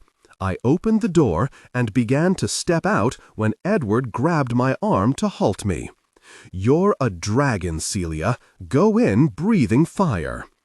It shouldn't have boosted my confidence as much as it did, but I walked into the bar with courage and composure, my spine straight, my wits together. Until I realized Hudson wasn't alone. His wife was with him. I knew right then, whatever I'd thought this meeting was about, I'd been wrong. This was something else entirely. Something I had not been prepared for. Hudson saw me as a threat to his wife. It was why he still held those shares over me. He'd never put us in the same room without good reason. Unless I was wrong. Unless her presence signaled things had changed. It was too much to hope for, and a knot tightened in my belly, weighing me down. To counter it, I rounded my shoulders, lifted my chin, put on my mask. My eyes met Elena's before I got to the table, and I saw a flicker of insecurity. Should I take that as some sort of victory, or should I admit that it hurt that she still didn't trust me? I stuffed the competing emotions down inside me and activated the safety switch, the one Hudson had shown me. I went numb. "Hudson, Laney," I said, injecting a smile into my tone. They sat at a circular booth, Hudson on one end, his wife pressed so closely to him it was almost as though they were one person. Without being invited, I scooted in at the opposite end and addressed Hudson, mostly because he was the only one of the two of them I really knew how to talk to. I'd only ever been fake with Laney. Attempting to be genuine now seemed futile. But also, he'd been the one who set me up in this arrangement, and my complaint was meant specifically for him. "I didn't know we were bringing our significant others," I said curtly. "Should I call Edward? He doesn't have any plans. He's just down the block," I added, silently wondering now if that was a good thing or an even worse thing than I'd originally thought. "That won't be necessary." Hudson was cool, his words clipped. "This conversation doesn't involve him. It does, however, involve Elena."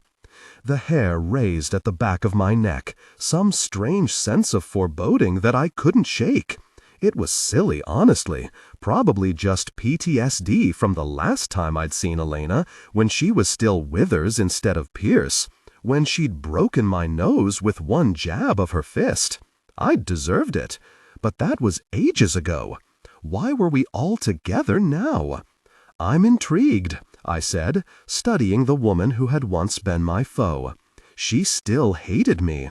It was evident in her expression, and a few recent remarks from Genevieve had indicated the same. "How are you, Laney? It's been so long since we've seen each other face to face. You look like a woman with 1-year-old twins.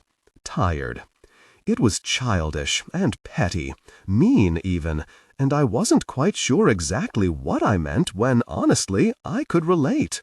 Maybe that's what I resented most about our relationship. There could be so much to like about the woman, so much to bond over. I could imagine the friendship that would never be, and it made me ache in strange places, made me more bitter than I should have been. Because wasn't all of this supposed to be over? For me, it was. I thought it was for Hudson, too. His face gave nothing away, his expression stone. Still, I could feel the glare behind the facade. "What can we get you to drink, Celia?"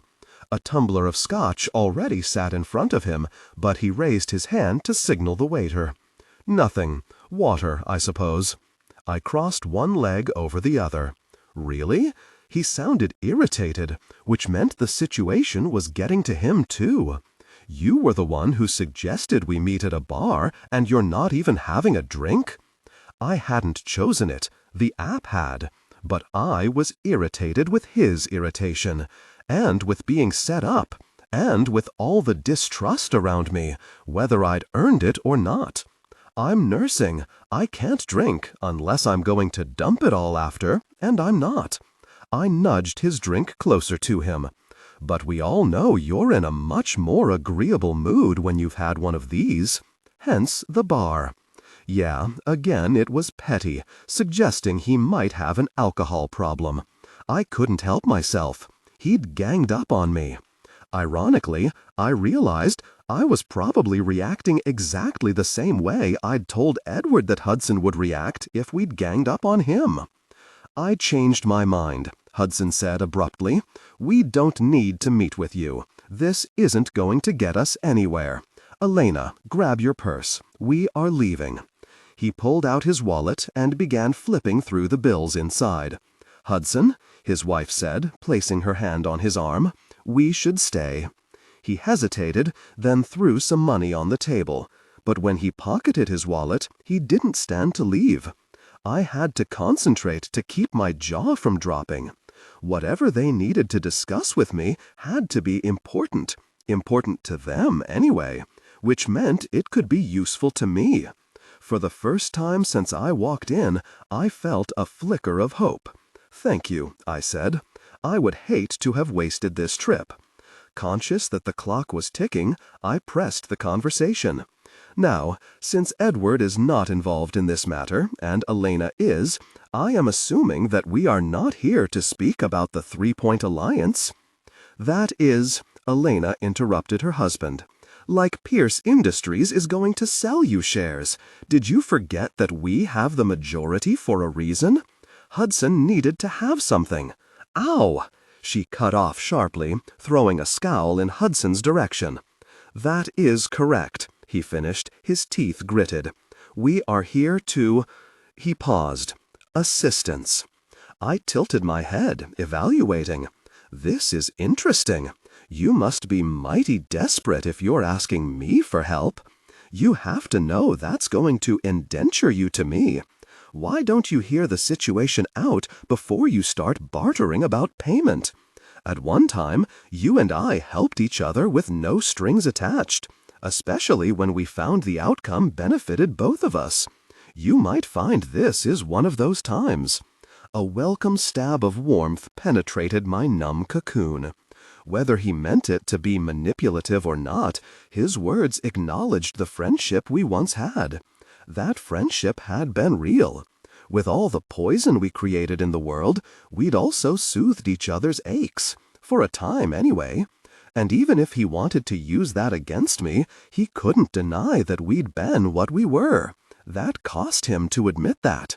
I could set down my weapons for a moment, though I kept my shield up as I gestured for him to continue. "Go on, then." He glanced at Elena, to assure her or be reassured, I didn't know. Then his focus came back to me. "We have received a series of threats recently. Letters, addressed to me, containing menacing language toward my family." The momentary warmth vanished. "And you think I did it?" Of course they did. Of course the past could never be forgotten. Of course I would live with my sins for the rest of my life. How had Hudson managed to escape the same curse? "No, we didn't," he began. "Well," Elena said softly. Hudson shut her up with a glare. "We didn't come here to accuse you. But the threats reference the past, the time when you and I were—" Another glance toward his wife, and I realized that he was as uncomfortable about who he'd been as I ever was. "Playing together," I finished for him. His gaze dropped, weighted with guilt. "I see. I also saw I'd been wrong with my earlier assessment. Hudson hadn't escaped his past, though there was every chance the worst was just now catching up to him. I could empathize with that, more than I wanted to admit. In fact, with my husband currently circling the block with every intention of busting in soon, I understood Hudson completely. "Do you have these letters with you?" I asked, despite feeling the pressure of time. "May I read them?" He reached into his jacket pocket and pulled out a stack of photocopied papers, then slid them across the table toward me. Then he threw back the rest of his drink, finishing it in one swallow. It had taken all my courage to go to him that day in his office, to ask him to help keep my father in the dark about the ownership of his company. I'd had to set down a lot of anger and shame and regret in order to walk through his door. It was evident that he was now doing the same. I know, Hudson. I really know. I blinked away the sting in my eyes and focused on the papers in front of me. Quickly, the words I read replaced any notion towards sentimentality with something else: fear. The letters were clearly threats, the most haunting phrases sticking out as though they'd been written in bold. Should have counted on your past coming back to haunt you. You can't buy your way out of paying for your sins. Don't deserve your happy life. The safety of your tower is an illusion. You weren't always perfect. Your past is filled with misdeeds. The people you hurt, remember. I tried to ignore the sick feeling in my stomach, to see the clues peppered in, references, as Hudson had said, to games we'd played, a mention of an affair, of a marriage charade. This reference about the mask you wear, I said, thinking out loud, could be referring to that masquerade party we went to. Whom had we messed with that time? Whomever it was a different game than the one with the fake marriage license that was mentioned in the next letter, and another game entirely from the one with the sick dog. I shook my head, confused. But none of the rest fits. I flipped to the last page of the 5 he'd handed me. That one contained a picture of Elena in the park with the twins. She hadn't known she'd been photographed. A chill ran down my spine. If I'd discovered that Cleo and I had been secretly followed, then a more chilling thought. Had Edward found out about Hudson? Was this his doing? I swallowed down another wave of nausea with a, I didn't want to think about it, but I forced myself to really consider. It wasn't impossible that this was Edward. He had access to my journals. He could have made these references based on what he'd read there. But was this really Edward's M.O.? Threatening children? And why would he keep trying to press me for my secrets if he already knew? Maybe I was jumping to conclusions. Please, God, let me be jumping to conclusions. But a glance at my watch said more than 20 minutes had passed, and if I didn't get out of there soon, Edward would walk in and discover who Hudson really was, whether he already knew or not, and then Hudson would have a whole hell of a lot more trouble than just a stalker. I gathered all the letters together and passed them back to Hudson. I do think you're right, that it's someone from the past, I said, throwing the suspicion off of Edward for myself if not for anyone else. But it's like a scavenger hunt. You have to do a lot of digging before you can figure out what these vague clues mean. Hudson didn't take the letters. We were hoping that you would help us put those clues together. If I helped them, I'd be able to rule out Edward for sure. And if it wasn't Edward, would that be better or worse? Knowing that there was a real threat to Hudson and his family. Or rather, an unknown threat, because Edward was as real a danger as any. But if it wasn't Edward, he'd find out about Hudson, and all the time I'd spent protecting him would be in vain. And if it was Edward, I wasn't sure I wanted to know. I can't do that. I can't take these. He still refused to take the letters, so I set them down on the table. I'm sorry that I can't be more helpful. I just can't. Elena leaned desperately toward me. You can't? Or you won't? I wanted to help her then, genuinely. From one mother to another, I wanted to figure out who was behind the threats to her family. Threats that I'd helped cause, one way or another. We don't have to take up much of your time, Celia, Hudson said. If you even just allowed us access to the journals so we could piece together. The journals? It shouldn't have startled me that he would remember the journals, or even that he'd ask for them. But it did. Only because I realized then how easy it would be for Hudson to put things together and suspect Edward might be involved. And now, 25 minutes had passed. I don't have them here. They're in London. I'm sorry. It's not going to work. I can't help you. Now, if you'll excuse me, I really must be going. I grabbed my purse, slid out of the booth, and without looking back, headed swiftly toward the exit. Celia, wait. Against my better judgment, I stopped just feet away from the door and turned back toward Hudson. This person could come after you, too, he said. I might only be victim number one. You aren't innocent here. Your past is as tainted as mine. If it wasn't Edward sending these letters, having Hudson on my side would be a real benefit. But getting involved wasn't worth the risk to him. And I understand I'll be on my own if and when that happens. I can't help you, Hudson. He looked at me incredulously and with utter disappointment, like I'd let him down more now than at any other time in the course of our relationship. I really thought you'd softened, he said, and the words hurt most because I had, and because he couldn't understand how much I'd fought to protect him.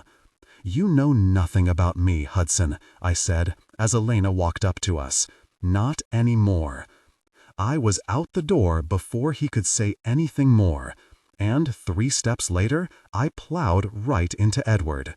What's going on? The meeting's over already? Really? There was no meeting, I said. Then, realizing that Hudson and Elena might be seconds from leaving the bar themselves, I corrected myself. It was a bust, nothing useful. I started walking down the block, wanting distance from Randall's, but Edward snatched my elbow, stopping me. What does that mean? He refused to sell again? Why did he want to meet? His question sounded genuine, not like the kind meant to throw a woman off his tracks. But was I blinding myself about Edward? Suddenly I felt like crying. All of it was too much.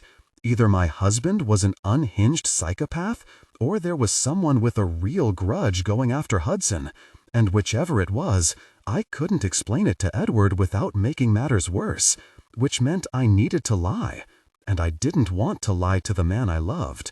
So I stuck as much to the truth as possible. It was a setup, I said. Hudson brought his wife. They have no intention of selling. They made that very clear. Edward's brows furrowed. Then why did they call this meeting? Just to rile you up? I shrugged, a tear escaping despite my attempts to hold it back. Yeah, something like that. Immediately he was fuming. He brought you here to bloody bully you? Really? That man? I'm going in there and telling him exactly what I think about that. He'd already turned toward the bar, so I had to quicken my steps to grab him. You can't! I'm not letting him get away with this, Celia. We've been reasonable. Terrorizing you is indecent and uncalled for, and like hell will he do that to my wife without paying. He didn't terrorize me, I promise. He didn't. Can you please let it go? He calmed down, but only slightly. Obviously he did something. Tell me what happened. I shook my head, at a loss for what to say. He turned toward the bar door again, and once more I pulled him back. Please, Edward, please, let it go. I'm upset because he reminded me of who I'd been in the past. That's all. There's nothing you need to say to him. I promise. Please, just take me home. He looked unconvinced, his body still slightly poised in the direction I'd just come from. Please, I begged, more desperate than I'd ever remembered being with him. And it felt like I was pleading for so much more than just to stop him from going in that bar. I was pleading for him to choose me for once instead of his wrath, for him to listen to what I needed and not what he thought I needed, a battle I'd lost over and over and over in our marriage. Please, Edward, please. He paused. With a labored sigh, he put one arm around me and pulled out his phone from his pocket with the other. "Bert, we're ready," he said. He held me until Bert came, neither of us speaking, and even when we got into the car, I clung to him, grateful that he'd listened, relieved that he'd chosen me. but also fully aware that the clock was still ticking, and that eventually, soon, even the time bomb would explode. Edward, second quarter reports aren't ready yet, but I guarantee you the earnings are well above predicted. Now is the time to double down on investment, not back out. I tapped my pen against my chin and stared out the suite's living room window at the sun setting over the park. The rep from Sonovision continued his spiel through my mobile, but I was barely paying attention. The phone call had been on my agenda for days, and as it was Sunday evening, after 9 in the morning in Tokyo, I hadn't thought to cancel it until it had been upon me. I had no real cause to cancel anyway, except that I was distracted. Celia's reaction to her meeting with Pierce unnerved me for several reasons. I very much wanted to hang up on Sonovision and call him instead. Whatever he'd said or done to cause my wife's distress deserved following up, and I was eager to do so for her sake. And I was still very much interested in negotiating for the Werner shares. That battle wasn't anywhere near over, and if Pierce had expected his little scene tonight to dissuade me, he obviously didn't know who he was dealing with. But as much as I was ready and willing to attack Pierce, I was very aware that Celia was keeping me in the dark. She'd shut down entirely on the ride back to the hotel. Once in our suite, she'd occupied herself with the baby and ordering dinner. When the meal arrived, I'd hoped to have a chance to talk with her, but she'd spent the entire time on a phone call with her mother, who was lamenting about the likelihood that Ron's sentence would be announced the following day. The bits and pieces I'd gleaned from that conversation riled me up in their own way. How the woman's concerns about her brother-in-law could still be so self-centered and trivial with no regard to Celia baffled me. Though Madge's ignorance to what happened to her daughter might have been understandable before Ron's arrest, it certainly seemed she should ask the question after his past was revealed. Her husband, for sure, was practicing willful denial, and so I spent my own dinner alternating between fantasies of putting Pierce in his place and fantasies of putting the Werners in theirs. As soon as Celia hung up with her parents, my alarm went off, reminding me of my scheduled phone call with Sonovision, forcing any discussion to wait even longer. All that to say, negotiating a new anime streaming service for distribution in the UK was the least of my current concerns. "We could be ready to send a contract over in an hour," Toshiro said, calling my attention back to him. "You could be ready to stream by August," he allowed me to consider. In the silence, I realized the water had stopped running in the next room, which meant Celia was done with her shower. And frankly, she was the only situation I could truly invest in at the moment. "I'm going to need to discuss this more with my team, Toshiro," I said, hoping he wouldn't realize the conversation had been the waste of time that it had. "And we'll want to wait for your second quarter reports before deciding anything. Get those sent over when you have them, and we'll talk again." I hung up before he had a chance to refute, just in time for Celia to come out of the bedroom to grab something from the kitchen fridge. "Feel better?" I called from my desk. It took all I had not to jump up and corner her, demand answers, force her into breaking down her walls and telling me everything. We weren't like that anymore, though. We hadn't been for quite some time. She crossed to stand by the bookcase, a bottled water in her hand. "A bit," she said, unscrewing the cap and bringing it up to her lips. When she lowered it, she kept her eyes out the window. "I'm sorry tonight wasn't more helpful. We just need to change our course of action, is all. I'll start reaching out to my cousins with shares available tomorrow." I said, taking a deep breath before commenting with something more substantial. "You realize that it would be helpful if you talked about what happened tonight, not just for me, but for you." "I'm not so sure about that." "I am. Sit down. Let's talk." Her gaze swung to meet mine, and I caught a flash of panic in her eyes. "Are you suggesting a session? Why not?" Immediately, I chastised myself for not being more commanding about it. "Yes, I am suggesting a session." She swallowed, then ran her tongue tentatively across her bottom lip as she looked toward the couch, then me at the desk. I could sense her thoughts whirring as she contemplated giving in. Once upon a time, she wouldn't have deliberated at all. Once upon a time before that, I wouldn't have given her a choice. Eventually, she shook her head. "It's really not necessary. Nothing needs to be rehashed. She trailed off, her brow creasing deeply.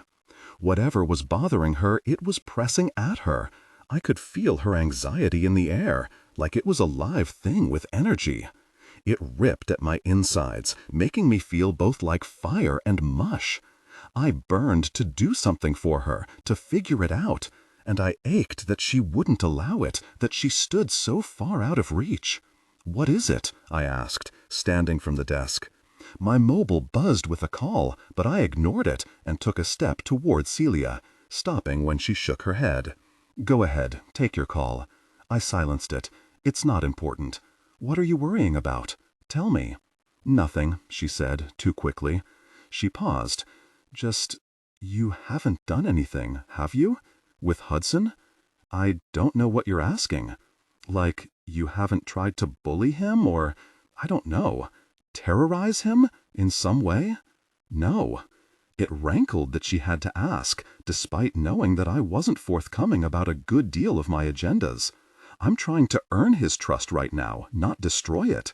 Why? Did he suggest that I had? My mobile started to ring again. A quick glance said it was Hagen, likely wanting to know if he needed to follow up on my call with Sonovision. At the same time, the bell to the suite rang. "Take it," Celia said, nodding to my phone. "I'll get the door. It's probably turned down service." She headed down the hall. Cursing under my breath, I answered the call without saying hello. There's nothing to follow up on. I postponed negotiations until their next quarter reports come in. I heard. Toshiro's assistant pinged me. They're threatening to try to sell elsewhere.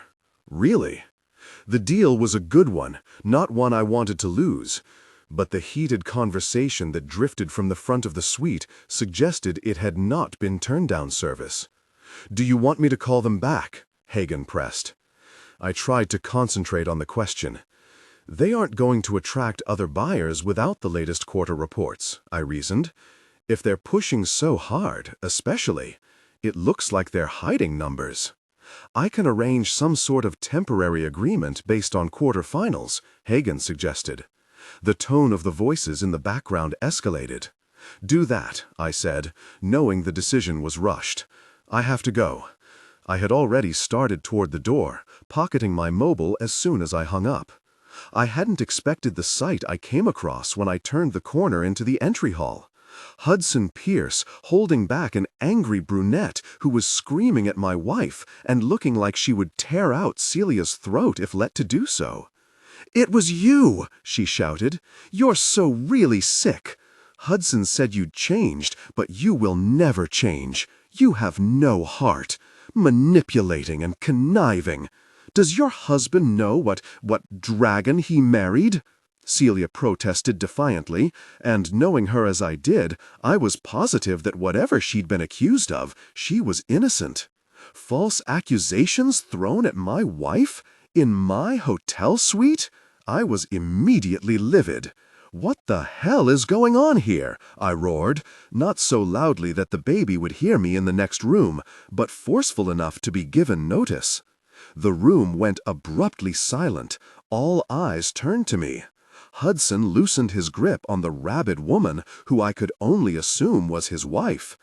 And Celia, the woman who had been only strong and defiant in her interactions with me for more than a year now, went white, her eyes wide with fear. It would have been one thing if it seemed that her fear was directed at our guests. It was quite a different thing realizing that her fear was directed at me. "Edward," she said, taking a cautious step toward me, "it's nothing. Hudson and Elena are old friends." "Old friends?" the woman blurted out.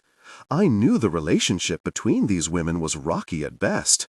Pierce's insistence that he needed insurance against Celia from going after his wife was proof that their past had been highly complicated.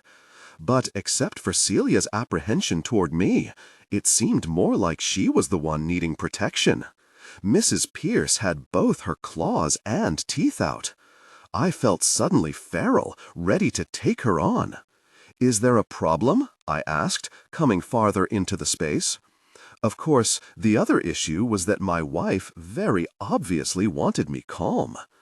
"I didn't realize that you and Hudson Pierce had been friends, darling," I said, because why really was she using that term to describe him now? Celia's shoulders sagged, her eyes lowering to the ground, an act of submission I hadn't seen from her in months. "Actually, there is a problem," Hudson's wife said defiantly.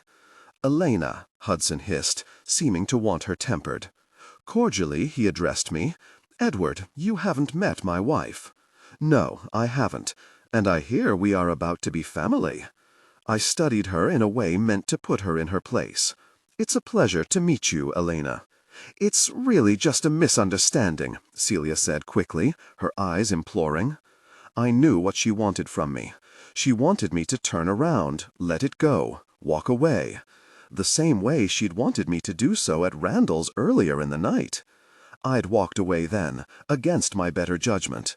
Because I loved her, and she'd begged, and I was trying to be the man she wanted me to be, one who listened and respected and yielded.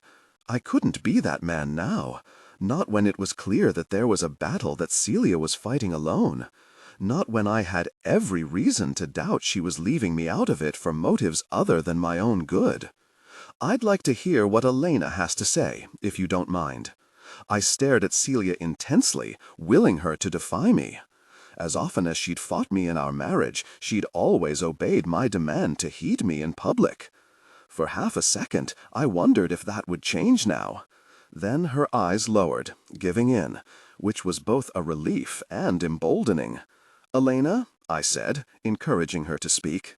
She lifted her chin like a star student proud to have been called. "Hudson and I are being terrorized. We have reason to suspect the threats may be coming from your wife." "That's not necessarily true," Hudson said immediately. Simultaneously, Celia piled on. "I haven't done anything to you. I didn't send a single one of those threats." I put my hand up to silence her, noting her choice of words. Threats. She'd asked if I'd threatened Hudson? What really was going on? "If she didn't do it," Elena continued, "she could prove it and help us find out who is threatening us at the same time. It would be easy if she'd let us see the journals that she kept from the time that she and Hudson—" She trailed off, but she'd said enough to start the pieces coming together. Celia's journals documented the games she'd played on other people. With her partner? Did that mean her partner was— Elena plowed ahead suddenly, answering my unspoken question. "Hudson and Celia had a working relationship in the past. I don't mean to butt into your marriage. It would be truly cruel and devious to interfere with your relationship." She threw a glare toward Celia. "And so I apologize if this is the first you are hearing about their former partnership. But my family's safety is on the line, and this is truly important." And there the picture locked in place, a second's worth of time sharpening the image until it was crystal clear. Hudson Pierce was the man who taught her. Hudson Bloody Pierce. My mind wanted to follow each of the threads this discovery highlighted all at once, wanted to try to analyze whether I felt victorious or validated or irate or very relieved. But of course, I couldn't react at all. I had to keep it together for the moment, protect my family, stand up for my wife. "I see," I said, careful to hide any trace of surprise. "I do know about Hudson and Celia's working relationship, of course." "You do?" Elena sagged with disappointment, as though she'd hoped the news would put a riff in my relationship with my wife. She had no idea. "I do. Celia tells me everything, don't you, darling?" I sidled up to my wife, putting my arm around her. Protectively? Threateningly? Well, almost everything. Admittedly, my clutch around her waist might have been tighter than necessary. Celia's head lowered with guilt. Or fear. Fear that I now understood. Fear that was justifiable. First, there was the matter of threats that the Pierces had been receiving. Not altogether surprising, considering the things I'd read they'd done. I could imagine there were plenty of people who wanted to see him hurting. Celia, too, which was why it was important to help find the culprit. I can guarantee you that Celia is not behind this, I said, intent on clearing up any thoughts to the contrary. And to prove it, we will have the journals flown here from London. They can arrive here by Tuesday. You may come back then. Now, if you don't mind, Celia needs to get some sleep. Our baby will be waking up in about 5 hours for her feeding. And you are correct. Celia really is a dragon when she hasn't gotten enough sleep. Elena appeared both shocked and relieved as I ushered her out the door. Hudson managed to hide any emotion, but I sensed his gratitude. Good. He'd best remember that feeling when I talk to him next. And I would talk to him again. Soon, in fact. Very soon. Tonight, though, I had my wife to deal with. Celia. I'd been afraid of my husband on many occasions. Many times it even stirred a powerful feeling, as he'd so often pointed out. Tonight, though, as he closed the door behind Hudson and Elena, the quiet that filled the space between us was thick with dread that I'd never felt before. A kind of foreboding that made my bones feel cold and my stomach feel like it was carrying a cannonball. After the door had shut all the way, he still didn't turn around. He just stood there, one hand braced firmly against the wall, the other on the knob of the door. "Edward," I said tentatively, "don't." His voice was tight but controlled.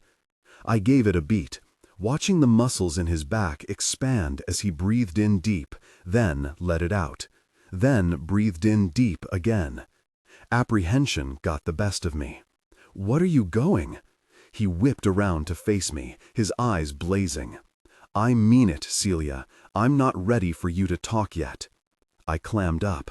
While I was desperate to know what he planned to do to Hudson now that he knew who he was, I sensed it was probably best not to push him right now.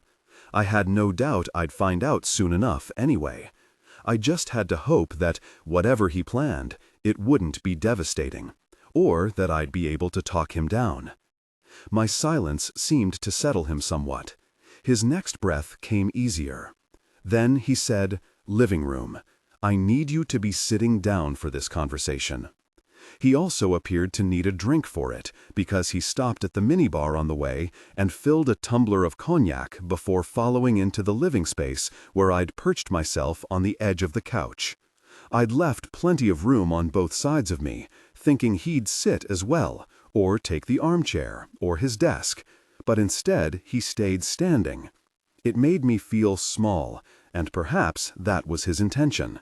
It also made me irritated because it was obvious he was going to handle this with a heavy hand, instead of like a reasonable adult. That meant I had to be the grown-up. "Look," I said as soothingly as possible, "I can imagine what you're thinking. You cannot possibly imagine what I'm thinking. If you could, you would be scared to utter a single word until I asked you to." A chill ran down my spine. I shut up and waited as he paced the room, back and forth, taking small sips of his brandy, each second adding to my growing apprehension. He's processing, I told myself. Instead of acting rashly, he was actually thinking it through. That was a good thing, wasn't it? "I think it's safe to say we're clear now about who A was," he said, finally. "Who A is. Is that correct?" "That's correct," I added, "sir," as an afterthought, hoping a show of deference would help my cause. "That's cute, thinking you can earn points now with subservience. It's too little too late, I think, don't you?" So much for that idea. I thought the question was rhetorical, but when he waited, his eyes stabbing into me, I felt compelled to respond. "I'm not sure if you want me to actually answer that or not. No, I don't." He took one more swallow of his drink before setting it on the desk. He clapped his hands together. "So, Hudson Pierce." I nodded once. Hudson Bloody Pierce. His fist pounded against the desk, causing me and the liquid left in the tumbler to jump. Automatically, my mouth opened in an anxious need to try to clear up whatever needed clearing, but the warning look he gave me caused it to close again just as fast. I wasn't just scared of him, though. My irritation had escalated to pissed. Because shouldn't he be happy now? He'd finally gotten what he wanted, finally discovered my secret. Shouldn't he be gloating? Why was he angry? Yet he definitely was. I could feel the anger radiating off him, hotter than the fireplace burning in winter. "Let's go through this," he said curtly, "if you don't mind, just so I can have a clear picture." "Sure." He glared at me, as though my speaking had been out of turn. "You asked if I minded," I said with hostile bravado. "If you expect to get anything from me at all, you better treat this like a civil conversation, Edward. I am not your property. I am a human being, and whether you feel like I deserve it or not, I will not sit here if you're going to do nothing but belittle and terrorize me." His gaze narrowed. "If you'd rather be treated like I would treat any rival who had crossed me, then I can do that. Granted, I don't think you realize the privileges you gain from your status as my wife." "You're being a jerk right now." It was what I wanted to say, but his threat reminded me that although I knew without a doubt that Edward would never do anything to really harm me, that wasn't the case with someone he wasn't married to, someone like Hudson. And so my capitulation was about protecting my one-time friend, nothing else. I lowered my eyes to my lap, signaling my submission. "Good. We're on the same page here at least. How about you help me confirm the rest?" It wasn't a question. "You grew up with Hudson. Your mothers were friends. You developed a bit of a crush on him that he proceeded to take advantage of. Correct so far?" It had been more than a crush, but less romantic than he suggested. I'd been in the aftermath of Uncle Ron, needing some assurance of my value as a woman, as a person. Hudson had been the one I turned to. But Edward wasn't interested in any of that right now, and honestly, he already knew. And the ending was accurate. Hudson had taken advantage of my feelings. So I answered simply, yes. "He played you. Then you took the betrayal badly. Is that really necessary?" He ignored my interruption, and got back at him by sleeping with his father. Honestly, did you need Pierce to teach you anything? You seem to already have retribution down pat. He was being mean, and it hurt. But I could handle betrayal better these days, and I knew how to be mean back. If you're going to look at it that way, then the person I didn't need to teach me was you. Hudson never aimed for retribution. That was always your angle. He smirked, as though I'd shot him with an arrow that had long missed its mark.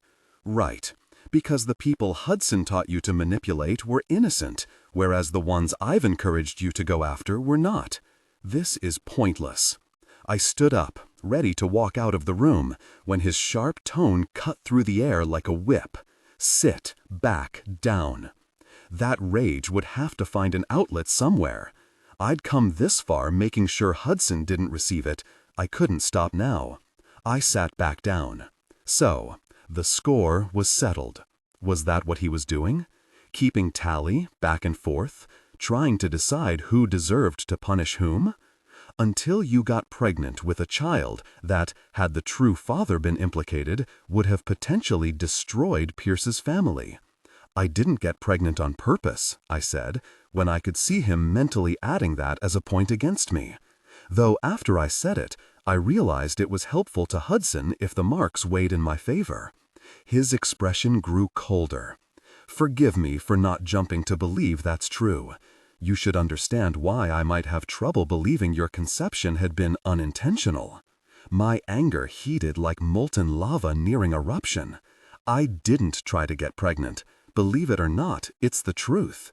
And really you for comparing that situation to Cleo, who was very much wanted and conceived in a marriage after my husband had outright said that we could have a child together at some point. The mention of Cleo, whom I knew full well that he loved, did nothing to settle him. "Regardless, You got pregnant. Then you bullied Hudson into taking responsibility? Showed up and threatened to disrupt his life unless he did? He offered. I hadn't expected anything.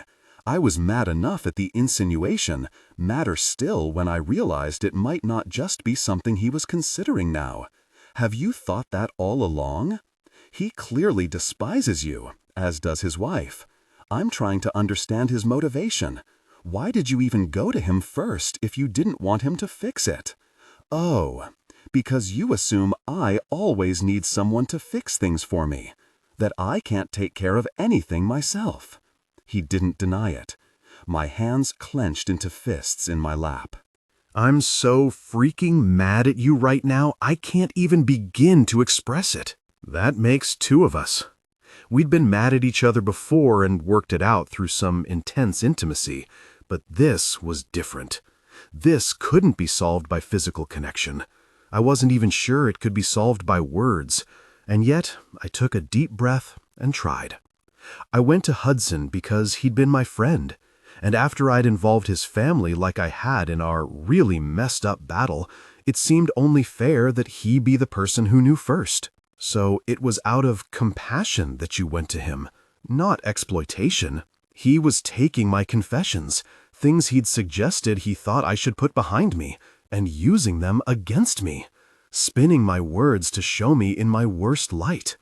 My chest ached, like my heart was splitting in two. But maybe this was my due. We'd never fully addressed the games with Hudson. Maybe there were still demons for me to exercise here, and maybe these were things Edward needed cleared up too. I sighed. Compassion is probably giving me too much credit. I went to him because I needed him, and I think it was because of his own guilt about the situation that he stepped up and offered to claim it as his. Not because he cared for you. This was harder to admit for some reason. Maybe that too. He would have married you? I don't know. It was assumed that we would. Edward's jaw tensed. He picked up his drink again and threw the rest back. But he was looking for a different kind of partner, not a wife. One who would participate in his cruel games. He wasn't looking for a partner at all, I insisted. He hadn't even told me about his experiments. I had to guess. And none of that came up until I lost the baby. He never intended to invite me into that, whether we'd gotten married or not, whether I'd had the baby or not, except that he did invite you into it. I invited myself. You know this. I've told you this. My frustration was growing, despite my best intentions. I was sad and distraught and tired of feeling things, tired of not knowing how to cope, and I just wanted it all to end. Can you try to understand that? And there was Hudson, stone cold and stoic, and I desperately wanted to be like that. So I asked him to teach me. I begged him. It wasn't him at all. It was me, all me. Was it all you? You're sure he didn't manipulate you into that position? I hadn't ever considered that before, and the question gave me pause. When I thought about it, though, I was certain I knew the truth. I'm sure. Edward was determined to see the worst. But he knew you were hurting. Agreeing to anything with a woman who is in that state of mind is irresponsible. Seriously? I stared at him incredulously. Because a woman can't know what she wants for herself? I knew, and I went after it, and we became a team, and those terrible things we did, they made me better. They made you an emotionless dragon. Is that any worse than being a vengeful devil? My words hung in the air, and I regretted them almost immediately. They were honest, but they weren't productive, and I didn't want to be fighting. I wanted to be fixing. You're right that it didn't help long term, I conceded, not entirely withholding my anger from my tone. I get that now. It was a survival technique, and you already knew this about me when you decided to love me, so don't act like I'm suddenly not good enough because I had a rocky past. I never said that. It was the softest had spoken since the discussion began. I matched his mild tone. It feels like you're saying that. For a moment, he looked like he might yield. like he might set down his fury and wrap me in his arms instead. Then the moment was over, and he went hard again. "You're displacing. That's how you feel about yourself, not me. I don't have a problem with your past. My problem is with your present." The accusation surprised me. "What bothers you specifically? That I don't want my husband to go to war with someone who got me through a terrible time? That I want to put the bad parts of my life behind me?" Without answering, he changed gears. "Why did you and Pierce fall out?" I looked away and shook my head, frustrated that this whole conversation, like every conversation, was on Edward's terms. But I'd known who he was when I'd fallen in love with him too. He didn't want to play anymore, and I did. He quit his own game? His sister intervened, I think, because he had someone who could see he had fallen down a hole, someone who loved him, and she pulled him back out. I didn't have that someone, though. Hudson tried to get me to quit too, but I couldn't. It was all I had. I didn't know how to be without it. I looked back at Edward, the man who had been my confessor through so much of my past sins. Once again, I confided my wrongdoings. I was lonely without him. I tried to rope him back in a few times. He'd taught me well, you see, and I used it against him. Or I tried. Nothing worked until Elena. I was there when he first saw her, and I'd never seen him like that, lit up and interested. Over someone that wasn't a potential pawn. He'd gotten better enough to be able to start feeling like that, which I couldn't understand, but I could observe. I took advantage of that. My voice cracked suddenly, the gravity of what I'd put Hudson through hitting me squarely. It makes me sick what I did, makes me literally taste bile. I used his attraction to Lainey to bring him back into the game. I coerced him into hurting her. And when that wasn't enough, I tried to unravel them in other ways. And part of it was simply because I didn't know how to give up on an objective. Hudson had taught me that too. But a bigger part of it was me trying to hold on to something that had never really been mine, had never really been real, even. I swiped at the tear on my cheek with the back of my hand. Crying always had an effect on Edward, which made me more conscientious of trying to hold the tears back. I didn't want to manipulate him. I wanted to come together honestly. Turned out I needn't have worried. My tears didn't faze him in the slightest. So you kept at him, kept pecking away at their relationship. And in order to get you to stop, he got Glamplay to sell him their Werner shares. There was no amusement in my chuckle. It's funny, isn't it? I got his father involved when we were intimate. He got mine involved when he bought those shares. Karma, man. Edward's brows raised as I stood slightly in order to reach the tissue box on the ottoman, then settled when I was back in place. After dabbing my eyes, I went on. It worked, of course, not just because I didn't want my family's business to fall apart, but because that was when I finally got it. Hudson had gone to extremes to put me in my place, and from everything I'd learned from human behavior in our years together, I realized he'd done it. He'd truly fallen in love. That was a big deal, you see. I'd wanted in on the game because Hudson didn't have feelings about anyone. When he fell in love, it made everything that we did seem futile. Whoa, I huffed out a long breath. I'd never articulated that before, not out loud. But that had truly been what had ended us, hadn't it? Hudson had shown me that the game didn't work. It was still possible to feel things while playing them, and so what was even the point? Still, like a hamster on a wheel, I'd kept on, praying he was wrong, hoping to one day play my way out of feeling any guilt for everything I'd done. It had all been in vain.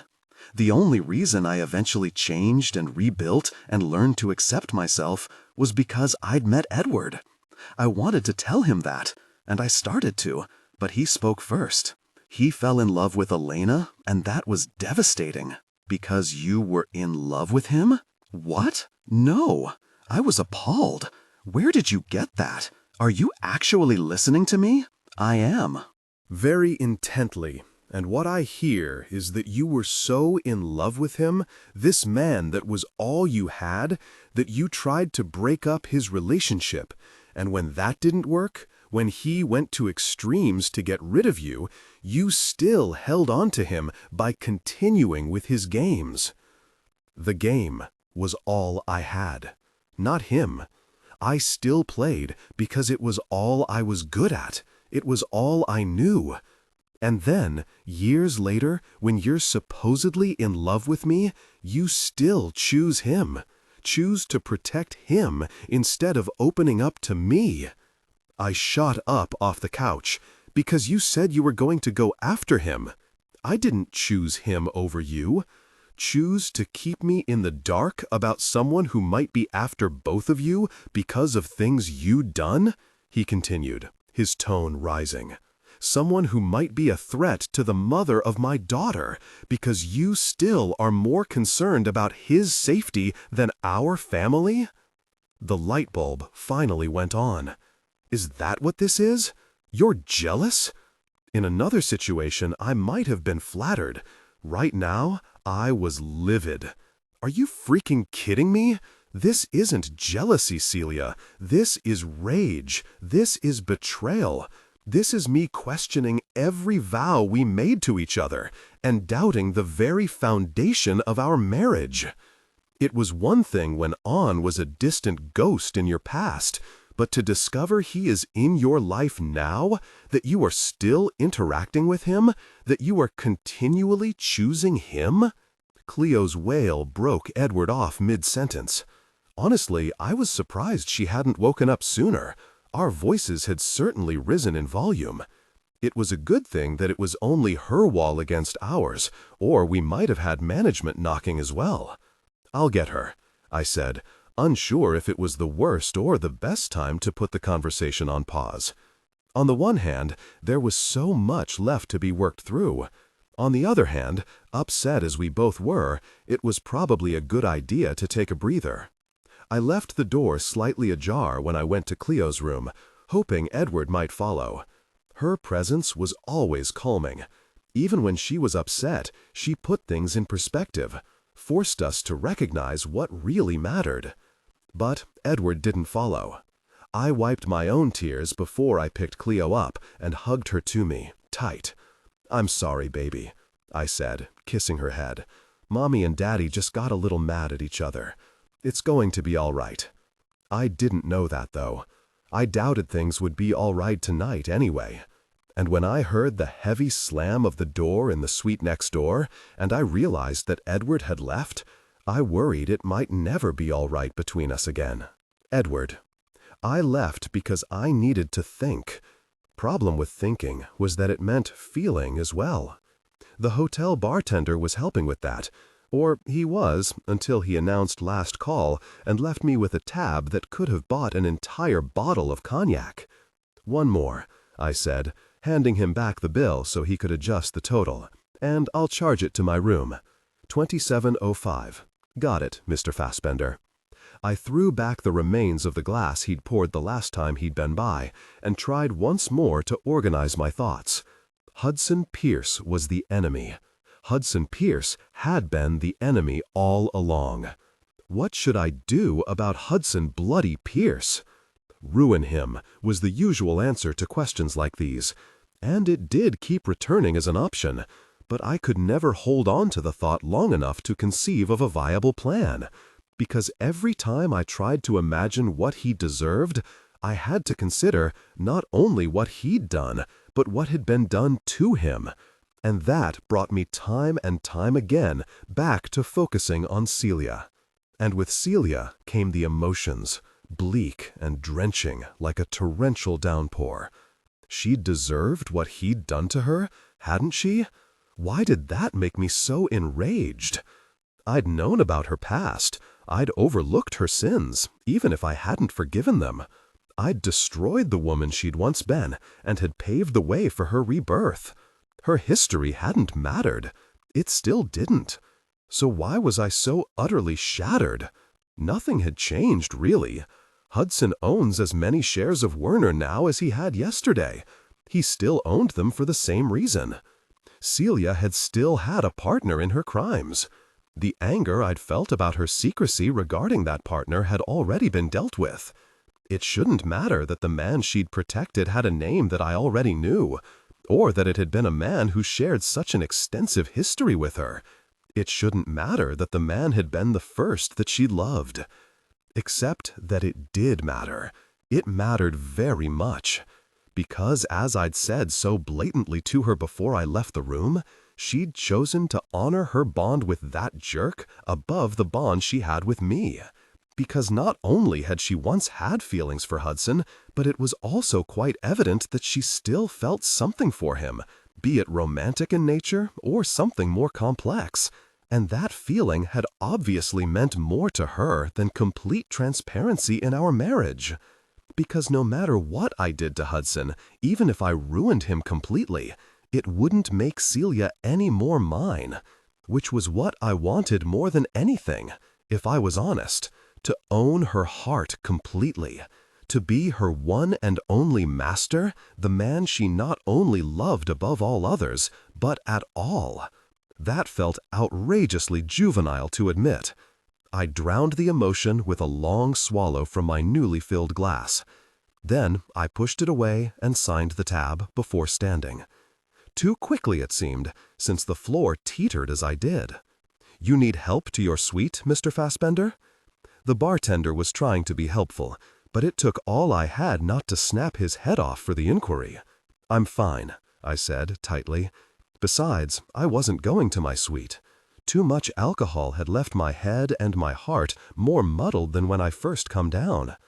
When the room finally stopped spinning, I headed instead to the front desk. "Do you have any rooms available?" I asked. "We do. How long will you be needing it, sir?" I gave him the most honest answer I could. "I don't know."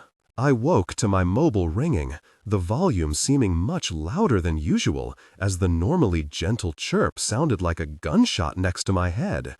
With bleary eyes, I looked at the screen, half expecting to see Celia's name before I silenced it. She'd texted the evening before, several times, and each one I'd ignored. The only reason I even looked was to be sure it wasn't Jeremy asking questions about her journals, since I'd texted him last night to have them shipped overnight. It wasn't his name on the ID, or Celia's. I glanced at the time before I answered. Why the hell was Leroy Jones calling me at 8 in the blasted morning? "It's early," I said, instead of hello. It was even earlier in Albuquerque, where Leroy worked for the FBI. "It's not early in London," he said, decidedly more chipper than I was. "From the tone of your voice, I'm guessing you've forgotten what day it is." It was Monday. Beyond that, I was having a hard time even remembering where I was. A few more blinks, and my head cleared, although the pounding throb at my temple remained. I sat upright, regretting it as soon as I did. "Ron's sentence has been announced?" "Yep." "Ready for this?" 26 years. 26 years, I repeated, dumbfounded. 26 years. It's more than we'd hoped for. What does that mean as far as the U.S. is concerned? There'd been talk of extradition to face charges in the States, but that decision had been put on hold until the trial in the UK was over. "It's more than we could get on the evidence we have here," Leroy said. "Statute of limitations has long passed for Celia, and the couple of leads we have with recent victims don't hold a lot of weight. So, it's a closed case." Leroy misread my subtext. "He's going to be locked up for the rest of his life," he said. "Does it matter if it's in your jails or in ours?" "No, it's good," I said, meaning it. "Celia will be happy about this. I'd be happier if he'd gotten life, but I'm not displeased with the outcome. Think you can put this behind you now?" "Not sure I'm good at putting anything behind me." It was a little more honest than I'd meant to be. As for Celia, I'm not sure this is something you ever get over, whether justice is served or not. No, I'm sure that's true. I'm not going to hear some mysterious account of the jerk hanging himself in prison, am I? Or getting taken out with a shiv. I chuckled, then winced as the sound echoed too loudly through my skull. If you do, I won't be behind it.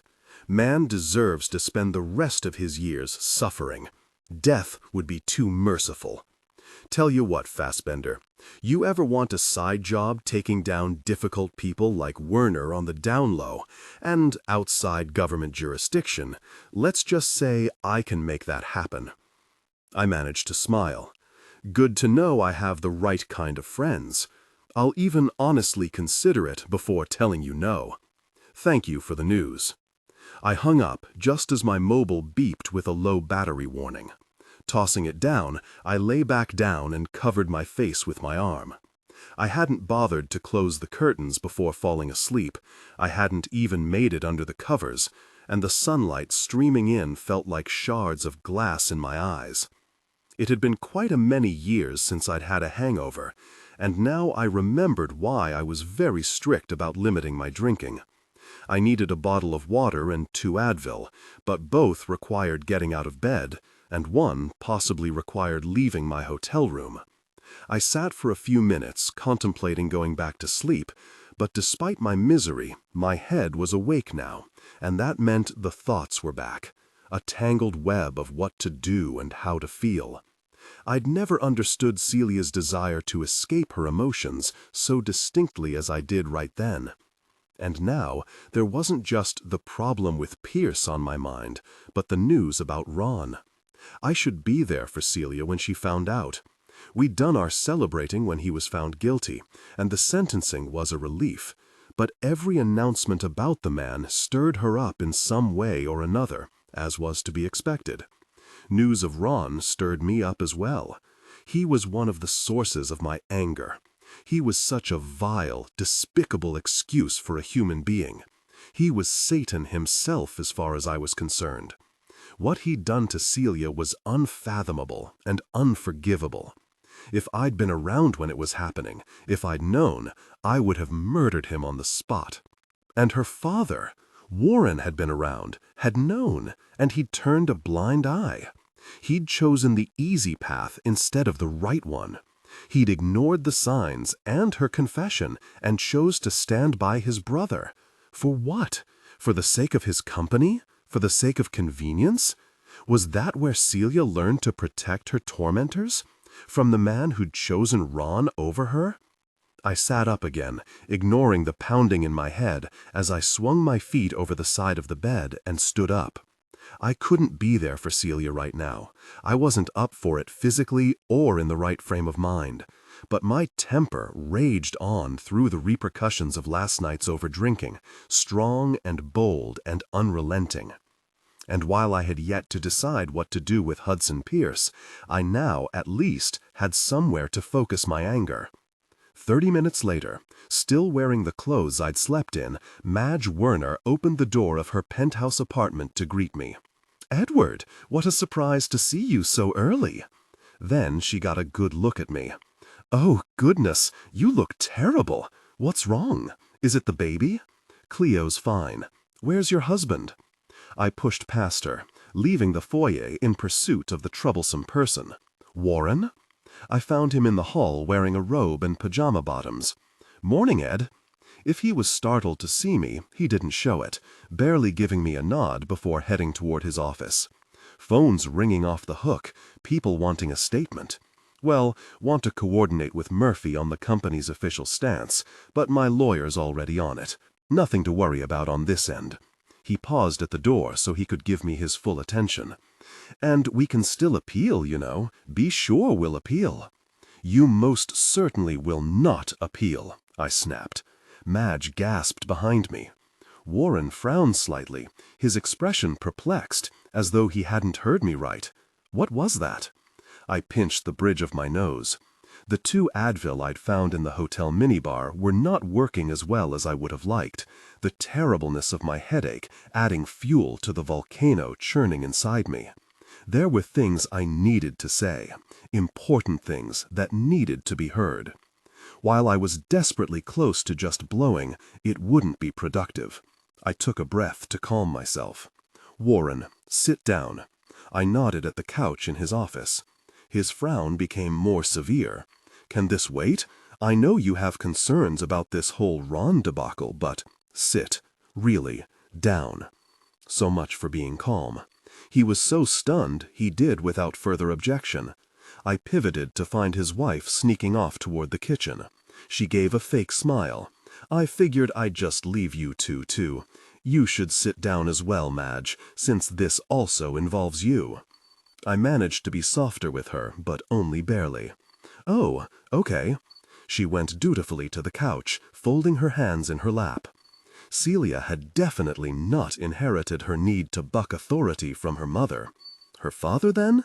Actually, she'd probably developed it as a survival technique, since Warren wasn't really an authoritarian either. He was entitled, which was entirely different, and more annoying as far as I was concerned. I moved to lean my backside against Warren's desk, taking the place of command in the room. By that time, Warren's irritation at being ordered around in his own office caught up with him, and he stood back up. "What's going on with you, Edward? Whatever this is, it can't be so important that it needs to happen now. In case you haven't heard the news from London, I have things I need to be doing." I gave him an intense glare that sent him sinking back into his seat. "Yes, you do have things you need to do. Defending your good-for-nothing brother is not one of them." His irritation escalated to frustration. "Hey now, that's uncalled for." "Is it, Warren?" I folded my arms across my chest, my gaze piercing into him. I'd come here with an agenda, but I hadn't quite worked out this part of the confrontation. Despite the current disagreement with my wife, spilling the details of her abuse felt disloyal. But I didn't need to spill anything, did I? Warren already knew. Think about it before you answer, because you know exactly what I'm talking about. Madge looked from me to her husband. "What's going on?" "I think you should leave," he said coldly, his eyes pinned on me. I gave him a quick smile that held no warmth. "I bet you do, but I'll assure you that I am not leaving. It's past time that we had this conversation. The only reason I didn't confront you sooner was out of courtesy to Celia, hoping she'd eventually deal with you herself, or that, miracle of miracles, you'd behave like a decent father and reach out to her on your own. But you aren't a decent father, are you, Warren? And it isn't really fair to expect her to approach you, considering the reaction she got from you the last time." His jaw tightened. "I don't have to listen to this. In my own home. Madge, call security." She stood immediately, as though it were a habit to do as her husband bid, but she stopped just as quickly when I said, "Madge, you need to hear this, and I believe you are ready to hear it." "Leave her out of this," Warren said with as much hostility as fear in his tone. It was understandable, really. I couldn't imagine the terror of having to admit how he'd betrayed Celia to anyone, let alone her mother. Madge hesitated, deliberating. When she spoke, she looked at me. "Is this about Ron? Ron and Celia?" "No," Warren said. "Yes," I said simultaneously. She swung to face her husband. "Warren, you told me that nothing happened. You promised me that nothing happened." So she'd guessed. It was reassuring, at least, to find out the woman wasn't as clueless as she'd seemed. Though she should have had the courage to ask her daughter about it, not her worthless, cowardly husband, I said. "Well," Warren was flustered, "I'm sure I didn't promise anything." "You did," she insisted, her tone growing shrill. "When I asked you if it was possible, if anything happened, you said there was no way, that all of the charges were a fabricated lie from a money-grabbing ex-girlfriend. And when I brought up how odd it was that Celia had wanted to stop seeing him so abruptly as a teen, when I said I had a bad feeling about it, you said—" She trailed off, but I didn't have to hear the rest of the conversation recapped to know the basic premise. He lied. "I didn't lie," Warren barked. "I didn't know anything, honey. I still don't." "Lying piece of dirt." "You did." "He did, Madge. He knew because Celia came to him as a teenager and told him that her uncle, a man she had trusted and looked up to, had been grooming and abusing her for years." "No!" Madge half gasped, half cried. "Oh, God, no!" She sank back to the couch, her face ashen. And then, I continued, after all the courage it took to tell her father, the man who was supposed to love and protect her above all else, he accused her. "She told you?" she asked, incredulous and horrified. Warren shifted toward his wife. "It was so long ago now. I can't remember exactly what she said. You know how kids are, the things they say to get out of spending time with family." Madge heard past the bullshit. "Why didn't you tell me? Why didn't she tell me?" "Would you have let yourself hear her?" I asked, happy to stir the pot. "Your husband certainly couldn't be bothered." "That's not how it happened. She came to—" I stood up straight, cutting him off. "You know what, Warren? I don't really care about your side of the story. The only version of events that matters to me is Celia's, and thank God after more than 20 years she's finally seeing justice, and that gosh piece of human garbage is behind bars. Countless lives that man destroyed, and you could have prevented all of it." I was well aware that Ron had ruined my family long before he'd ever set a finger on Celia, but it still felt good to pin it on Warren. If he had been more involved in his brother's hand in his business back in those days, he could have prevented what happened to my father's company too. Though I suspected he would have turned the same blind eye to his business practices as he had to Celia's confession. Strangely, after all the years I'd wanted to destroy Warren for the demise of my family, it was only anger for Celia that incited me today. Your brother is in jail for the rest of his life, but you still have amends to make. I came here today to be sure that happens." Warren stood, his full height still several inches below mine. "I don't owe anyone anything, and I'm not giving out explanations or apologies for something that happened—" I took a threatening step toward him. "You don't want to finish that sentence, because if it ends with you dismissing all of this as something that's ancient history, then I will not be responsible for my actions, and I promise you, you do not want to find out what happens when I'm this mad." I let that sink in, not just to menace him, but also because I needed some composure before going on. As much as I wanted to break every bone in his body, it wasn't the goal. "I already think your daughter is too good for you," I said when I was the tiniest bit calmer, "and if she walked away from you completely, I would be elated. But she loves you, both of you, for some unimaginable reason. And because I'm devoted to that woman with my entire being, you will fix this. You will do right by her. You will step up, years too really late, mind you, but you will finally step up and show her that she is more important to you than you've ever led her to believe. Do you understand?" Madge shook her head. "I don't feel well. I need to lie down." I watched her leave the room with disappointment. From what I knew about my mother-in-law, I expected she would spend the next week in bed. No wonder Celia hadn't gone to her as a child. She would have had to coddle and soothe her mother when it should have been the other way around. Madge was a lost cause. Warren, though, the man whose amends mattered most, still stood in front of me, silent, half cowering, half ready to do combat. I watched the bob of his Adam's apple as he swallowed, and the way his eyes darted, calculating his next move.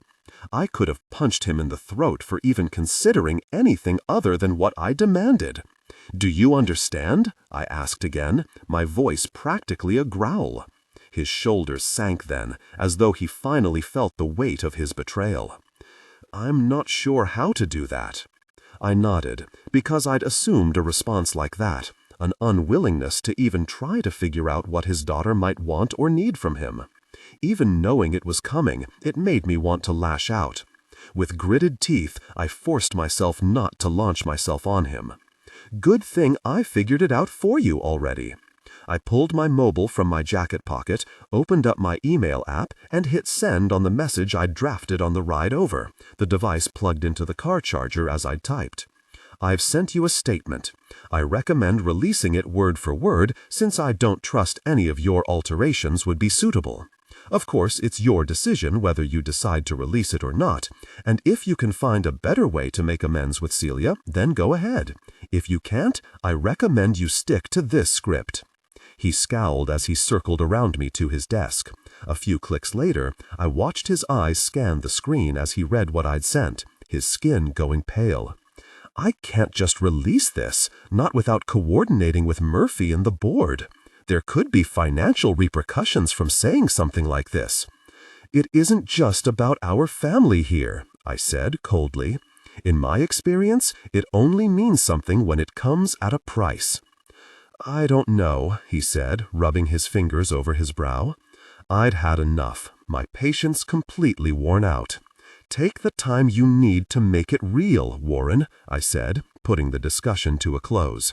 "Difficult as this may be, you and I both know this is the least you can do to make things right." I left without a glance back, and only when I was in the lift did I finally sigh with relief. I felt good. Well, better than I had. Adrenaline surged through my veins, and for the first time in the last 24 hours, I remembered an emotion that wasn't based solely in rage. But I was still angry, and still a wreck, still not in any sort to be around my wife. So when I got back to the hotel, I grabbed the dry cleaning waiting for me at the front desk and changed for my workday in my new hotel room, instead of going back to the one I shared with Celia. As soon as Elsa arrived in the morning, I handed off Cleo and set off for Midtown. I was frustrated and paranoid, worried Edward would follow me and think the worst, so I took a cab instead of calling for Bert, and I left my cell at the hotel. The phone was a source of distress anyway, and it felt good to be unleashed from it. I'd spent most of the night texting and checking for replies from my husband. He didn't answer any. He hadn't even read any after midnight, which increased both my anxiety and my anger. Because what was he planning to do? What had he already done? Was Edward the one harassing Hudson? It was still possible. Based on his reaction, I was certain that Edward hadn't known Hudson had been the man I'd been protecting before last night. But that didn't mean Edward hadn't gone after him for another reason. I comforted myself with the fact that the threats I'd read hadn't been in Edward's handwriting. That got him off the hook, didn't it? Whether it did or not, I clung to it as truth. But then I couldn't stop playing out other worst-case scenarios in my head, imagining what Edward would do to Hudson if he hadn't done this, imagining what he'd do. It was too real, too dark. God, it was awful. They were both so powerful, and while I'd seen the best of each of them, I also knew how diabolical they could be at their worst.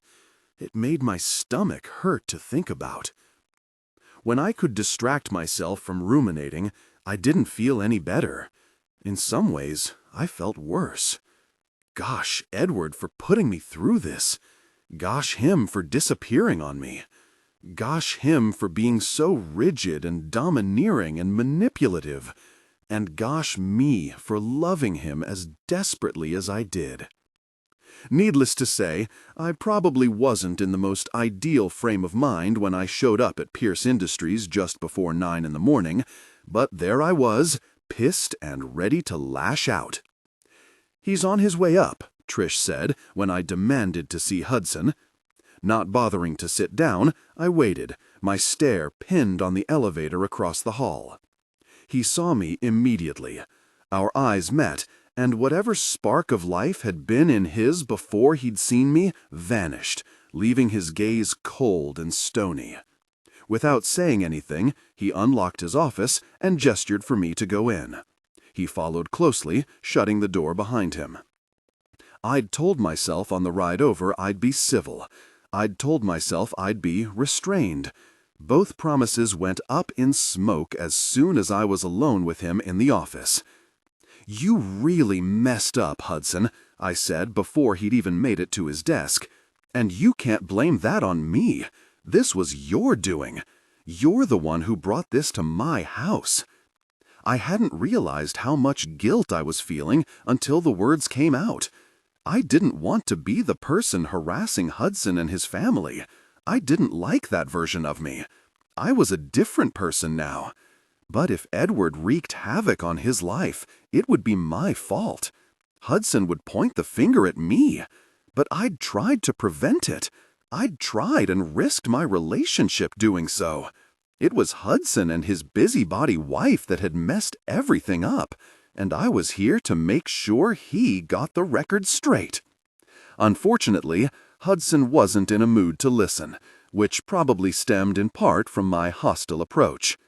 He slammed his fist down on his desk. "Did you do it? Are you behind this? Yes or no, once and for all?" I flinched, the accusation hurting more coming from Hudson than when his wife had only alluded to it. "No, I told you I didn't." He cut me off. "Then I didn't fuck up. We need those journals. We need them to solve this. Whatever it took to get them, I don't regret it." He was curt and dismissive, and I knew in my bones that this entire interaction was unproductive. But I was now not just angry and worked up and worried, but also I was very hurt by both Hudson and Edward. And while I was still learning how to deal with strong emotions, these were some of the most potent I'd had in a long time. They spun in my belly and pressed upward, demanding to be let out. They ruled me. So instead of leaving, I spewed on. "I have always been real with you," I told him with raw sincerity. "No matter what I've done, what schemes I've pulled, I have still always been honest with you when we were face to face. So when I say I didn't do this, you should know I'm telling the truth." Hudson sank into his chair and looked up at me with disdain. "How could I know anything?" he asked with feigned innocence. "I don't know you anymore. Remember?" The sharp pain in my chest made it impossible to speak, impossible to even breathe.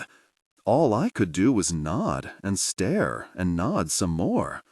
What had I even expected? That Hudson would just intuitively understand all I'd done to protect him? That he would apologize or acquiesce, or that he'd console me and tell me not to worry about a thing?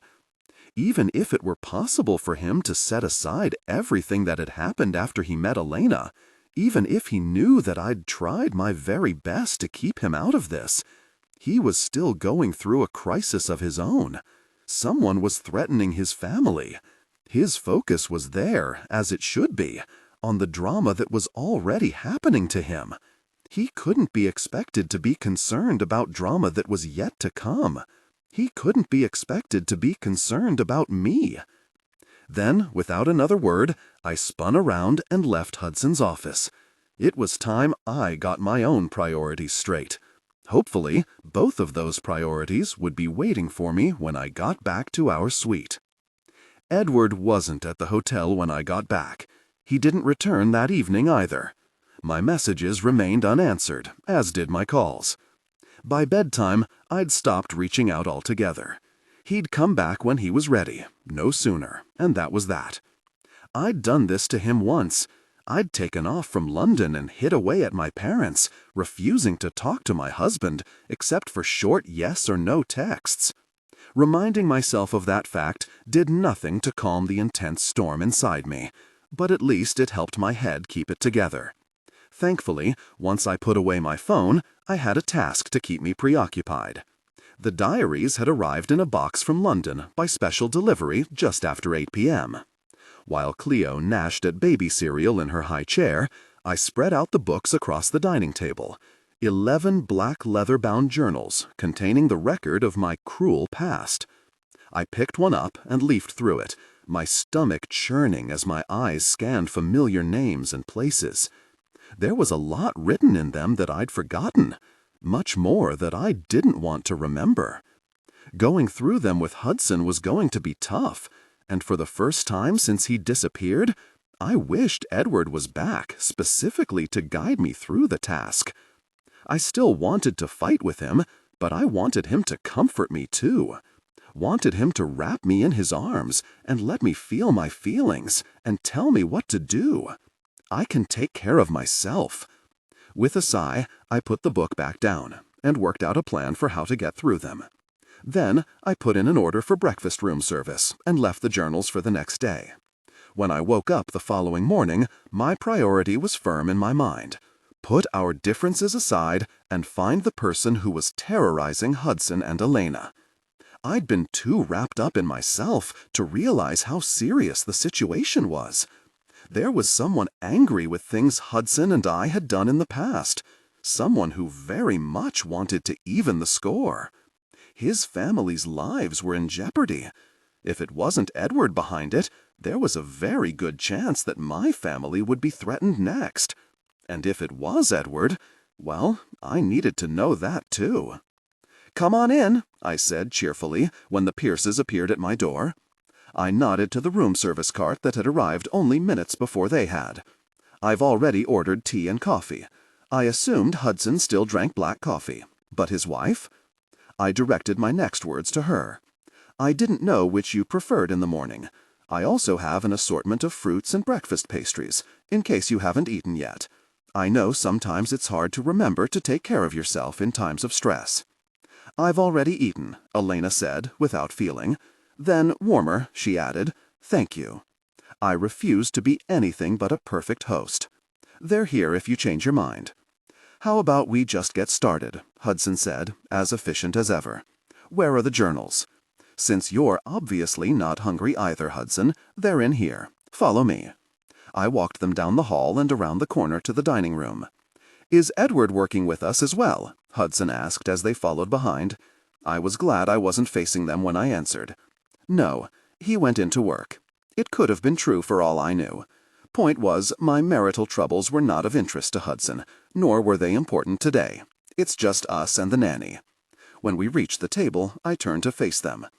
As composed as Hudson usually was, I was surprised to see him viscerally react to the sight of the journals, as if their mere existence churned his stomach. I know the feeling, Bud. It felt oddly reassuring to have that in common. "I don't know if you had a plan about how to attack this," I said, suddenly nervous. I tucked a stray hair behind my ear. But I was thinking that you and I, Hudson, could each grab a journal and start reading through it. When we come to a name of someone involved in an experiment, we could record the name as well as any other details that may be important regarding the subject, such as whether or not we believe they might still have hostile feelings toward you or me. Most of those references in the letters seemed vague, but if we come across anything that seems to possibly be referenced, then we can note that as well. It was a pretty straightforward plan, one that removed Elena from reading the journals, which was selfish on my part, but they were, in fact, journals. They were private and terrible, and not the kind of thing I ever wanted anyone reading. It had been bad enough when Edward had read them. He'd been enraged and disgusted. I couldn't imagine the contempt Elena would feel reading them, especially when she already hated me so intensely. I would have thought Hudson would feel the same way, but when no one spoke, I wondered if I'd thought wrong. "If you have another plan—" "No," Hudson said, "this is good." He removed his jacket and sat down to work. I followed suit, taking a chair across from him. "What should I do?" Elena asked. It wasn't my place to keep her away from the journals. I looked to Hudson for that. Thankfully, he seemed to be on the same page. "You can do the recording, Elena. As Celia and I read, we will call out information. If you could track it and sort it, I think that would be the best use of your time." I worried momentarily that she might object to being kept on the sidelines. From what I knew of Elena, she had always been headstrong and ready to buck against anyone who tried to hold her down. But she surprised me, taking to the job enthusiastically and even setting up a shared spreadsheet on the laptop she'd brought. We dug in then, working throughout the morning. It was difficult reading, as I'd expected it would be, but I concentrated on detaching myself from the stories I read, and that helped the process go smoother. We developed a sort of rhythm between the three of us, Hudson and I shouting out details, Elena confirming them before entering them into her computer. It was a good process. That wasn't to say there wasn't tension amongst us, because there definitely was. It wove around us like the tight weave of a spiderweb, keeping us trapped in its sticky, silk-like thread. The only time it broke was when Elsa brought Cleo. Elena was a sucker for a baby, it turned out, and no one could remain somber around mine. It was only a momentary reprieve. As soon as Cleo was burped and back with the nanny, the contention was back, worse than before. It didn't just surround me either. Elena and Hudson bickered as well, and eventually they excused themselves to take their clipped conversation to the hall. Admittedly, I was pleased that, for once, their argument couldn't be blamed on me, since I'd been on my best behavior, which was probably petty, but also it was a big thing. I hadn't ever spent time in a room with the two of them without scheming and plotting to turn them against one another. It was new for me, and as silly as it was, I took it as evidence of how far I'd come. When Hudson returned, he came back alone. "It's a little much for Elena," he said, vaguely. "We're on our own for the afternoon." I held back a dozen snarky comments that came to mind, probably for the best. No one should have to deal with our mess except us. Amen. If only my husband felt the same. Reminding myself of my agenda for the day, I pushed the thought away. I'll call down and tell room service one less dish for lunch. When that was done, we resumed working, only breaking when our food arrived, then quickly resuming when we'd finished. Our process had altered with Elena's absence. Now we took turns reading, the other recording on Hudson's laptop. It was easier than it had been, despite being down one person. We both knew our stories so well that we could fill in the details that the other had read almost at the same time as they were recited out loud. The tension was far less noticeable as well. In fact, there was almost a sense of camaraderie. Whatever our past sins, Hudson and I had committed them together. That created a bond between us that could never be broken, no matter what changed about us as individuals. Maybe that's why I'd been so quick to keep Hudson a secret, because we'd been linked like that. I was bound to protect him. Whatever Edward thought, he was wrong. I hadn't chosen Hudson over him. I hadn't made a choice at all. Eventually, Hudson closed his laptop. "I think that's enough for today." I looked at my phone. Almost 5 o'clock. Where had the time gone? "Did we figure anything out?" He hesitated. "Not really. Did you?" "No," I answered honestly. Nothing we'd read connected to any of the letters Hudson had received, and I still was no closer to figuring out if Edward was involved. "We still have a few journals to go through. Back at it tomorrow?" "Of course." He was about to stand when I stopped him. "Are you scared of the person sending the letters?" He settled back in his chair. "Yes, I am. Someone is very angry. Rightly so, I presume. Valid anger is one of the most dangerous weapons I've encountered. I'd seen my husband use valid anger as a weapon. It had almost gotten me killed. I'd lived, but what about Camilla's husband? I was sure Edward had killed him. Would he go that far with Hudson? A chill ran down my spine. "I feel like I should tell you I'm sorry." Hudson seemed to assume my apology was for the past, since his eyes scanned the journals laid out in front of us. "I was as much a part of this as you were." He waited a beat. "Sometimes I'm not so sure I shouldn't be apologizing to you." It was peculiar how the cold I'd felt a second ago could so quickly turn to warmth. I didn't want an apology from Hudson, never had, but he'd considered it, and that meant something. Small that it might be, it was still something. I flashed a brief smile. It won't do any good for either of us at this point. No, I don't believe it will. I stood, as he did, planning to walk him to the door, but my thoughts were still tied up in the journals. Should we be doing something? For all those people that I couldn't find the right words. Hudson didn't have that problem. For our victims? Yeah. He sighed, a heavy sigh that practically thudded with its weight. "I've tried, you know. I still try, when I find the opportunity. Try to make it up, try to pay it back.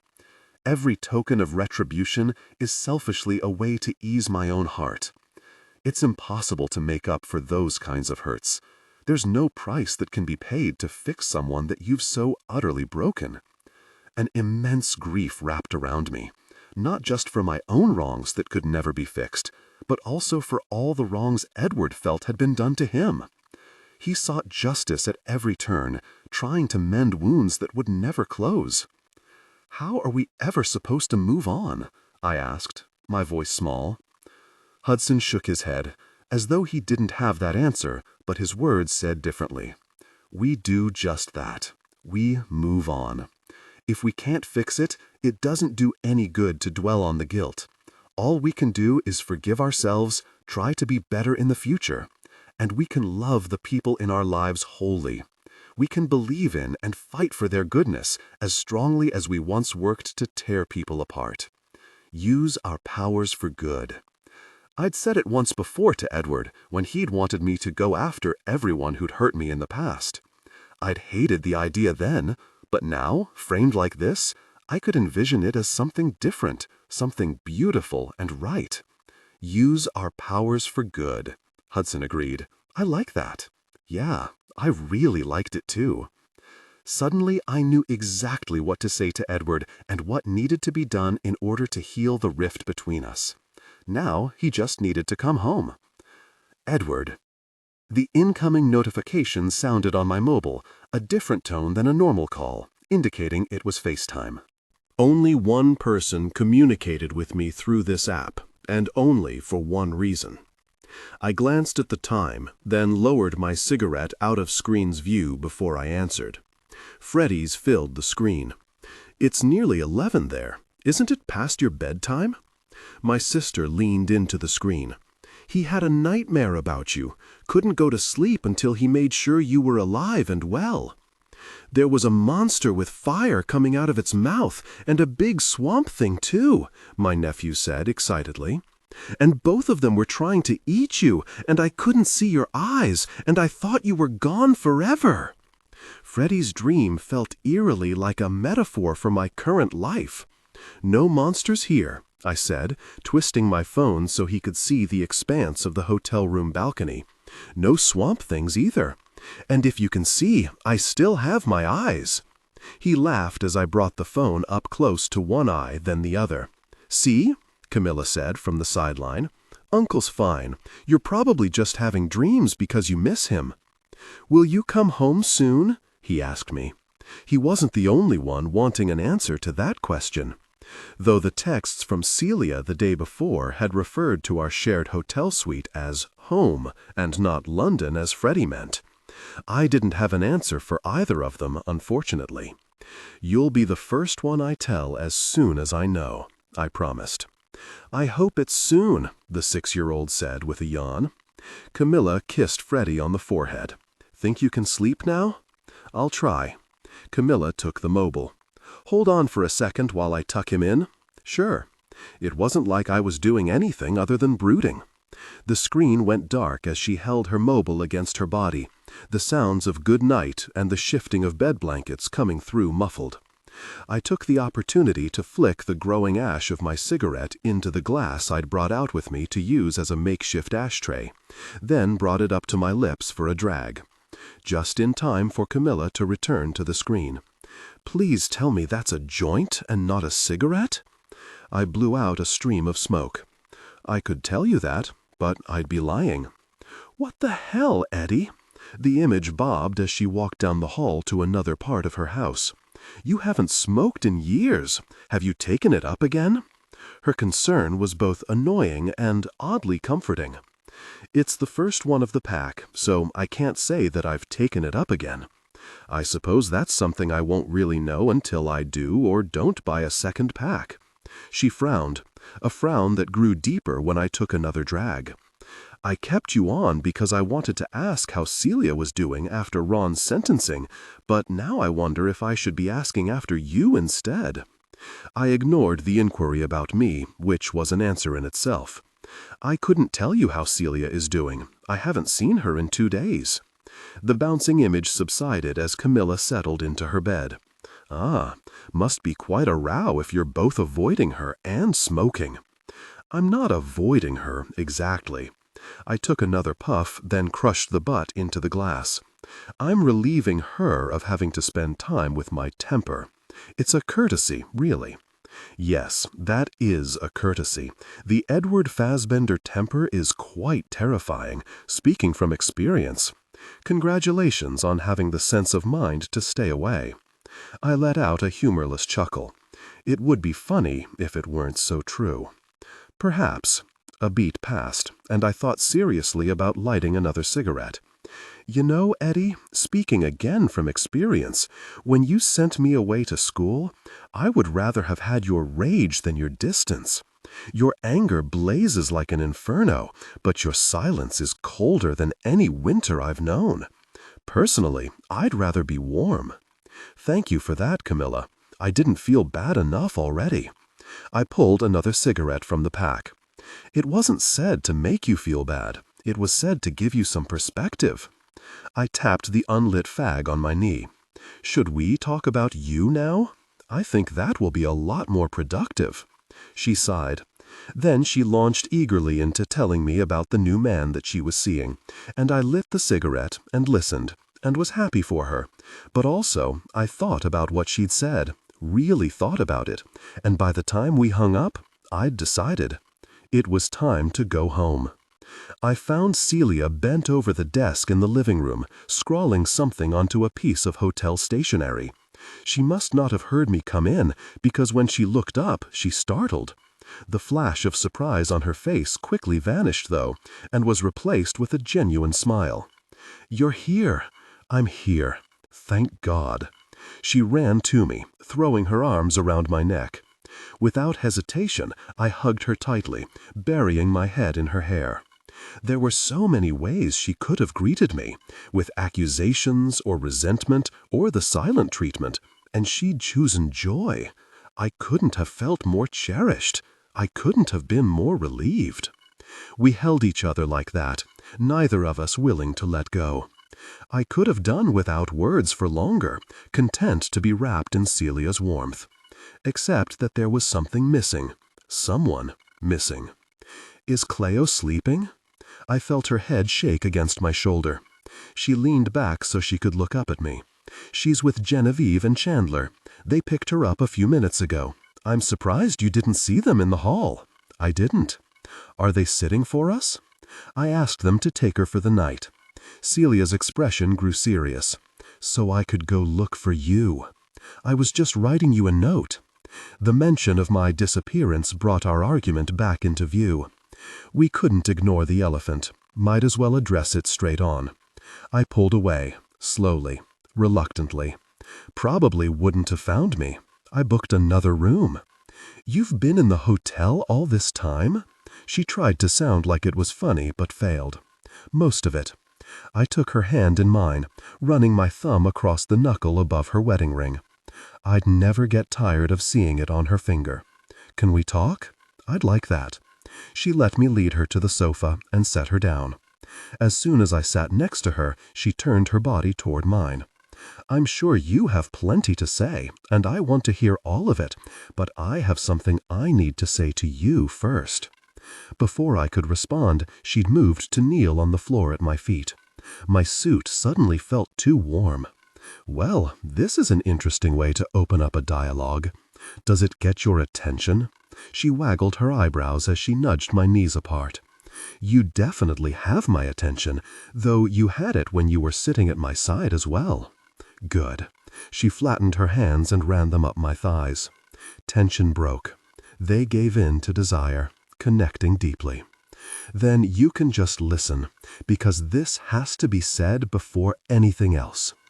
With her hands still on my thighs, she sat back on her haunches and peered up at me. I choose you. I didn't think I could breathe. I didn't dare. Celia's hands slid so they were closer to my knees. Above everything, Edward, I choose you and Cleo and what the three of us have together. There isn't anything else that matters. I trust you to love us and care for us. I trust you to keep us safe and protected. And I trust you to consult with and treat me as a partner on the matters that affect us all. I've said most of this before, I know, and I meant it when I did. But I realize now that it wasn't fair to say that and then keep parts of me from you. I've been entirely focused on what I needed, a say in the big decisions. But why should you give me what I need when I haven't given you what you need? So here I am, giving you what you need, trust and honesty. Take it from me. It's yours, no strings. I know you'll give me everything I need in return. Something dislodged in my chest, a loosening of something I didn't realize had been tight. Had I never believed that before? That she'd chosen me? I hadn't believed it. I'd chosen her. I'd gone after her for my own reasons. And when I fell in love with her, it was me who decided I'd keep her. She was with me because I'd made her mine, the same way that Marion had been with me because I'd made her mine. And when I'd lost Marion, it had been because I'd lost interest in keeping her. There had never been any need for or benefit to being chosen. I'd believed with all my heart it hadn't mattered. Yet, hearing Celia declare it now, I realized how very wrong I'd been. Being chosen made all the difference. It mattered more than her love, more than her submission.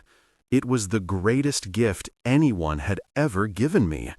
And while I'd never worried about my merit, I suddenly felt very unworthy. I cradled her face in my hand.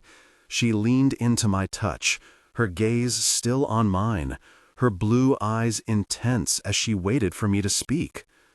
But what could I say after that? Everything in my head felt small and banal, and what was in my heart couldn't be expressed. There was no sequence of words that could relay the mass of emotions within me. I felt unleashed, reborn, aroused.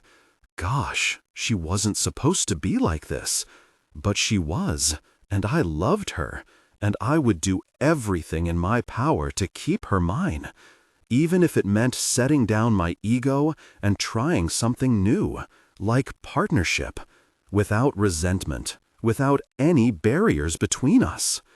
I pushed off her, tucked myself away, then dropped onto the couch behind me and watched Celia's chest rise and fall as her breaths slowed and she pulled herself together. When she was steady, she propped herself up on her elbows and looked at me. She was a mess, her hair all over the place, her mascara smudged, her lipstick smeared. She was gorgeous. It wasn't fair to expect your trust when I have betrayed it on more than one occasion. I was the one wearing the most clothing, but I felt strangely the more naked of us both. She nodded once, taking it in, accepting. Then she peeled herself off the ottoman and climbed on top of me, straddling my lap. "So now we try to do better," she said, plain and simple. So easy it would be impossible to screw up. I grabbed her face with both hands and pressed my mouth to hers. It wasn't as erotic as our earlier kisses had been, but it was somehow just as intense. The sun was streaking its last rays across the sky when our lips finally parted. "You taste tobacco-y," she said. "Have you been puffing cigars?" "I took up smoking, actually. Don't worry, I've already quit. I'd tossed the pack as soon as I'd hung up with Camilla." "Very right, you've already quit," I smiled at her reprimand.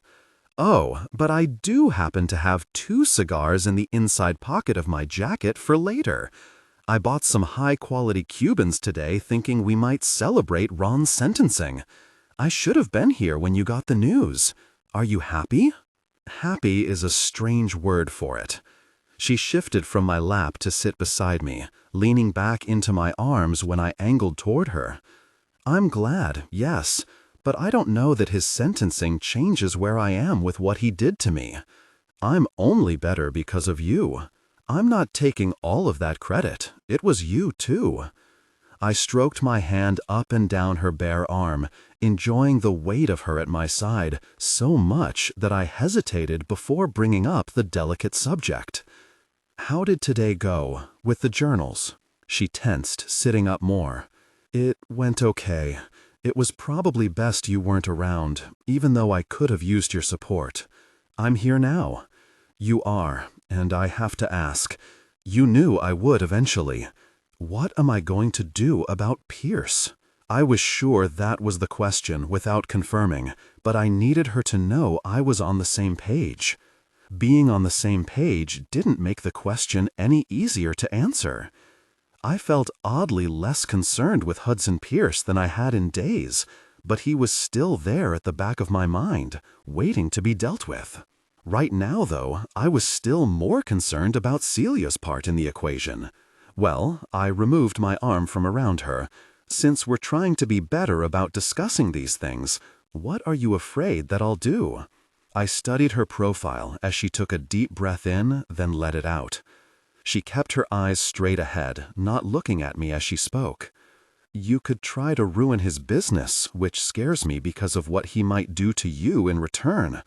Or you could try to go after his family, and that scares me for the same reasons. But also, it scares me because I don't want you to be the type of man who would do that. I'm afraid you already have done that. I reached out and turned her face toward me so she could see my eyes. I'm not the person who's terrorizing the Pierces. I promise, on Cleo's life. I'm sorry, she said. Don't. I shook my head, not wanting her to feel guilty, no matter how much the accusation stung. I hate that you had to ask, but I also understand why you did. That makes me feel a lot better. Good. I swept my thumb across her bottom lip before I let her go. Do you believe me? I do. And I believed her. She kept her gaze on mine. I'm also scared of what you might do to Hudson personally. You mean you're worried I might hurt him physically? Her nod was barely perceptible. You told me you had those men beat up, the ones who scammed Hagen when he was a teenager. I did do that. That was a unique situation. Violence was generally not my preferred method. It was too easy, over too quickly. It didn't hurt the way real ruin did. Okay, she said, and I could feel her gathering courage, could see the steely resolve in her eyes when she finally had as much as she needed. But you killed Camilla's husband, didn't you? We were in this now, both of us, honest and open and trusting. No more secrets, no more lies. So I answered with the truth. Yes, I did. Celia, I tried to swallow and couldn't. I tried again as I wiped my clammy hands on my open shirt. Okay, I finally managed to say. And then nothing, because what was there to say after that? I was still grappling with what to feel.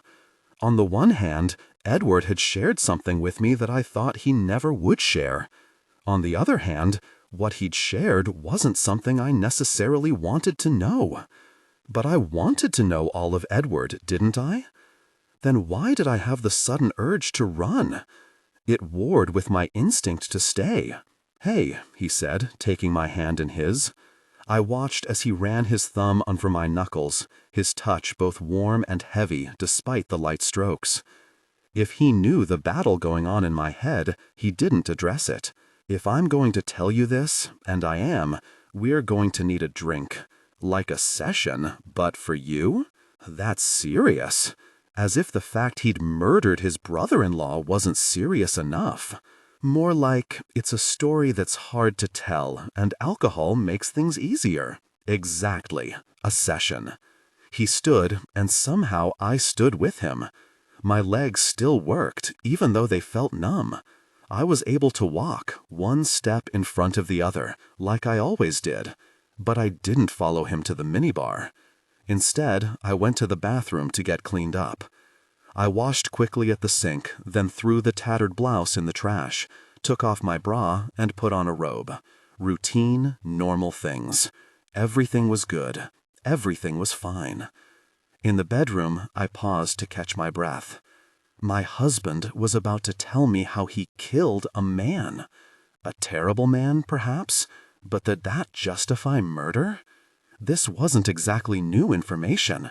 I'd guessed that Edward had a hand in Frank's death before now, but not knowing the details, I'd been able to push it away and ignore it.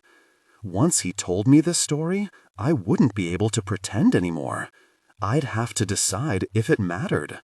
I'd chosen Edward, but I'd have to choose again. Could I stand behind a cold-blooded killer? I shouldn't have brought it up. "Am I pouring you a glass?" Edward called from the other room. Too late for regrets. For better or worse, I needed to know.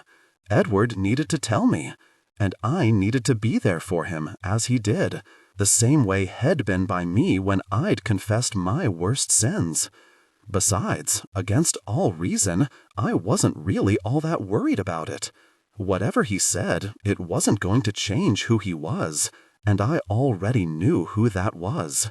I already loved him. Nevertheless, wine would help. "Sure," I said, meeting him in the dining room. "I have to pump later anyway, since Cleo isn't here. I'll just throw it out instead of storing it." He handed me a glass filled with some dark red with a bitter bouquet. Fitting. "The Cabernet Franc," I said, after I tasted it. "You'd bought that for a special occasion." Special doesn't always mean celebratory. He took a sip from his own glass, his mouth puckering as the flavor hit his tongue. "I think this will do just fine. Shall we?" I walked with him back to the living room and took a place on the couch, curling my feet up under me. Edward looked from the chair to the bench. It was our pattern to sit apart during sessions, and I was sure he was deciding which he would find most comfortable. "If this is your session, that means I'm in charge." He laughed. "Whatever you say." I glowered momentarily, then relaxed into a smile. Edward's way through these was to be stoic and controlled, which I appreciated because I needed that from him. But he didn't need rigidity and distance from me. He needed warmth. Then, since I'm in charge, I say we change things up. I patted a spot on the sofa next to me. "Come sit by me." His lips twitched with what might have been disapproval, but after a slight pause, he strolled over. "You know why I required the space between us in your sessions?" I peered up at him standing above me. "Because you're cruel and cold, and you like to be able to watch while I squirm?" He scowled at my response. "Because I thought it would help me not accidentally become intimate." Huh. It was odd how an unknown detail like that from our past could make me swoony, even under the circumstances. Funny then how all of your responses involved becoming intimate with me on purpose. Funny indeed, I grinned. "Well, I can't guarantee you won't accidentally become intimate with me if you sit by me, but since we've already shared intimacy, you might be safe for a bit. I suppose I'll have to take my chances." He sat down, not close enough so that we touched, but close enough to be cozy. "Whenever I'm ready," he said, making fun of himself, since those were the words he always said to start my sessions. It struck me as surreal, the wine, the intimacy, the light-hearted vibe between us. It felt as though he were preparing to tell a story about that one time he went fishing, or some other jovial reminiscence. Did that make him a worse person? To not only be capable of murder, but to also behave like it was no big deal? Or was the carefree act for me, his way of making his tale easier to hear? Both thoughts sobered me. I took a long sip of my wine. Then I buckled in for the ride. "Yes, whenever you're ready." "Very well." He cleared his throat and began. "I've told you before that Frank Dougherty wasn't a good guy. I should have known it from the start, because Camilla only ever found herself with the worst of men, a pattern, I'm told, that stems from the abuse at the hands of her foster father. But Frank wasn't like the others. He was from a good family, and though he was privileged and reckless as many trust fund heirs are, he was the first man to make my sister happy. Or he did in the beginning anyway. By the time he stopped making her happy, she was too involved with him to let on. And when they married, which was a little after a year of dating, they moved to Berkshire, where Frank's family house was located. And though I bought a country house near Bray to be near her, I didn't see her as often as I would have liked. I was busy with work and kids and, well, I was preoccupied. So I'm not sure exactly when it was that he started hitting her, let alone when hitting turned to full-on beatings. He paused to drink some of his wine, medication to follow the wounding words. She had bruises when I'd see her, but I didn't come to the country enough to notice the frequency, and she always had an excuse. Fell while hiking, tripped over the dog, everyday injuries. Red flags, but she never made a big deal, and so I didn't either. I believed the perfect marriage image was real. He worshipped her in my presence, and at a time when I was very uninterested in my own marriage, I envied what they had. He finished off the rest of his glass in several gulps, and I was grateful for the break, brief as it was. It gave me a moment to absorb what he'd said. Gave me a moment to feel for the sister-in-law that I'd begun to feel close to during the effort to snare Ron. I'd known she'd suffered abuse in the past. Beyond what Edward had told me, it was evident in her carriage, in the way she dressed, in the reclusive manner in which she lived. Hearing her abuse confirmed, though, made it real as the ending we were heading toward. The words that my husband had used to explain that reality took up the space of a minute when the acts they conveyed had taken far more of Camilla's life. I hurt for that life she'd led. The ache burrowed in between my ribs, a twisting, constant sort of pain. I imagined those years she'd spent in secret, enduring abuse she most likely thought she deserved, walking on eggshells all the time in order to not incur more. Ron had hurt me too, similarly and not at all the same, and there was an intense part of me that felt her pain like it was a memory, yet I was sure I understood only a fraction of what she'd gone through. More important at the moment was Edward's pain. His love for his sister was very fatherly. It was evident he felt responsible for what she'd gone through, so much so that years later, the telling of her story still required a good amount of alcoholic lubrication. When he set his glass down on the nearby stand, I passed him the rest of my wine. He smiled appreciatively. Needless to say, he swirled the liquid, watching it coat the sides of the glass. I had no idea what was wrong when she called one day at the office and begged me to come to Berkshire to get her. Said she needed to leave and that she'd explain when I got there. Very vague. I tried to get more information from her on the phone, but she insisted it wait and that it was urgent.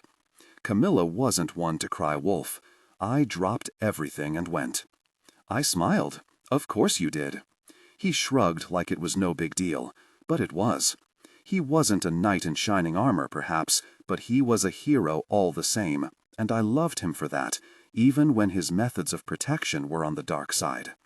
My smile faded as I remembered we were headed to a grim ending. Then what? Not knowing what I was walking into, I drove myself instead of taking a driver. It was late afternoon when I got to her house. She was waiting at the gates with an overnight bag, wouldn't even let me pull into the driveway. She got in, urged me to drive, and refused to say anything more until we were somewhere safe. I didn't know what safe meant, of course. I should have taken her to London, and I would have if I'd understood, but I didn't. So I took her to Brayhill, which was nearby, and flat out told her I'd take her nowhere else until she explained. He took a sip of my wine, then set the unfinished glass down beside him. Sitting forward, he rested his elbows on his thighs and clasped his hands together in front of his face. I didn't believe her at first, which I regret very much. But she'd put on that show for so long. They'd been married for 10 years, and I'd never had any clue. I'd even forgotten about the times I'd seen bruises until I really thought about it later on. In the end, she had to peel off her shirt and show me the scars. Camilla's always stayed covered up. She's self-conscious about the marks her foster father left, and I'd known about those, of course, as well as other scars. But I hadn't seen so much of her skin in nearly a decade. His torso expanded as he took a long breath in. It's not my place or my story to comment much on what I saw, he said, breathing out. Let's just say it convinced me. I ran my hand up and down his back, not sure if it was meant to comfort him or me. He accepted it for longer than I thought he would. Then, when he glanced over his shoulder at me, I pulled my hand back into my lap. What happened that finally pushed her to call you? Something worse than usual? It probably wasn't relevant, but the question came out anyway. A sick sort of curiosity, and I braced myself for details of an altercation that had to be horrendous. Being beaten at all was appalling, yet my mind ran away with all the possibilities that would make it worse. Did he burn her like her foster father had? Cut her? Break her bones? In the profiled position, I could easily see Edward's jaw tense, mirroring the dread that I imagined. She'd tried to leave him before, apparently, without success. He always tracked her down, made her feel like it was impossible to get away. She'd been too embarrassed to involve me, she said. Can you believe that? Embarrassed? Yes, I could believe that. I'd felt the same about Ron. As for the fight that day, she didn't say much about the details, except that it had been a typical row. Apparently his violent streaks came in cycles, and there'd been a fairly good reprieve before that morning. The reprieves always ended, eventually, according to what she told me, and she'd been half prepared for it this time, but was hoping beyond hope that he'd meant it this time when he'd said he'd changed. She thought if there was any chance that he would, this would be it. Putting together what I already knew about Camilla at the time of her husband's death, I realized why she'd put so much stock in him. She'd been 6 months pregnant. She wanted to protect Freddie. She did. Retrieving the glass of wine, he stood and paced over to the window. Freddie was the only reason she called me, he said, looking out into the night. She didn't care enough about herself on her own, but for him? He washed the thought away with a swallow of wine, then turned back to me. To be fair, Frank had really made it difficult for her to see any other path. He'd ostracized her from her friends. He'd taken complete control of her life, her accounts, her daily schedule. She couldn't even get access to her car without going to him, which was why she'd needed me that day. She had no money, no vehicle. She'd only been able to phone because he'd been in the shower. She managed to call me and take her bag down to hide by the side of the road during that time. Then she spent the next hour placating his every whim and praying he wouldn't check her call log, which he often did. She got away to meet me by telling him she was going for the mail. It sounded similar to every account of domestic abuse I'd ever heard, which made it no less horrifying. I pulled my feet up to the sofa and hugged my knees to my chest, needing the support to hear more. Edward's support was the wine. He finished it off and set it down on the side table. Obviously, once I was convinced, I was ready to tear the man apart with my bare hands. I fantasized doing so for much of the evening, in fact, planning all the ways I'd destroy him when we should have been headed back to London. They were brutal, believe me, ways in which he truly suffered. Who knows what I would have done? I would have started legally, though. I called my lawyer that night to request a meeting the next day when we got into town. I believed we had time, see? I didn't think that he would come after her so quickly, or know to come looking for her at Brayhill. Stupid, right? Where else would she go? I suspect things would have gone quite differently if I hadn't thought I was so invincible. He sank down in the armchair. I never did figure out how he got past security. She'd left her mobile behind. My best guess is that he found where she kept the system code saved in her contacts, but he may also have lured her to let him in some other way. I'd given her my laptop when she'd gone to bed. He might have emailed her there or messaged her through a social app. I didn't want her to ever think I blamed her, so I never asked. All I knew was that in the middle of the night, I was woken with shouting from the guest wing. I didn't even think about it. I grabbed my gun. My skin prickled with foreboding, but I tried to remain expressionless as he went on, the way he always was when he listened in my sessions. It was harder than I'd imagined. Whatever my face said, he went on. Camilla and I were the only ones in the house. I was 99% sure that Frank was our intruder, but I had no plan. I just went to the safe, took it out, loaded it with a full cartridge, and went to her room. The door was open when I got there, and I must have arrived just after it happened, because they were both by the fireplace, Camilla standing with the poker in her hand, Frank swaggering as blood gushed from a wound at his head. Whatever threat he'd been, he was outnumbered now. We could have dialed 111, had him arrested and taken to hospital. He may have survived, though she'd hit him pretty hard. There was a good chance the injury was fatal on its own. Either way, I didn't let us find out. As soon as I registered what I was seeing, I aimed my gun and shot, 3 times to be sure. There it was, the terrible truth. Not quite as terrible as I'd imagined, gruesome as it was. No premeditation, self-defense, most likely, according to the law. Potentially hard to prove, but with Edward being who he was. Except, Frank died in a fire, I said, remembering the accounts I'd read.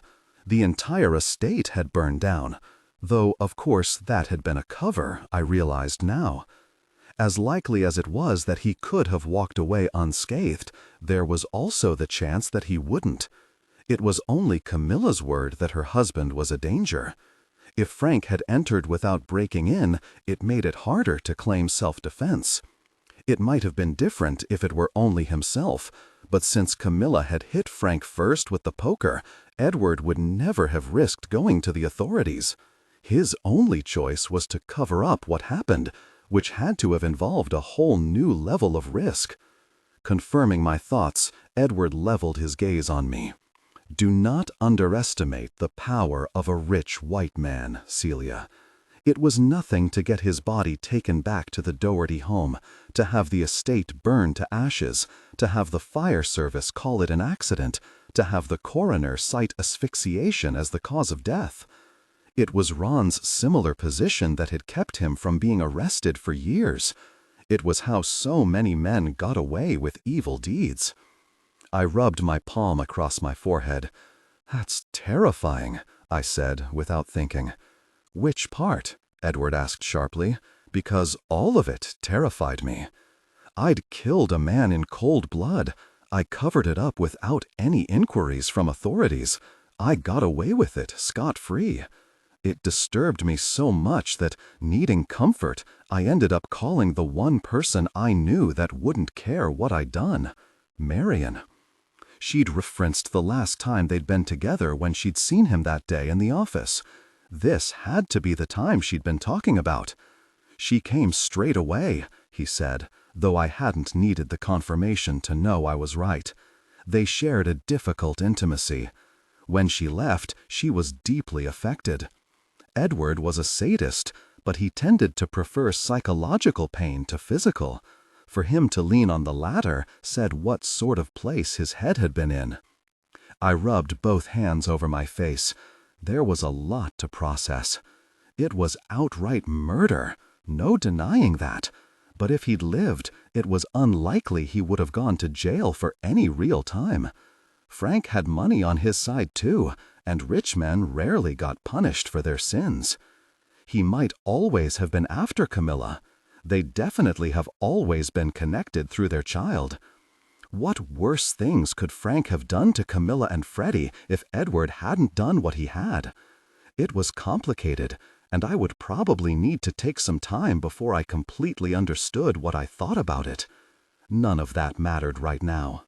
Strangely, my concerns at the moment were less about what Edward had done in the past and more about how he viewed himself now because of them. From his bitter tone, it was evident he was carrying a gosh load of blame for things that, in my humble opinion, he didn't deserve to be blamed for, especially when the only one blaming him was himself. I dropped my hands from my face, set my feet on the floor, and leaned toward him. Okay, hold up. This is a terrible story. I'm not going to deny that at all. But there are a number of things you've said that seem to lack perspective. Oh, really? He said patronizingly. Yes, really.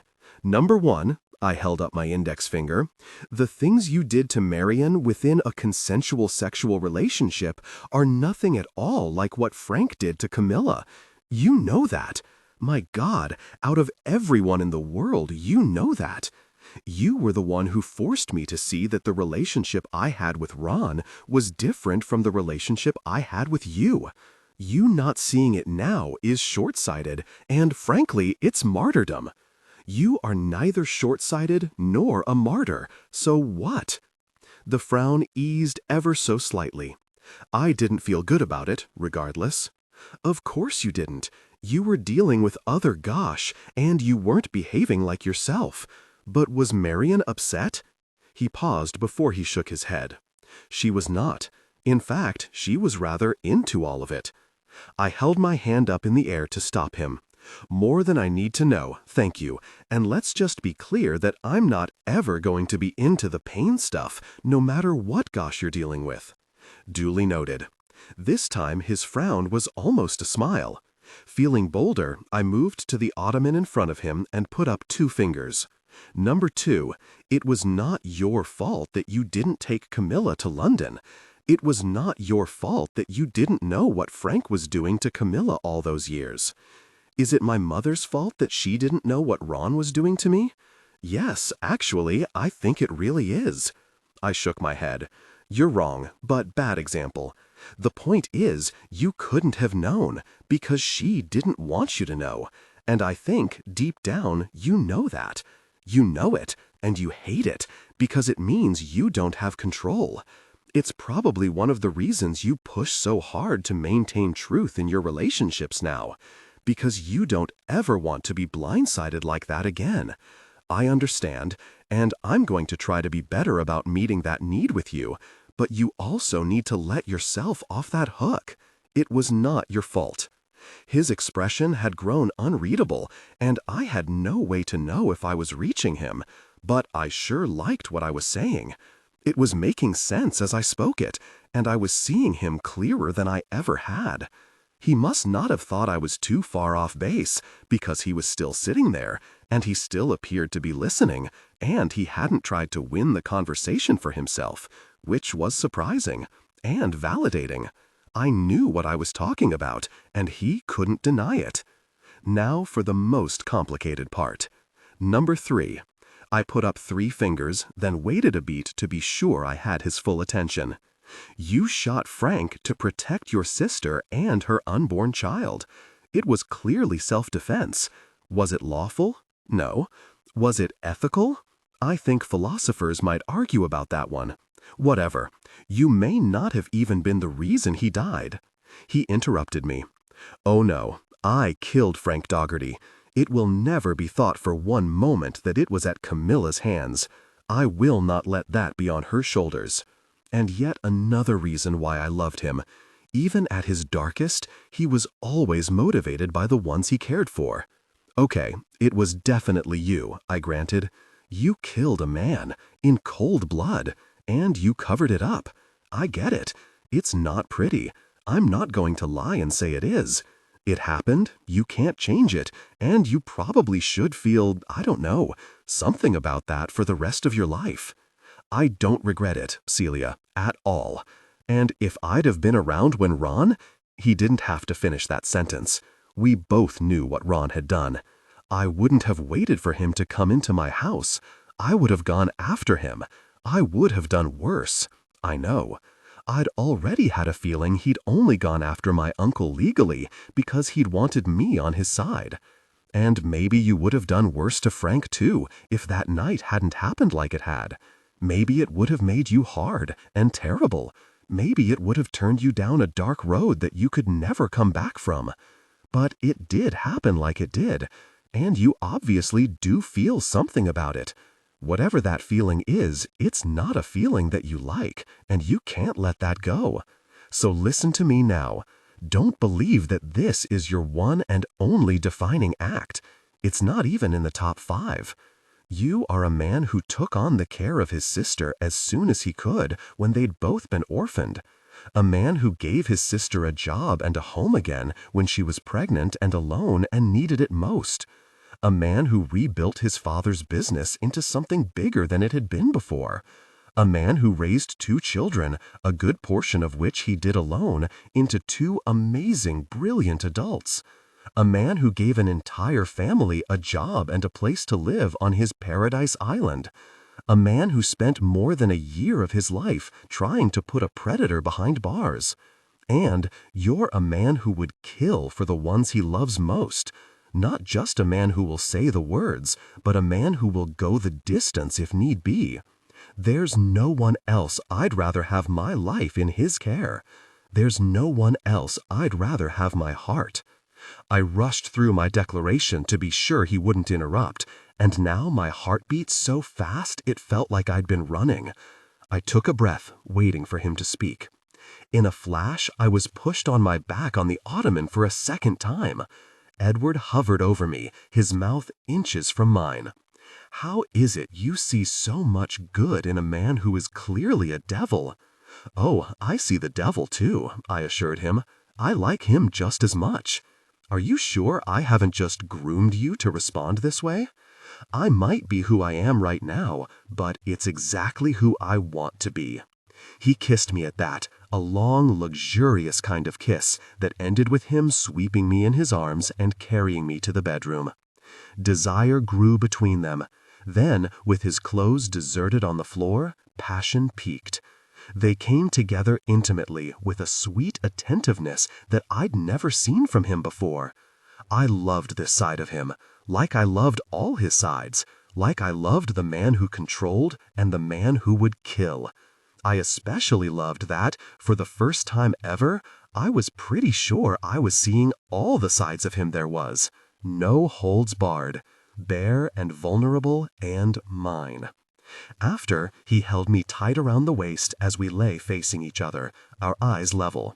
We didn't talk for a long time. We'd said so much already, and there was a lot that could be said like this, silent, our gazes locked as we stroked each other's skin. But there was still something unresolved, and eventually he addressed it. You have to let me do what I need to do with Pierce. It's my war now.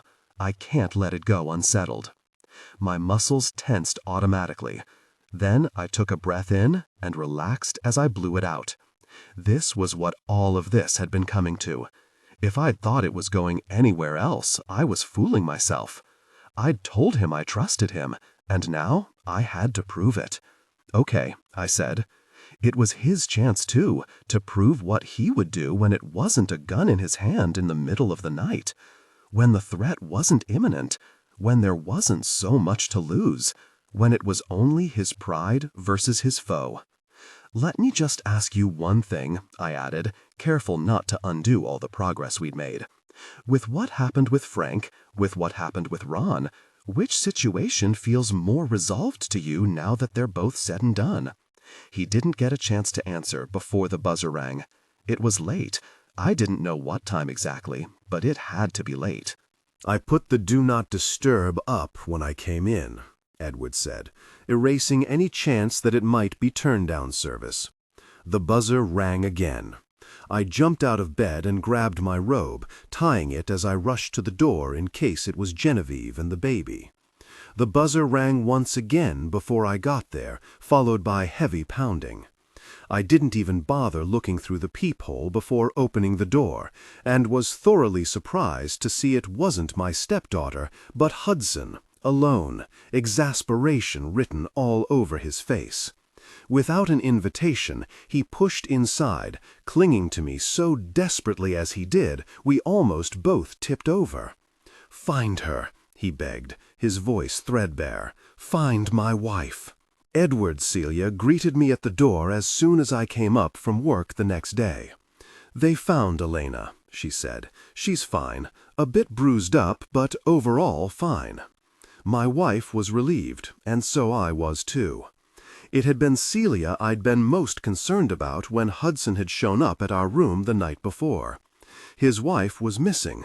Presumably she'd been taken by the person who'd been threatening them, and since all signs pointed to that person being someone from Hudson and Celia's past, I was rightfully worried that Celia was next. Not one of us had gotten any sleep. While the two of them had stayed up scouring the journals for clues, I'd been on the phone arranging bodyguards and extra security for Celia as well as her parents, my children, and Camilla. When the sun came up, I showered and dressed and left for my makeshift office on the conference level of the hotel, but I canceled all my appointments for the day and spent it instead investigating Pierce. He'd been looking for the perpetrator from the inside out. I thought there was benefit from changing the angle and searching from the outside in. Even after Celia called to tell me it looked like the abductor hadn't been someone they'd played at all, I kept on with my mission, just in case. And the man who took her? I barely dared to breathe. He's in jail, and anyway, he wouldn't have come after me, so don't be worrying about him making bail.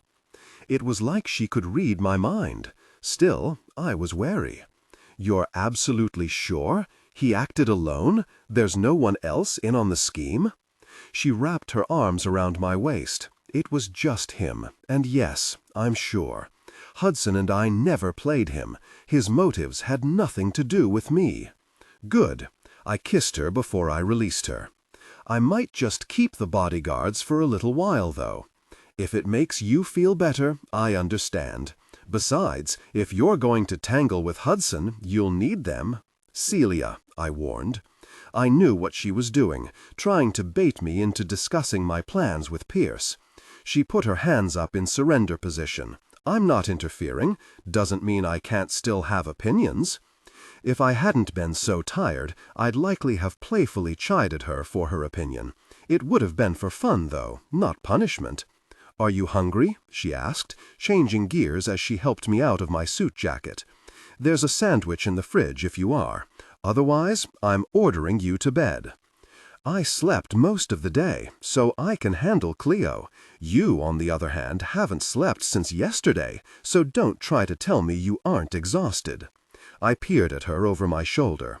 Ordering me? She handed me my jacket with a sigh, then dropped to her knees to bow dramatically at my feet. "Oh, master," she teased, "I know I am not worthy to command you. I beg of you to please have favor on me, and allow me to care for you for once, by feeding you and sending you to bed." I laughed. "Get up, you temptress." She took my hand as I bent to help her up. "Are you turning me on?" "Always." I kissed her again, because she was there, and because I wanted her. But she was right that I needed sleep, so I cut it off before it went anywhere interesting. No food, thank you, and I'll sleep, shortly. Now that I knew the Pierce threat wasn't a danger to my own family, there were other things that needed to be sorted out. Cleo's cry came over the baby monitor, waking up from her late afternoon nap on schedule. I'll feed her in her room so she won't be a distraction. Get to bed soon. She crossed toward the adjoining suite, and I headed to the desk. "I mean it, Edward," she scolded. "I will, I promise. Give me 10 minutes. I smiled at her until she'd disappeared into the next room, the door shut behind her. Then I hung my jacket on the back of the chair and sat down at the desk. I pulled the pad of hotel stationery from the top drawer, centered it in front of me, and stared at the blank page. The day spent researching Hudson Pierce hadn't been a waste. I'd learned a lot about the man in relatively few hours. Quite a bit I'd already known from previous investigations. I never did business with anyone without a thorough background check. Still, a good deal of what I'd discovered had been new, details that shed new light on the man I very much wanted to confront. So much had changed in the past few days. New information had been revealed. My beliefs had been challenged. It was a different man who sat in my skin today than the one who'd worn it a week before. I wasn't even the same man as the one I'd been the night I'd learned Hudson's real role in my wife's life. Change was inevitable. Of course it was. I expected it. I took pride in being someone who could pivot when needed, and I'd done it successfully in both my business life and personal life on many occasions. But through the years, as far back as I could remember, my core had been rooted in a well-proven tradition of eye for an eye, tooth for a tooth. Entire civilizations had thrived on that principle. It was simple. Justice in the most base form. For me, it had been a compass as well as an anchor. Vengeance had dictated my direction and had held me together through the roughest of storms. Who would I have been without a place to put the mass of rage and spite and jealousy that lived inside of me? How could I have functioned? How could I have built my business, or provided for my loved ones, or even gotten out of bed day after day after day, without the inspiration of a mission that I believed in? But I'd heard Celia as she'd questioned me the night before. With what happened with Frank, with what happened with Ron, which situation feels more resolved to you now that they're both said and done? All day it had been in the back of my mind, popping to the front whenever I let it. I wished it had been harder to answer. I wished it had been easier to dismiss with excuses. I wished it wasn't so obvious what I had to do next. Wishing did nothing for progress. Only action mattered, and stalling wouldn't get me what I wanted, or what my family needed. Now was the time. With my decision made, I reached into the inside pocket of my jacket hanging behind me and retrieved my pen, then scrawled out a note on the paper in front of me. I'm grateful to hear your wife is back in your arms. You and I have unfinished business. Edward Fasbender. I tore the sheet from the pad, folded it in thirds, and tucked it in an envelope that I addressed with Hudson's name. In the morning, it would go out in the post and be received in the coming days. Then we'd officially be in the end game. There would be a winner, and one or both of us could move on. Now, though, with the course finally settled, I did as my wife commanded and went to bed. A little more than a week later, I met with Hudson at an investor appreciation dinner that both Excelicom and Pierce Industries had been invited to. Neutral territory, he'd said, which wasn't quite true, since the whole of New York City seemed to belong to the man. To be honest, whose territory was whose didn't concern me, as long as we had the opportunity to speak in private and at length. Hudson had assured me he could make that happen, even though the event had a forecasted attendance of 250 people. It wasn't until we were at the top of the stairs to the roof and Hudson pulled out a personal set of keys that I understood how he could make the guarantee. "You own the building," I said as we walked away from the door out onto the private terrace. "Seems like that should have been disclosed beforehand." I reached inside my tuxedo and pulled a lighter and the 2 cigars I'd bought the week before from my inside pocket. They'd been meant for me and Celia, but this felt more apropos. Hudson took the cigar I offered and shrugged. "My building, your cigar. Seems an equal amount of trust is required from both of us." "Are you so sure about that? Seems a lot easier to lace an item with poison than to push another man off a building." He studied me, as though trying to discern how much of a threat I posed. While I'd told him on more than one occasion that I wanted Werner Media, I'd given him no reason to believe I felt any real loathing toward him. After a beat, he bit the cap off his cigar and spit it on the ground. Lucky for both of us, neither of us stands to gain by the demise of the other. Perhaps not. I held my lighter out to him, though that theorizing underestimates the value of pure satisfaction. He laughed. "Touché." He toasted the foot, then lit the filler, puffing a bit before drawing the cigar away to study the label. "Gurkha? These are high quality. Nice flavor. What they run? 12K a box? 15. Impressive." He handed me back the lighter. I prepared my own cigar, making sure I had a strong cherry before pocketing my lighter. We puffed in silence, both of us looking out over the New York City skyline, the summer night bright with artificial light. It was astonishing how calm I felt. In my head, as I'd planned this approach, what I'd say, what I'd do, I'd expected more adrenaline. Instead, there was a quiet peace, so foreign to my nature it would have alarmed me if I let it. Instead, I embraced it, held it like it was my wife. Let it be my foundation, a firmer bedrock than any I'd planted on before. I wondered in those moments what Hudson must think about this meeting I'd called. He hadn't asked its purpose, clearly believing my goal was the shares, a natural assumption. Would he bring it up, or would he wait for me? It was a fun little game trying to guess, but I wasn't here for games. The time for those was long over, for both of us. The past seemed to be on his mind as well, because, after a long brooding silence, it was he who brought it up. "Did you read them?" I didn't have to ask to know he meant the journals. I did, cover to cover, every one. He tried to hide his wince, but I saw it. I didn't want Elena reading them. I've tried to keep her from that as much as I could. Oh, Celia would have liked to keep me from them as well, I'm sure. I drew again on my cigar, letting him make of that what he would. He considered. While I'd like to say that I respect my wife's privacy, I'm not so sure I wouldn't have done the same thing in your position. I didn't know enough about Hudson Pierce to make any assumptions, so I asked outright. And had you been in my position, if you'd read that log of cruel manipulation, what would have been your reaction? He answered quickly. I would have run, as far as possible. But Elena knows, however much you've tried to spare her, and she's still with you. Elena's a better person than I am. I didn't doubt that. I did, however, doubt his perspective. And if it had been Elena who had done those things, you still would have run? She wouldn't have. She isn't capable.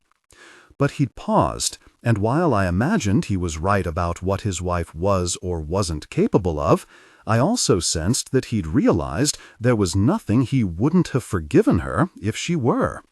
The point was made anyway, and it created a convenient segue to my next point. There was one victim those journals never detailed, a game played on a naive young girl who never considered her childhood friend would betray her. He remained stoic, but the accusation hit its mark. It's true that I hurt Celia first. I don't deny that. And do you regret it? Some days more than others. To his credit, he looked guilty. Less so when I remember what she's done to me, what she's done to Elena. The reminder of Celia's sins felt pale next to all that I knew were Hudson's. The all-too-familiar call to vengeance beckoned at my ear. I know all too well how easy it is to hold a grudge. Calling it a grudge is simplifying the matter. She caused real harm to people I love. Just like you caused real harm to people that others loved. I matched his defensiveness with my own. To someone that I love. For a moment he held his stance. Then his shoulders relaxed. It's different when you're on the other side, he admitted. That it is. I held up my cigar, non-verbally questioning what he'd prefer I do with the growing ash. He nodded to a gold cylinder bin that I only realized was an ashtray when I crossed to it and saw the basin of sand at the top. I set the cigar down to allow the excess ash to shed naturally and turned back to face the man I'd considered my rival. I investigated you, you know, looked into more than just your business background, dug into the charities you support, autism, mental health, addiction treatment. Plus, there are a great deal of college and business grants you fund, most started in recent years. A few of those recipients seem to have familiar profiles. Having read those journals gave me an advantage. No one else would have connected Hudson's benefactors to the wrongdoings of his past. His face turned to stone, but the slightest shade of color topped his cheeks. Celia isn't the only game I regret. Right, you've changed. From what I can see, it seems genuine. Though one might argue that guilt doesn't make for noble motivation. I never claimed I was noble. I find that respectable. You don't flaunt your philanthropic acts. There's actually a lot about you that reminds me of myself. I go out of my way to contribute to causes that represent what I consider to be my greatest failings. I also believe firmly that karma doesn't happen on its own. It requires time and attention that must be carried out by those with the ability to dedicate themselves to the cause. You are exactly the kind of cause I find myself most drawn to. I let that sink in. Let the threat penetrate. Let him understand precisely what I was implying before I went on. Even if I hadn't known Celia, I would have wanted to ruin you after reading those journals. You think I should have wanted to run? No, I wanted a reckoning. You were a powerful man who took advantage of people who were vulnerable for your entertainment. You preyed on the weak. You deserve to pay retribution for every heart you broke, every marriage you destroyed, every dream you crushed, every soul you wrecked. You deserve to have everything taken from you. He turned to face me head on, but while his posture was offensive, his words were not. I'm not going to defend myself. I can't. I hadn't realized how much I'd hoped he'd try until that moment. If he had, I might not have been able to go through with this. My anger would have been too fueled to smother. But his refusal to fight made it impossible to change my course. Which was for the best. You don't have to defend yourself, I told him. You already have a defendant. Celia has done nothing but defend you since the first time you came up. She's protected your name. She's justified your actions. She's stood by you. She's pleaded your case. At first, I thought you had her brainwashed. I've since learned that she's a smart, sane woman who is more than capable of thinking for herself. And she does, all the time. Sometimes to my detriment, which I admire more than I care to admit. So then I thought she was in love with you. He perked up at that insinuation. She's not, I said quickly, unwilling to let him consider the notion for any length of time. She never really was, from what I gather. You made her think maybe she could be once upon a time. But I'm sure you know as well as anyone the quality of manipulated emotions. Unfortunately, I do. The reason she defended you, I finally realized, is because she genuinely believes you are a good person, that you've changed. And I think the only reason she's able to believe it as she does is because she's changed too. It takes one to know one, etc., etc. And what do you think? I appreciated the question and answered gladly. I'm less prone to believe it. Because if it were true, you'd know it was possible she's changed too. You would recognize the signs. You wouldn't be campaigning so hard to keep the upper hand. You wouldn't be so afraid. I chuckled. Ironic that she's the one you fear. It should be me. I should frighten the hell out of you. This was the kind of threat I was used to delivering, and a part of me expected the usual fawning and backtracking from Hudson that I had heard from countless other foes. But Celia had warned me about the man for a reason. He was legitimately formidable, with his own threatening countenance. A man who wouldn't back down. "Do you want to know why I don't?" he asked, sure of himself as ever. "Please, tell me." "Because you love her." I did love her. I wouldn't deny it. Yet it felt almost like he was reading my journal the way he announced it, as though this piece of knowledge gave him insight into all of me. I picked up my cigar to distract from how vulnerable it made me feel. But he'd spotted my weak spot, and he pressed on it further. "Speaking from one man who is very like another, you'd move heaven and earth for the woman you love. You'd protect and defend her, no doubt in my mind. But you'd also honor her. From what you've just told me, hurting me would mean disregarding her wishes. He did understand me, because he was the same kind of man.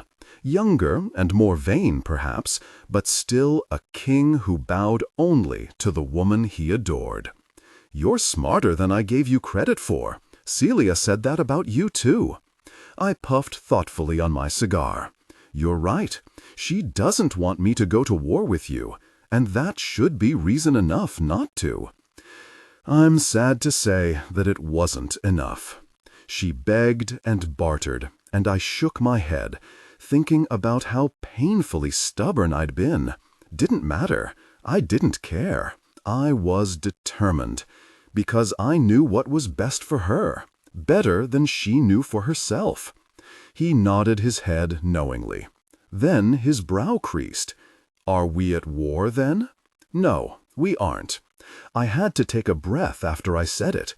It was like laying a heavy weapon down, and the effort of carrying it lingered after it was on the ground. The thing is, she finally got through to me, and when she did, it wasn't her conviction in your character that made me change my mind. It was just her. It was realizing that she's everything, and anything that isn't her isn't worth my time. I'd been wrong. My love for Celia wasn't a vulnerability. It was my strength. It was my bastion. It was my greatest weapon. I don't care who you are, I said, emboldened by my epiphany, or what you've done to repay your debts. I only care about her and our child, and what she's done for me. She hasn't changed me, but she's accepted me for who I am, and with that acceptance, my focus has shifted. I no longer see you or the battle I meant to wage. All I see is her. He let a smile slip, but quickly tucked it away. So you didn't meet with me to discuss the shares? I shook my head. I don't bloody care about the shares. Whoever owns them, I already have what I need. Celia does too. He pressed me with a quizzical expression. Then why are we here, you're wondering? I sighed. I probably didn't need to meet with you at all, since you weren't aware of my vendetta. Honestly, I'm here for selfish reasons. Closure, somewhat. Mostly, I'm here for Celia. She doesn't need me to stick up for her or fight any of her wars, nor would she appreciate it if she knew that's why I was here. If she knew I was here at all, that is. Regardless, I didn't think it was right that you didn't know what she's done for you, and my place or not, I needed to make it known. If she's what one of your enemies looks like, I'd advise you to get more of them. The man was unreadable, another admirable quality, but I sensed he'd heard me. He gave the impression that he heard everything, including much that wasn't actually said. Rolling his cigar between his fingers, he stared vaguely into the distance. It's funny, after everything that's occurred between us, I still think of her first as friend rather than foe. And what she did to help find Elena? I know she was reluctant to help at first, for whatever reason. That was my fault, I interjected. She would have been helpful from the beginning if it weren't for me. Guaranteed. He took a second to digest that. I wouldn't have found my wife without Celia. I know that. I have nightmares every time I sleep about it, thinking what might have happened. Knowing how close I was to losing everything. Emotion shuddered through him, but he recovered quickly. Celia was there when I needed her most, and maybe that doesn't make up for everything in the past, but as you seem to suggest, there's not much value in holding a grudge. Reaching into his tuxedo jacket, he pulled out an envelope, bent from being stuffed inside his pocket, and handed it to me. It's not what you're here for, but it's what I'm here for. Both my lawyer and financial advisor have already approved the language. Take all the time you need looking it over. Whenever, if ever, you're interested, call my office, and we'll schedule a time to make it final. I tucked it in my own pocket without looking at it. I knew what it was, and though it was a nice gesture, it didn't matter. It didn't change anything. It was, however, a good note to end on. I set my cigar back in the sand so it would extinguish naturally. Then I held my hand out. "I think we're done here." He accepted my hand and gave it a firm shake. "I'd say we are." A vivid memory flashed in my mind of that night with Frank, of the way the fire licked against the night sky, the smoke rising above the flames. I'd stood watching as long as I dared, hoping for the finality to sink in. It never did. It was different walking away from Hudson. The world might have been ablaze behind me. I never looked back to see. Celia. I walked into the Werner Media lobby and checked the time on my phone. 12 after 9. I was cutting it close.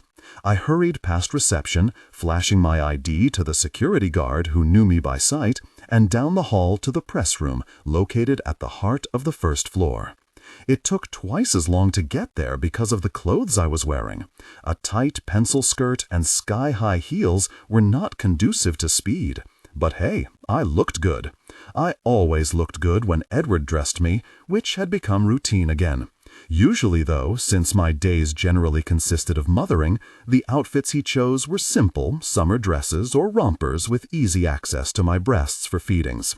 When I'd seen today's selection laid out for me when I woke for Cleo's 6 o'clock feeding, I'd been surprised he'd chosen something so businesslike. Then I'd seen the note from Edward, who'd come in after I was asleep the night before.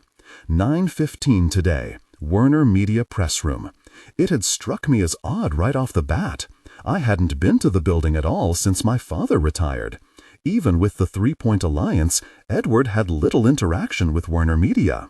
Strange as the request was, I'd also been immediately excited. Which might have been unjustified, considering how many times Edward had led me into uncomfortable situations without any warning. As distressing as those occasions were, though, they always paid off in the end. If that's what I was walking into, so be it. Too bad I was walking into it late. With the handicap of the outfit, plus another check-in point outside the press room, I didn't walk in until almost 9:20. The room was packed, standing room only. Flashbulbs were going off. Cameras pointed toward the front of the room. After weaseling my way to a place where I could actually see, I saw it was Nathan Murphy, the Werner Media CEO, behind the podium. And at his side, waiting to be introduced, was my father. For whatever reason, seeing my father made my stomach knot. I'd heard him speak at hundreds of pressers and events over my lifetime. It was an ordinary part of his job, so mundane I hadn't tuned into one in years. But he was retired now, and had less reason to be representing Werner Media in a conference. His presence suggested an important announcement was to be made. And if Edward had wanted me here for it, I could only guess what it would be in reference to, especially considering what else was going on in the Werner world. Sure enough, after a short speech from Nate that said pretty much nothing, my father approached the podium with a digital reader in his hand. A prepared speech. This was real serious, coming from a man who liked to wing it. He had my full attention, along with 40 other people crowded around me. We all watched, a strange silence blanketing the press room while he took his reading glasses out of his jacket pocket and adjusted the microphone.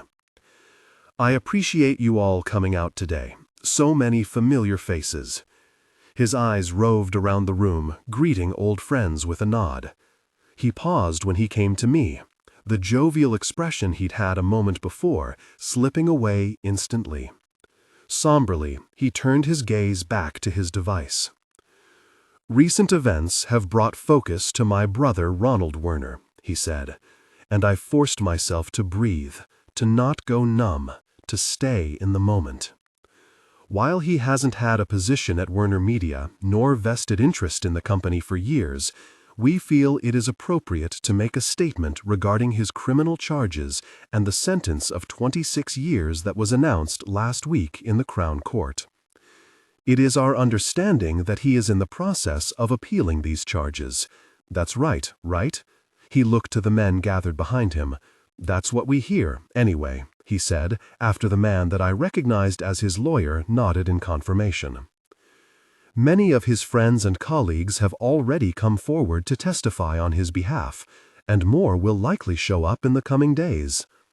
My wife and I, as representatives for Werner Media, have been urged time and again to make our own statement, which we have refused to issue until now. It was hard to not check out, hard to not pay attention to his words when I was certain I knew where they were going. These charges are false and egregious.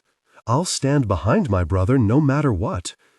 A whole bunch of nonsense I didn't want to hear. Why did Edward want me here for this? To show that my father was the jerk he'd always purported he was? Yeah, like I needed proof. Really, no. I didn't need to be here for this. I turned, intending to push my way out of the crowd as he went on. Today, I am standing here to formally say that neither I, nor my family, nor any part of Werner Media Corporation stand behind Ron in any way. I froze. Sure, I'd heard wrong. But the murmur of reporters across the room suggested they'd been shocked by what they heard too. I wiggled back into my place, attentive now. The acts that Ron has been accused of are abhorrent and inexcusable. He's been found guilty of these terrible acts in a court of law. Anyone wishing to believe him innocent hasn't taken a look at the proof, which is irrefutable. There is no doubt in my mind that he has committed these heinous crimes, and that he has been willfully abusing and assaulting children for decades. He took a beat to remove his readers and look at his audience. I wish I could have understood earlier, he said, with more heartfelt sincerity than I'd ever seen from him. His eyes found mine again. With all my heart, I wish I could have understood his nature and the danger he posed to those around him, so that I might have intervened, so that I might have confronted his predatory behavior and rescued countless little girls from harm.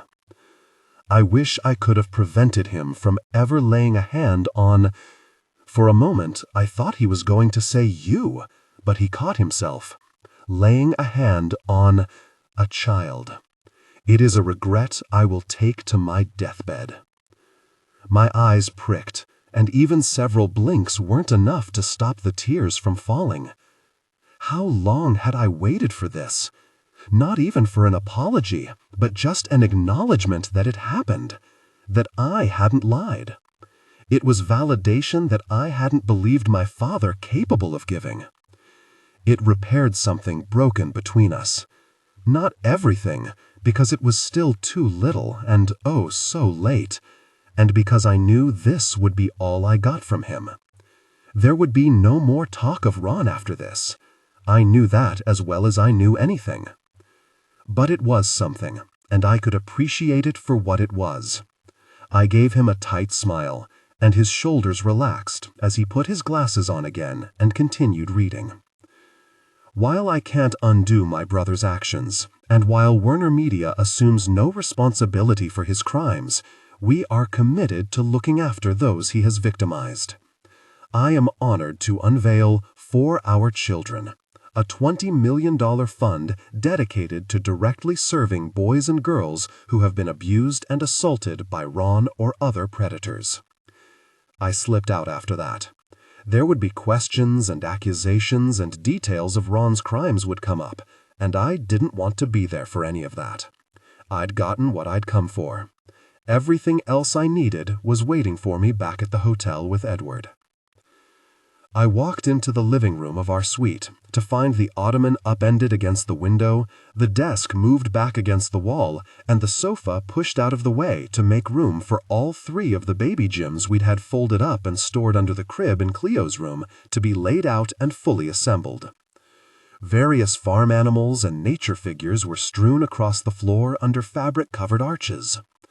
Cleo lay on her back under the one nearest me, her legs kicking excitedly at the plush stars above her. The best part, though, was that Edward was stretched out on the floor with her, dressed only in a pair of pajama bottoms, his back to me, and God, what a gorgeous back it was. He hadn't seen me yet, so I took the opportunity first to ogle and then to swoon as he played out a nursery rhyme using a stuffed animal and the plush moon hanging from the arch. "The cow jumped over the moon," he said, elongating the last vowel as he jumped a stuffed horse through the air over the crescent shape and onto Cleo's belly. She erupted in giggles, and Edward did it again. "The cow jumped over the moon. The little dog laughed to see such fun, and the dish ran away with the spoon." This time she squealed with glee. My heart. It felt like it was twisting and bursting all at the same time. How did I get so lucky? It was a profound thought after where I'd just been. My father's statement at the press conference was moving and much appreciated, but it was a reminder of where I'd come from, of the disjointed family that barely related, of my shadowed past where a father placed convenience and ease above the word of his daughter. From that to this. From the outside, I was sure my life with Edward didn't look so different from the one my mother had with my father. Living it, though, the difference was night and day. And as much as it had destroyed me to go through what I had growing up, I'd live through that night 1,000 times over if just once it brought me to this beautiful day. Edward and Cleo. Life didn't get any better than this.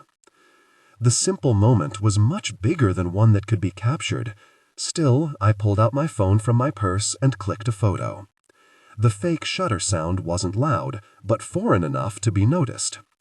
Edward looked up quickly, his expression saying he might have been just a tad embarrassed at being caught playing something so silly.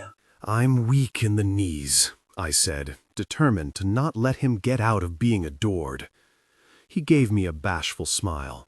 "You probably should have had more than coffee for breakfast." "From you, you goof. You're making me swoon." I frowned at the horse in his hand. Though that is definitely not a cow. If there is one in the bunch, I couldn't find the bloody thing. My cheeks hurt from grinning. So when her preschool teacher says she doesn't know her animals, well, know who to blame. Elsa, definitely. I laughed and sat down on the upholstered bench. "What have you done to this room?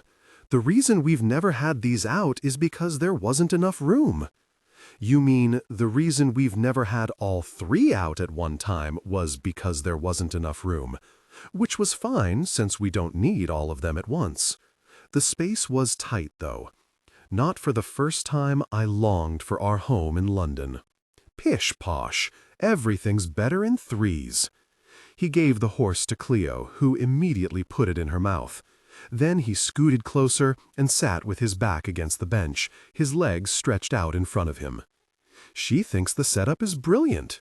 You can't tell so much when she's obsessing over the taste of that horse's mane, but trust me, she loves it. He leaned over to kiss my thigh, his eyes skimming down the bare skin below the hem of my skirt. "And I love how long your legs look in these heels. Remind me to have you wear them later when we share intimacy." "Behave," I scolded as I nudged him with my knee. He responded by reaching out to remove the shoe closest to him before rubbing the arch of my foot. I sighed into his massage.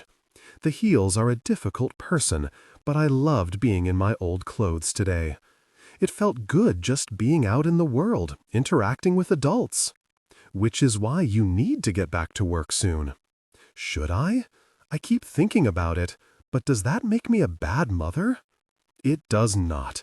It makes you a woman who knows that her own mental health and well-being is essential to being a good mother. He looked toward my other foot. "Give me that one." I slipped my shoe off, then stretched my foot toward him. "You make it sound like such a simple decision. I don't want to miss anything important. You only work part-time. You'll miss some things, but you won't miss everything, and that's called balance." Like he knew about balancing home and career. Except that was the old Edward. This Edward was trying. Doing better than just trying so far. Proving it was possible to have it all. "I'll think about it," I conceded. Then I gasped as the foot rub was interrupted by a sharp slap across my soul. "I wasn't giving you an option," he said with a stern look. The kind of stern look that wasn't to be argued with.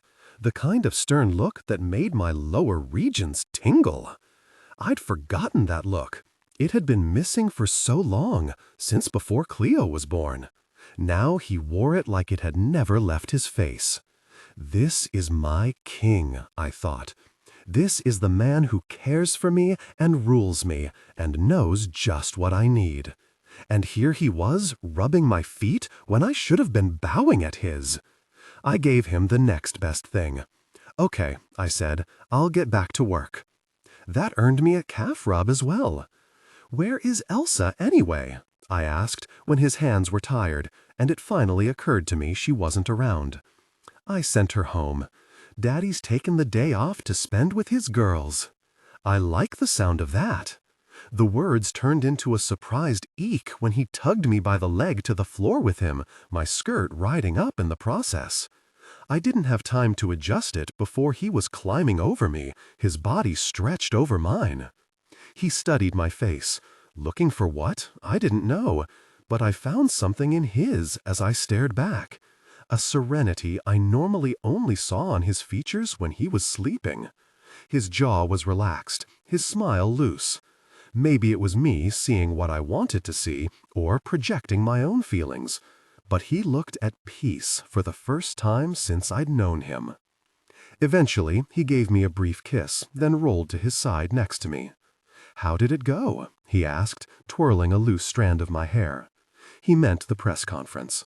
I couldn't believe it had taken this long for it to come up, but that was the way with things that weren't that important. I glanced up at the TV, which was playing a news channel on mute. "You watched it? There's no way you didn't." "Of course I watched it. I want to know how it went from your perspective." But that wasn't as interesting as how he'd gotten my father to say it in the first place. It was your doing, wasn't it? You wrote that statement for him. I didn't put a gun to his head to get him to read it out loud, to the entire world, no less. He traced his thumb across my bottom lip.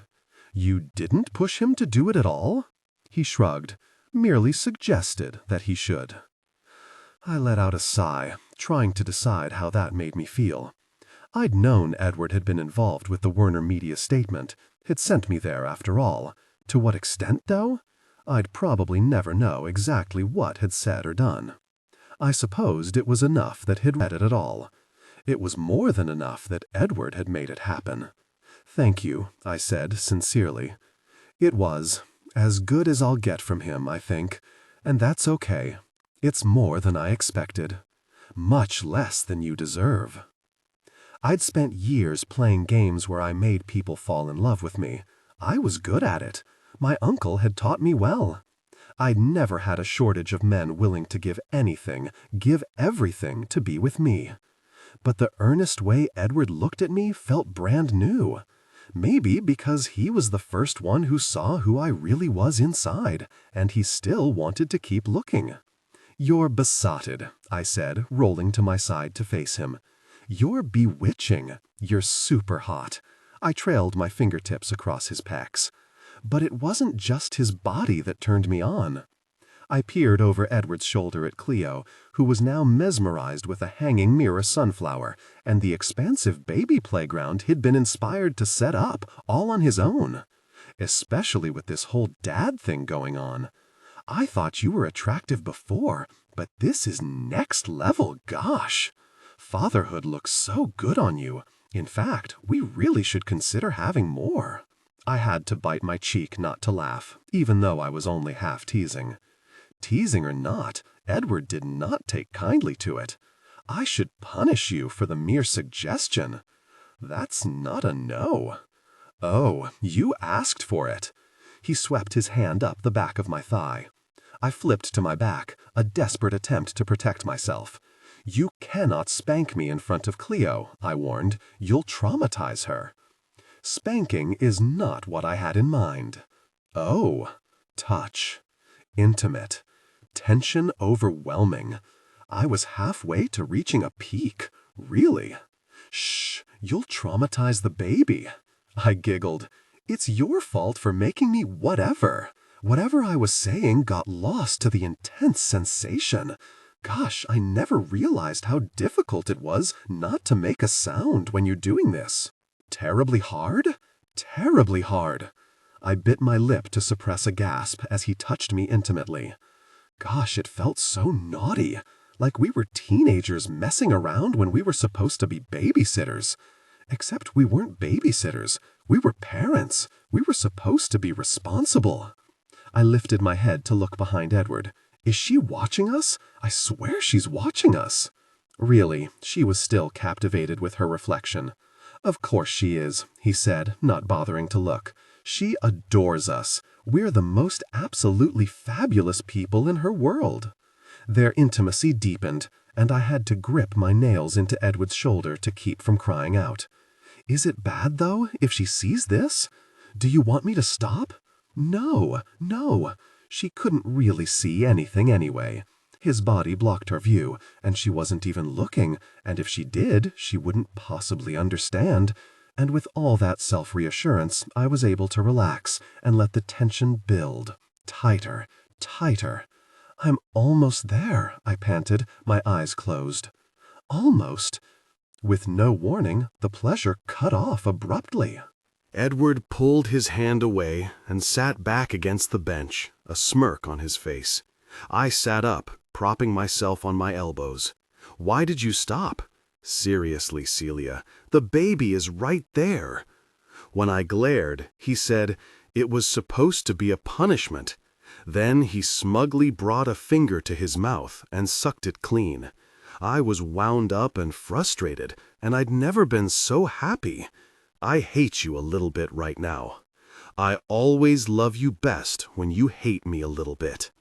He missed my scowl because he stood then and walked over to the desk. When he returned, he had an unmarked envelope in his hand. I have something for you. What is it? Open it. I took the envelope from him and sat up to open it while Edward attended to Cleo, who had started to fuss intermittently between her coos. It wasn't sealed, so all I had to do was lift up the flap to pull out the folded document. It was several pages of legalese, a contract of sorts, or an option to buy, I realized as I skimmed through it, my pulse ticking up when I saw Hudson's name and my name and Werner Media mentioned. Edward! I looked up at him, a magnificent god with the most beautiful baby cuddled against his chest. He's selling us the shares? He's selling us the shares! Oh my God! He's selling us the shares! I read on, scanning for a catch, and finding none. Then suspicion kicked in. What did you do? Nothing. This was all you. Hudson had it prepared before I met with him. He took his place again on the floor, propping Cleo up in his lap. My ovaries would have burst if I wasn't so distracted by the document in my hand and the man who undoubtedly coerced Hudson in some terrible way to get it. You met with him? Last night, he said, misinterpreting what I was after, though I hadn't known that bit either. And he gave me that envelope, which I have now given to you. You didn't? I shook my head in frustration, trying to fit the picture together. I don't understand. Are you saying it's over? We could counter, if you like, demand the majority instead of just 1%. I stared at him, then stared at the paper in my hand, then stared again at him, who was too preoccupied with playing peekaboo with Cleo to notice how intensely I was staring. I was shocked, to say the least. Edward had put Hudson on his revenge list at least 3 years before. That was when he'd mentioned it to me, anyway. He'd likely wanted to go after him the minute he'd first read my journals, which had been at least 6 months before that. We'd fought over his desire for vengeance. I'd nearly given up a chance at having Cleo because of it. It was so much a part of our marriage, it was almost a foundation stone, which was a really bad way to look at it. I wondered what our relationship might be like without this battle between us. We'd still find something to fight about. I wasn't worried about that. But maybe there'd be more of the good, less of the jealousy, less of the spite. I looked again at the document. Hudson had offered to sell us enough shares to make us equal. We could probably announce it publicly even, without the detail that Hudson had owned the majority before, instead of the other way around.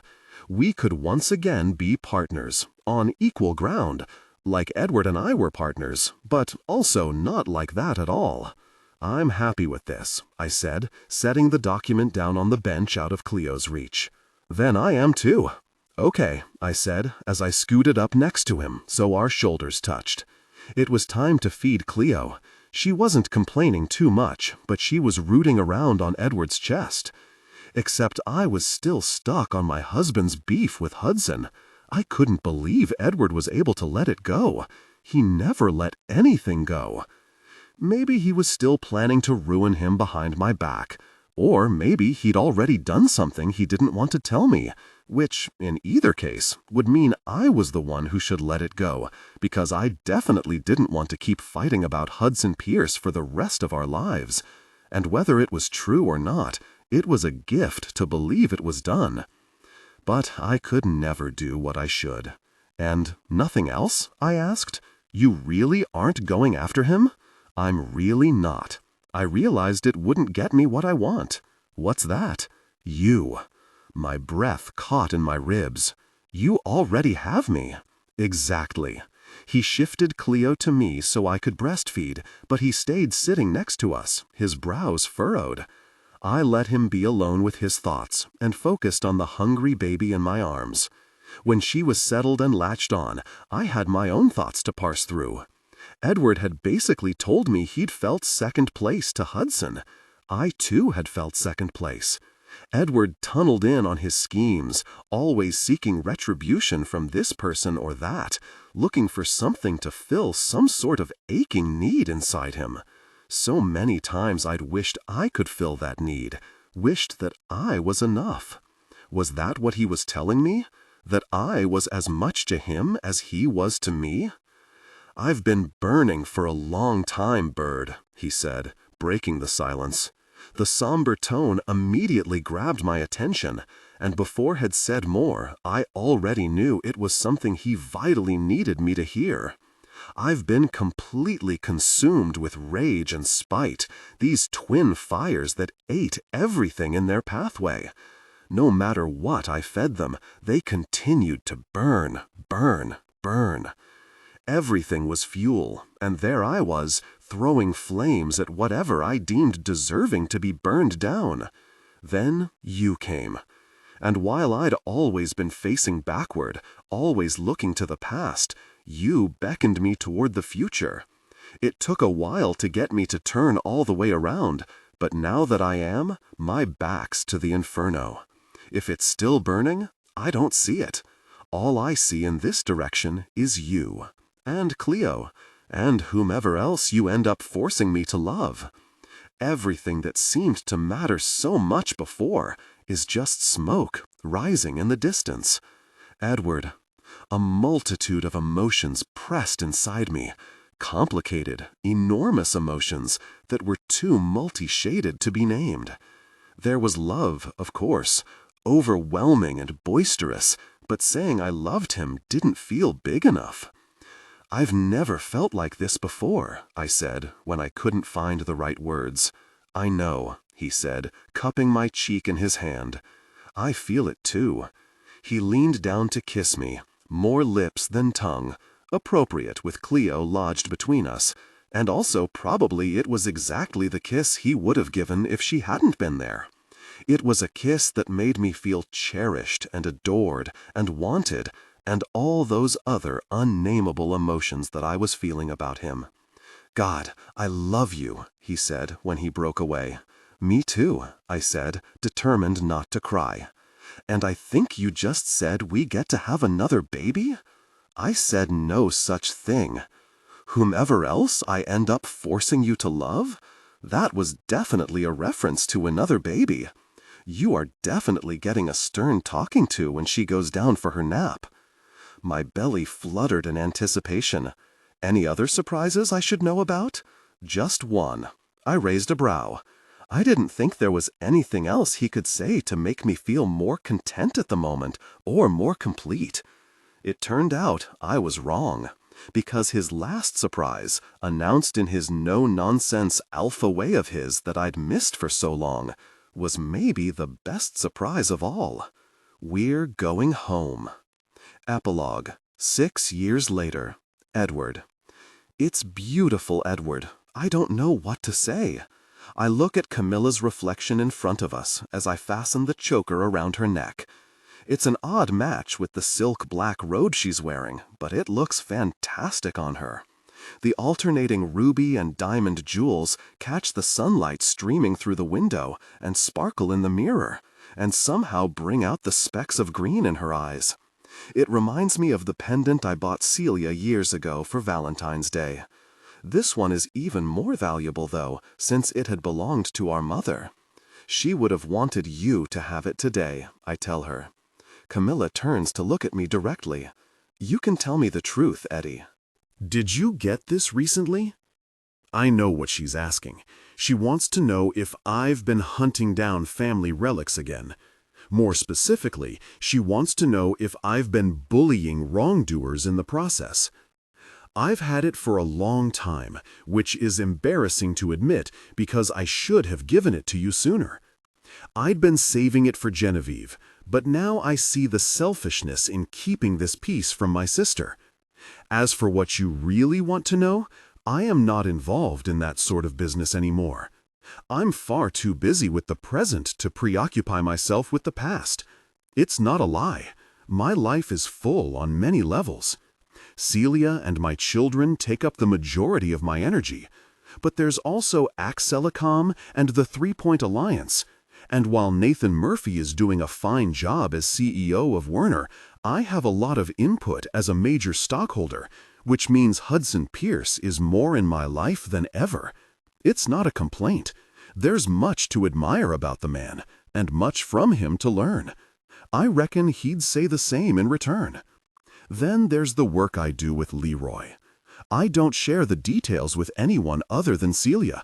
A good deal of it is illegal, and I prefer not to involve anyone who doesn't need to be involved. But Camilla is aware of my contributions.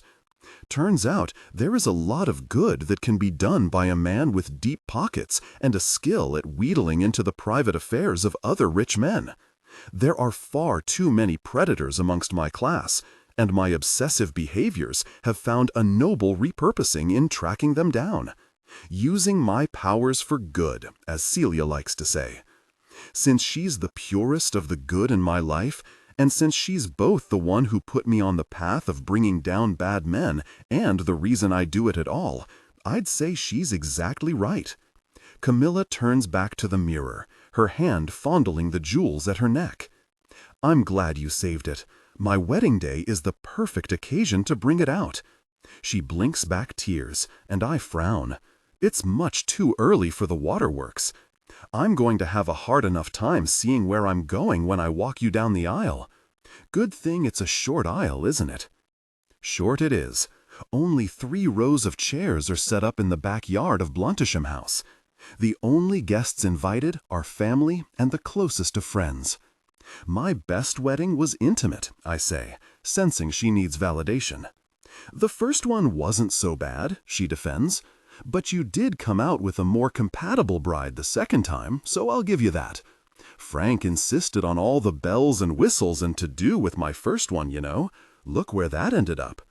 I would have preferred small. And now, that's what you've got. I hope that brings her back to the present, though I appreciate that she may be compelled to talk about Frank today. It's human nature to compare and contrast.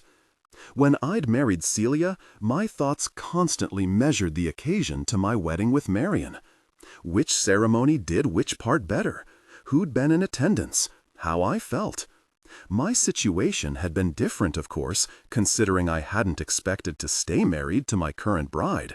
But even as I planned her demise, a plan I'm convinced now that I could never have carried out, I'd given myself permission to live the fantasy that day. I meant the words when I spoke my vows. I sealed myself to her, till death do we part. But I'd said those words to Marian as well, and I'd thought I'd meant them then. I had meant that. If she hadn't had the courage to leave, I'd likely still be married to her, both of us stuck in an unfulfilling marriage. It shows a great deal of progress for me to be able to look back on our divorce now and be grateful. Another lesson where the moral is keep moving forward and believe the best is yet to come. All that said, I can't imagine what Camilla must be going through today. She wears a lot of scars from her relationship with Frank, some more visible than others. She learns better how to live with them every day. The short-sleeve, low-back wedding dress hanging on the closet door is proof in point. Still, moving forward isn't always easy. Am I doing the right thing? She asks now. She worries her hands together, her expression anxious. Maybe I'm not cut out for marriage.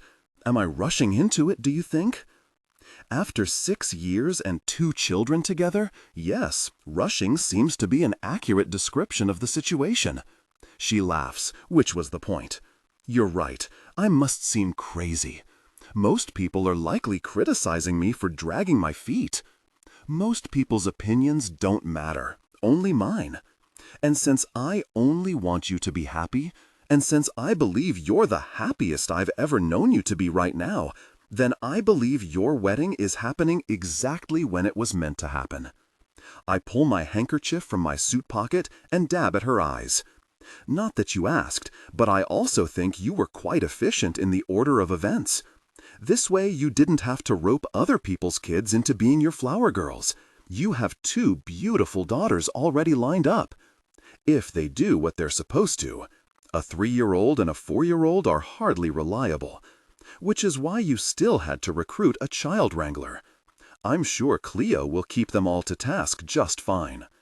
Thank you for that, she says.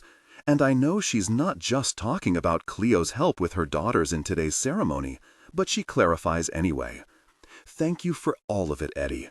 You've been the best big brother a woman could ask for, and I'm so honored that it's you who will give me away. I'm not given time to respond, which is likely for the best, since my throat feels extraordinarily tight all of a sudden.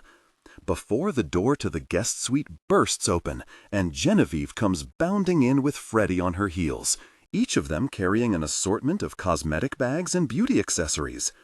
In late, she says, scurrying to set her items out on the vanity.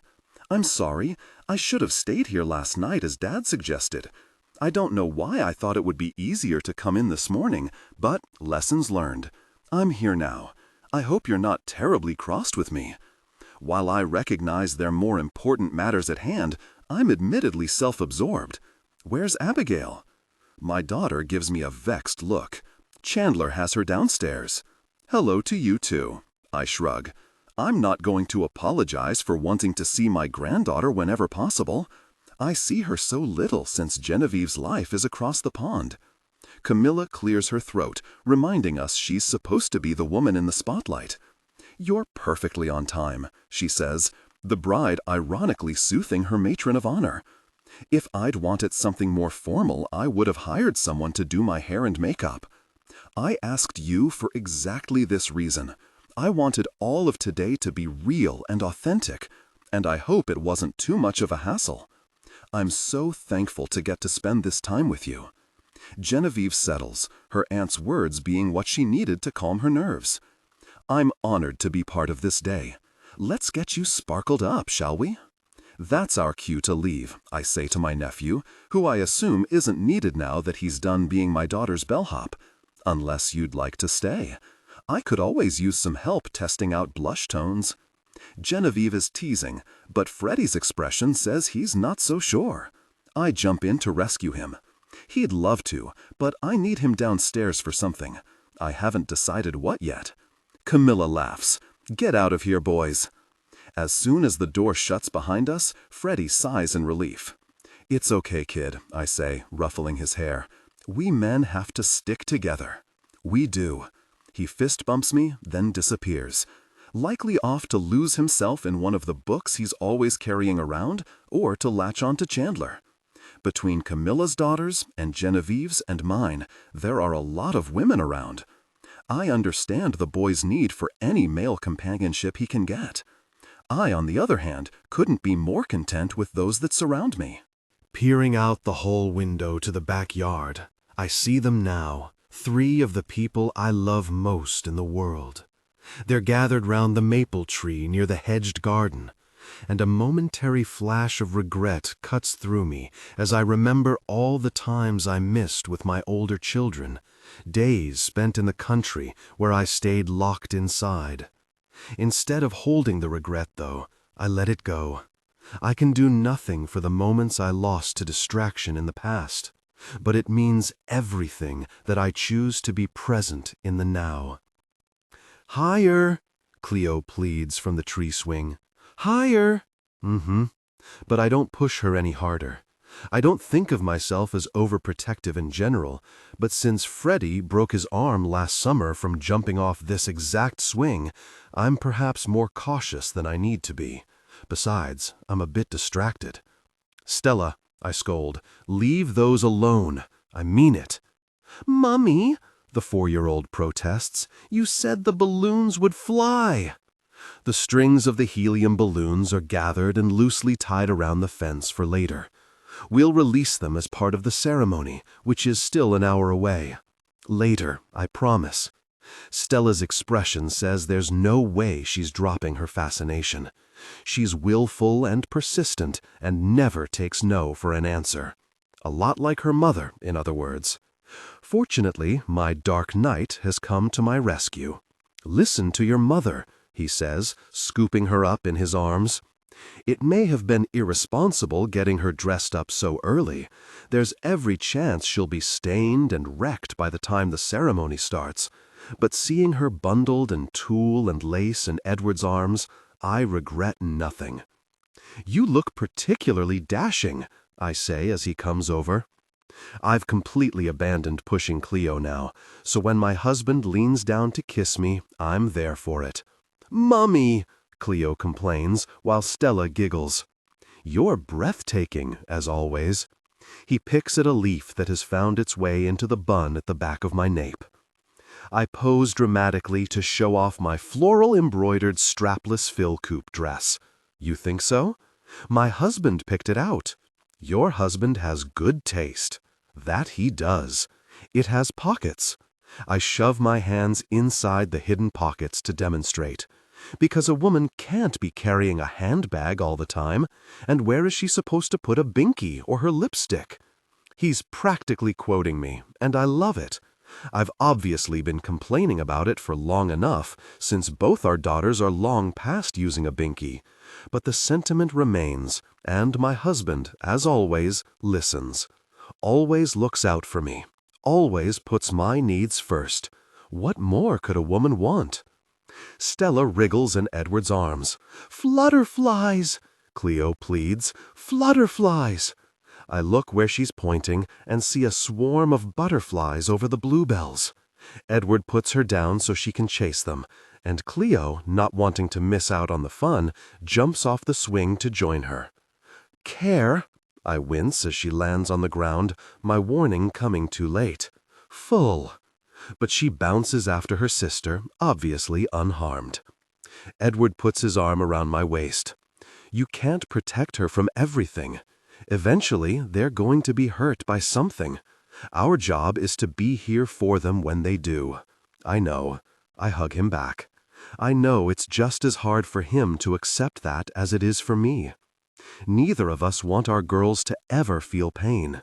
And if they are ever hurt maliciously, I am certain that Edward wouldn't let their abuser get off without serious maiming. And I'm okay with that. I know who I married. While I'm grateful that he set aside revenging for the most part, I also find peace knowing the lengths he'd go to if provoked. He's not an angel, and I'd never pretend otherwise. What he is, though, is everything I ever needed. A man who challenges me and puts me in my place. A man who sees the real me and lives to make that me well and whole. He's not just that for myself, but for the children we have together. I hadn't wanted children before him. Even after I'd lost my first baby, I'd put the notion out of my mind. After what I'd been through, knowing that there were men who preyed on the innocent, waiting around every bend, why would I want to bring a child into this world? Then, with Edward, I'd felt safe. I knew that he'd never let the things that happened to me happen to our girls. I knew that if somehow something terrible did happen, he wouldn't turn his back on them. I knew he would be the father I'd wished I had. And every day watching him with them, that void inside me fills a little bit more. My heart is a little more healed. Want to go? Edward asks. I move my focus from our girls to the swing dangling in front of us. I hesitate, but then I'm climbing onto the seat that was purposefully made wide enough for an adult. For me, specifically. A response to a session years ago now. Therapy I hadn't known I needed. Not too high, though, I warn, in contrast to my daughter's earlier pleas. I know I'll be ignored, that Edward will push me exactly as high as he wants me to go. But I don't worry about it. I trust him completely. As I sail through the air, I close my eyes, relishing the freedom of flying. When I open them, Stella's obviously been back to her agenda, because there's a single red balloon rising in front of me. Beyond that, all I see is miles and miles of sky.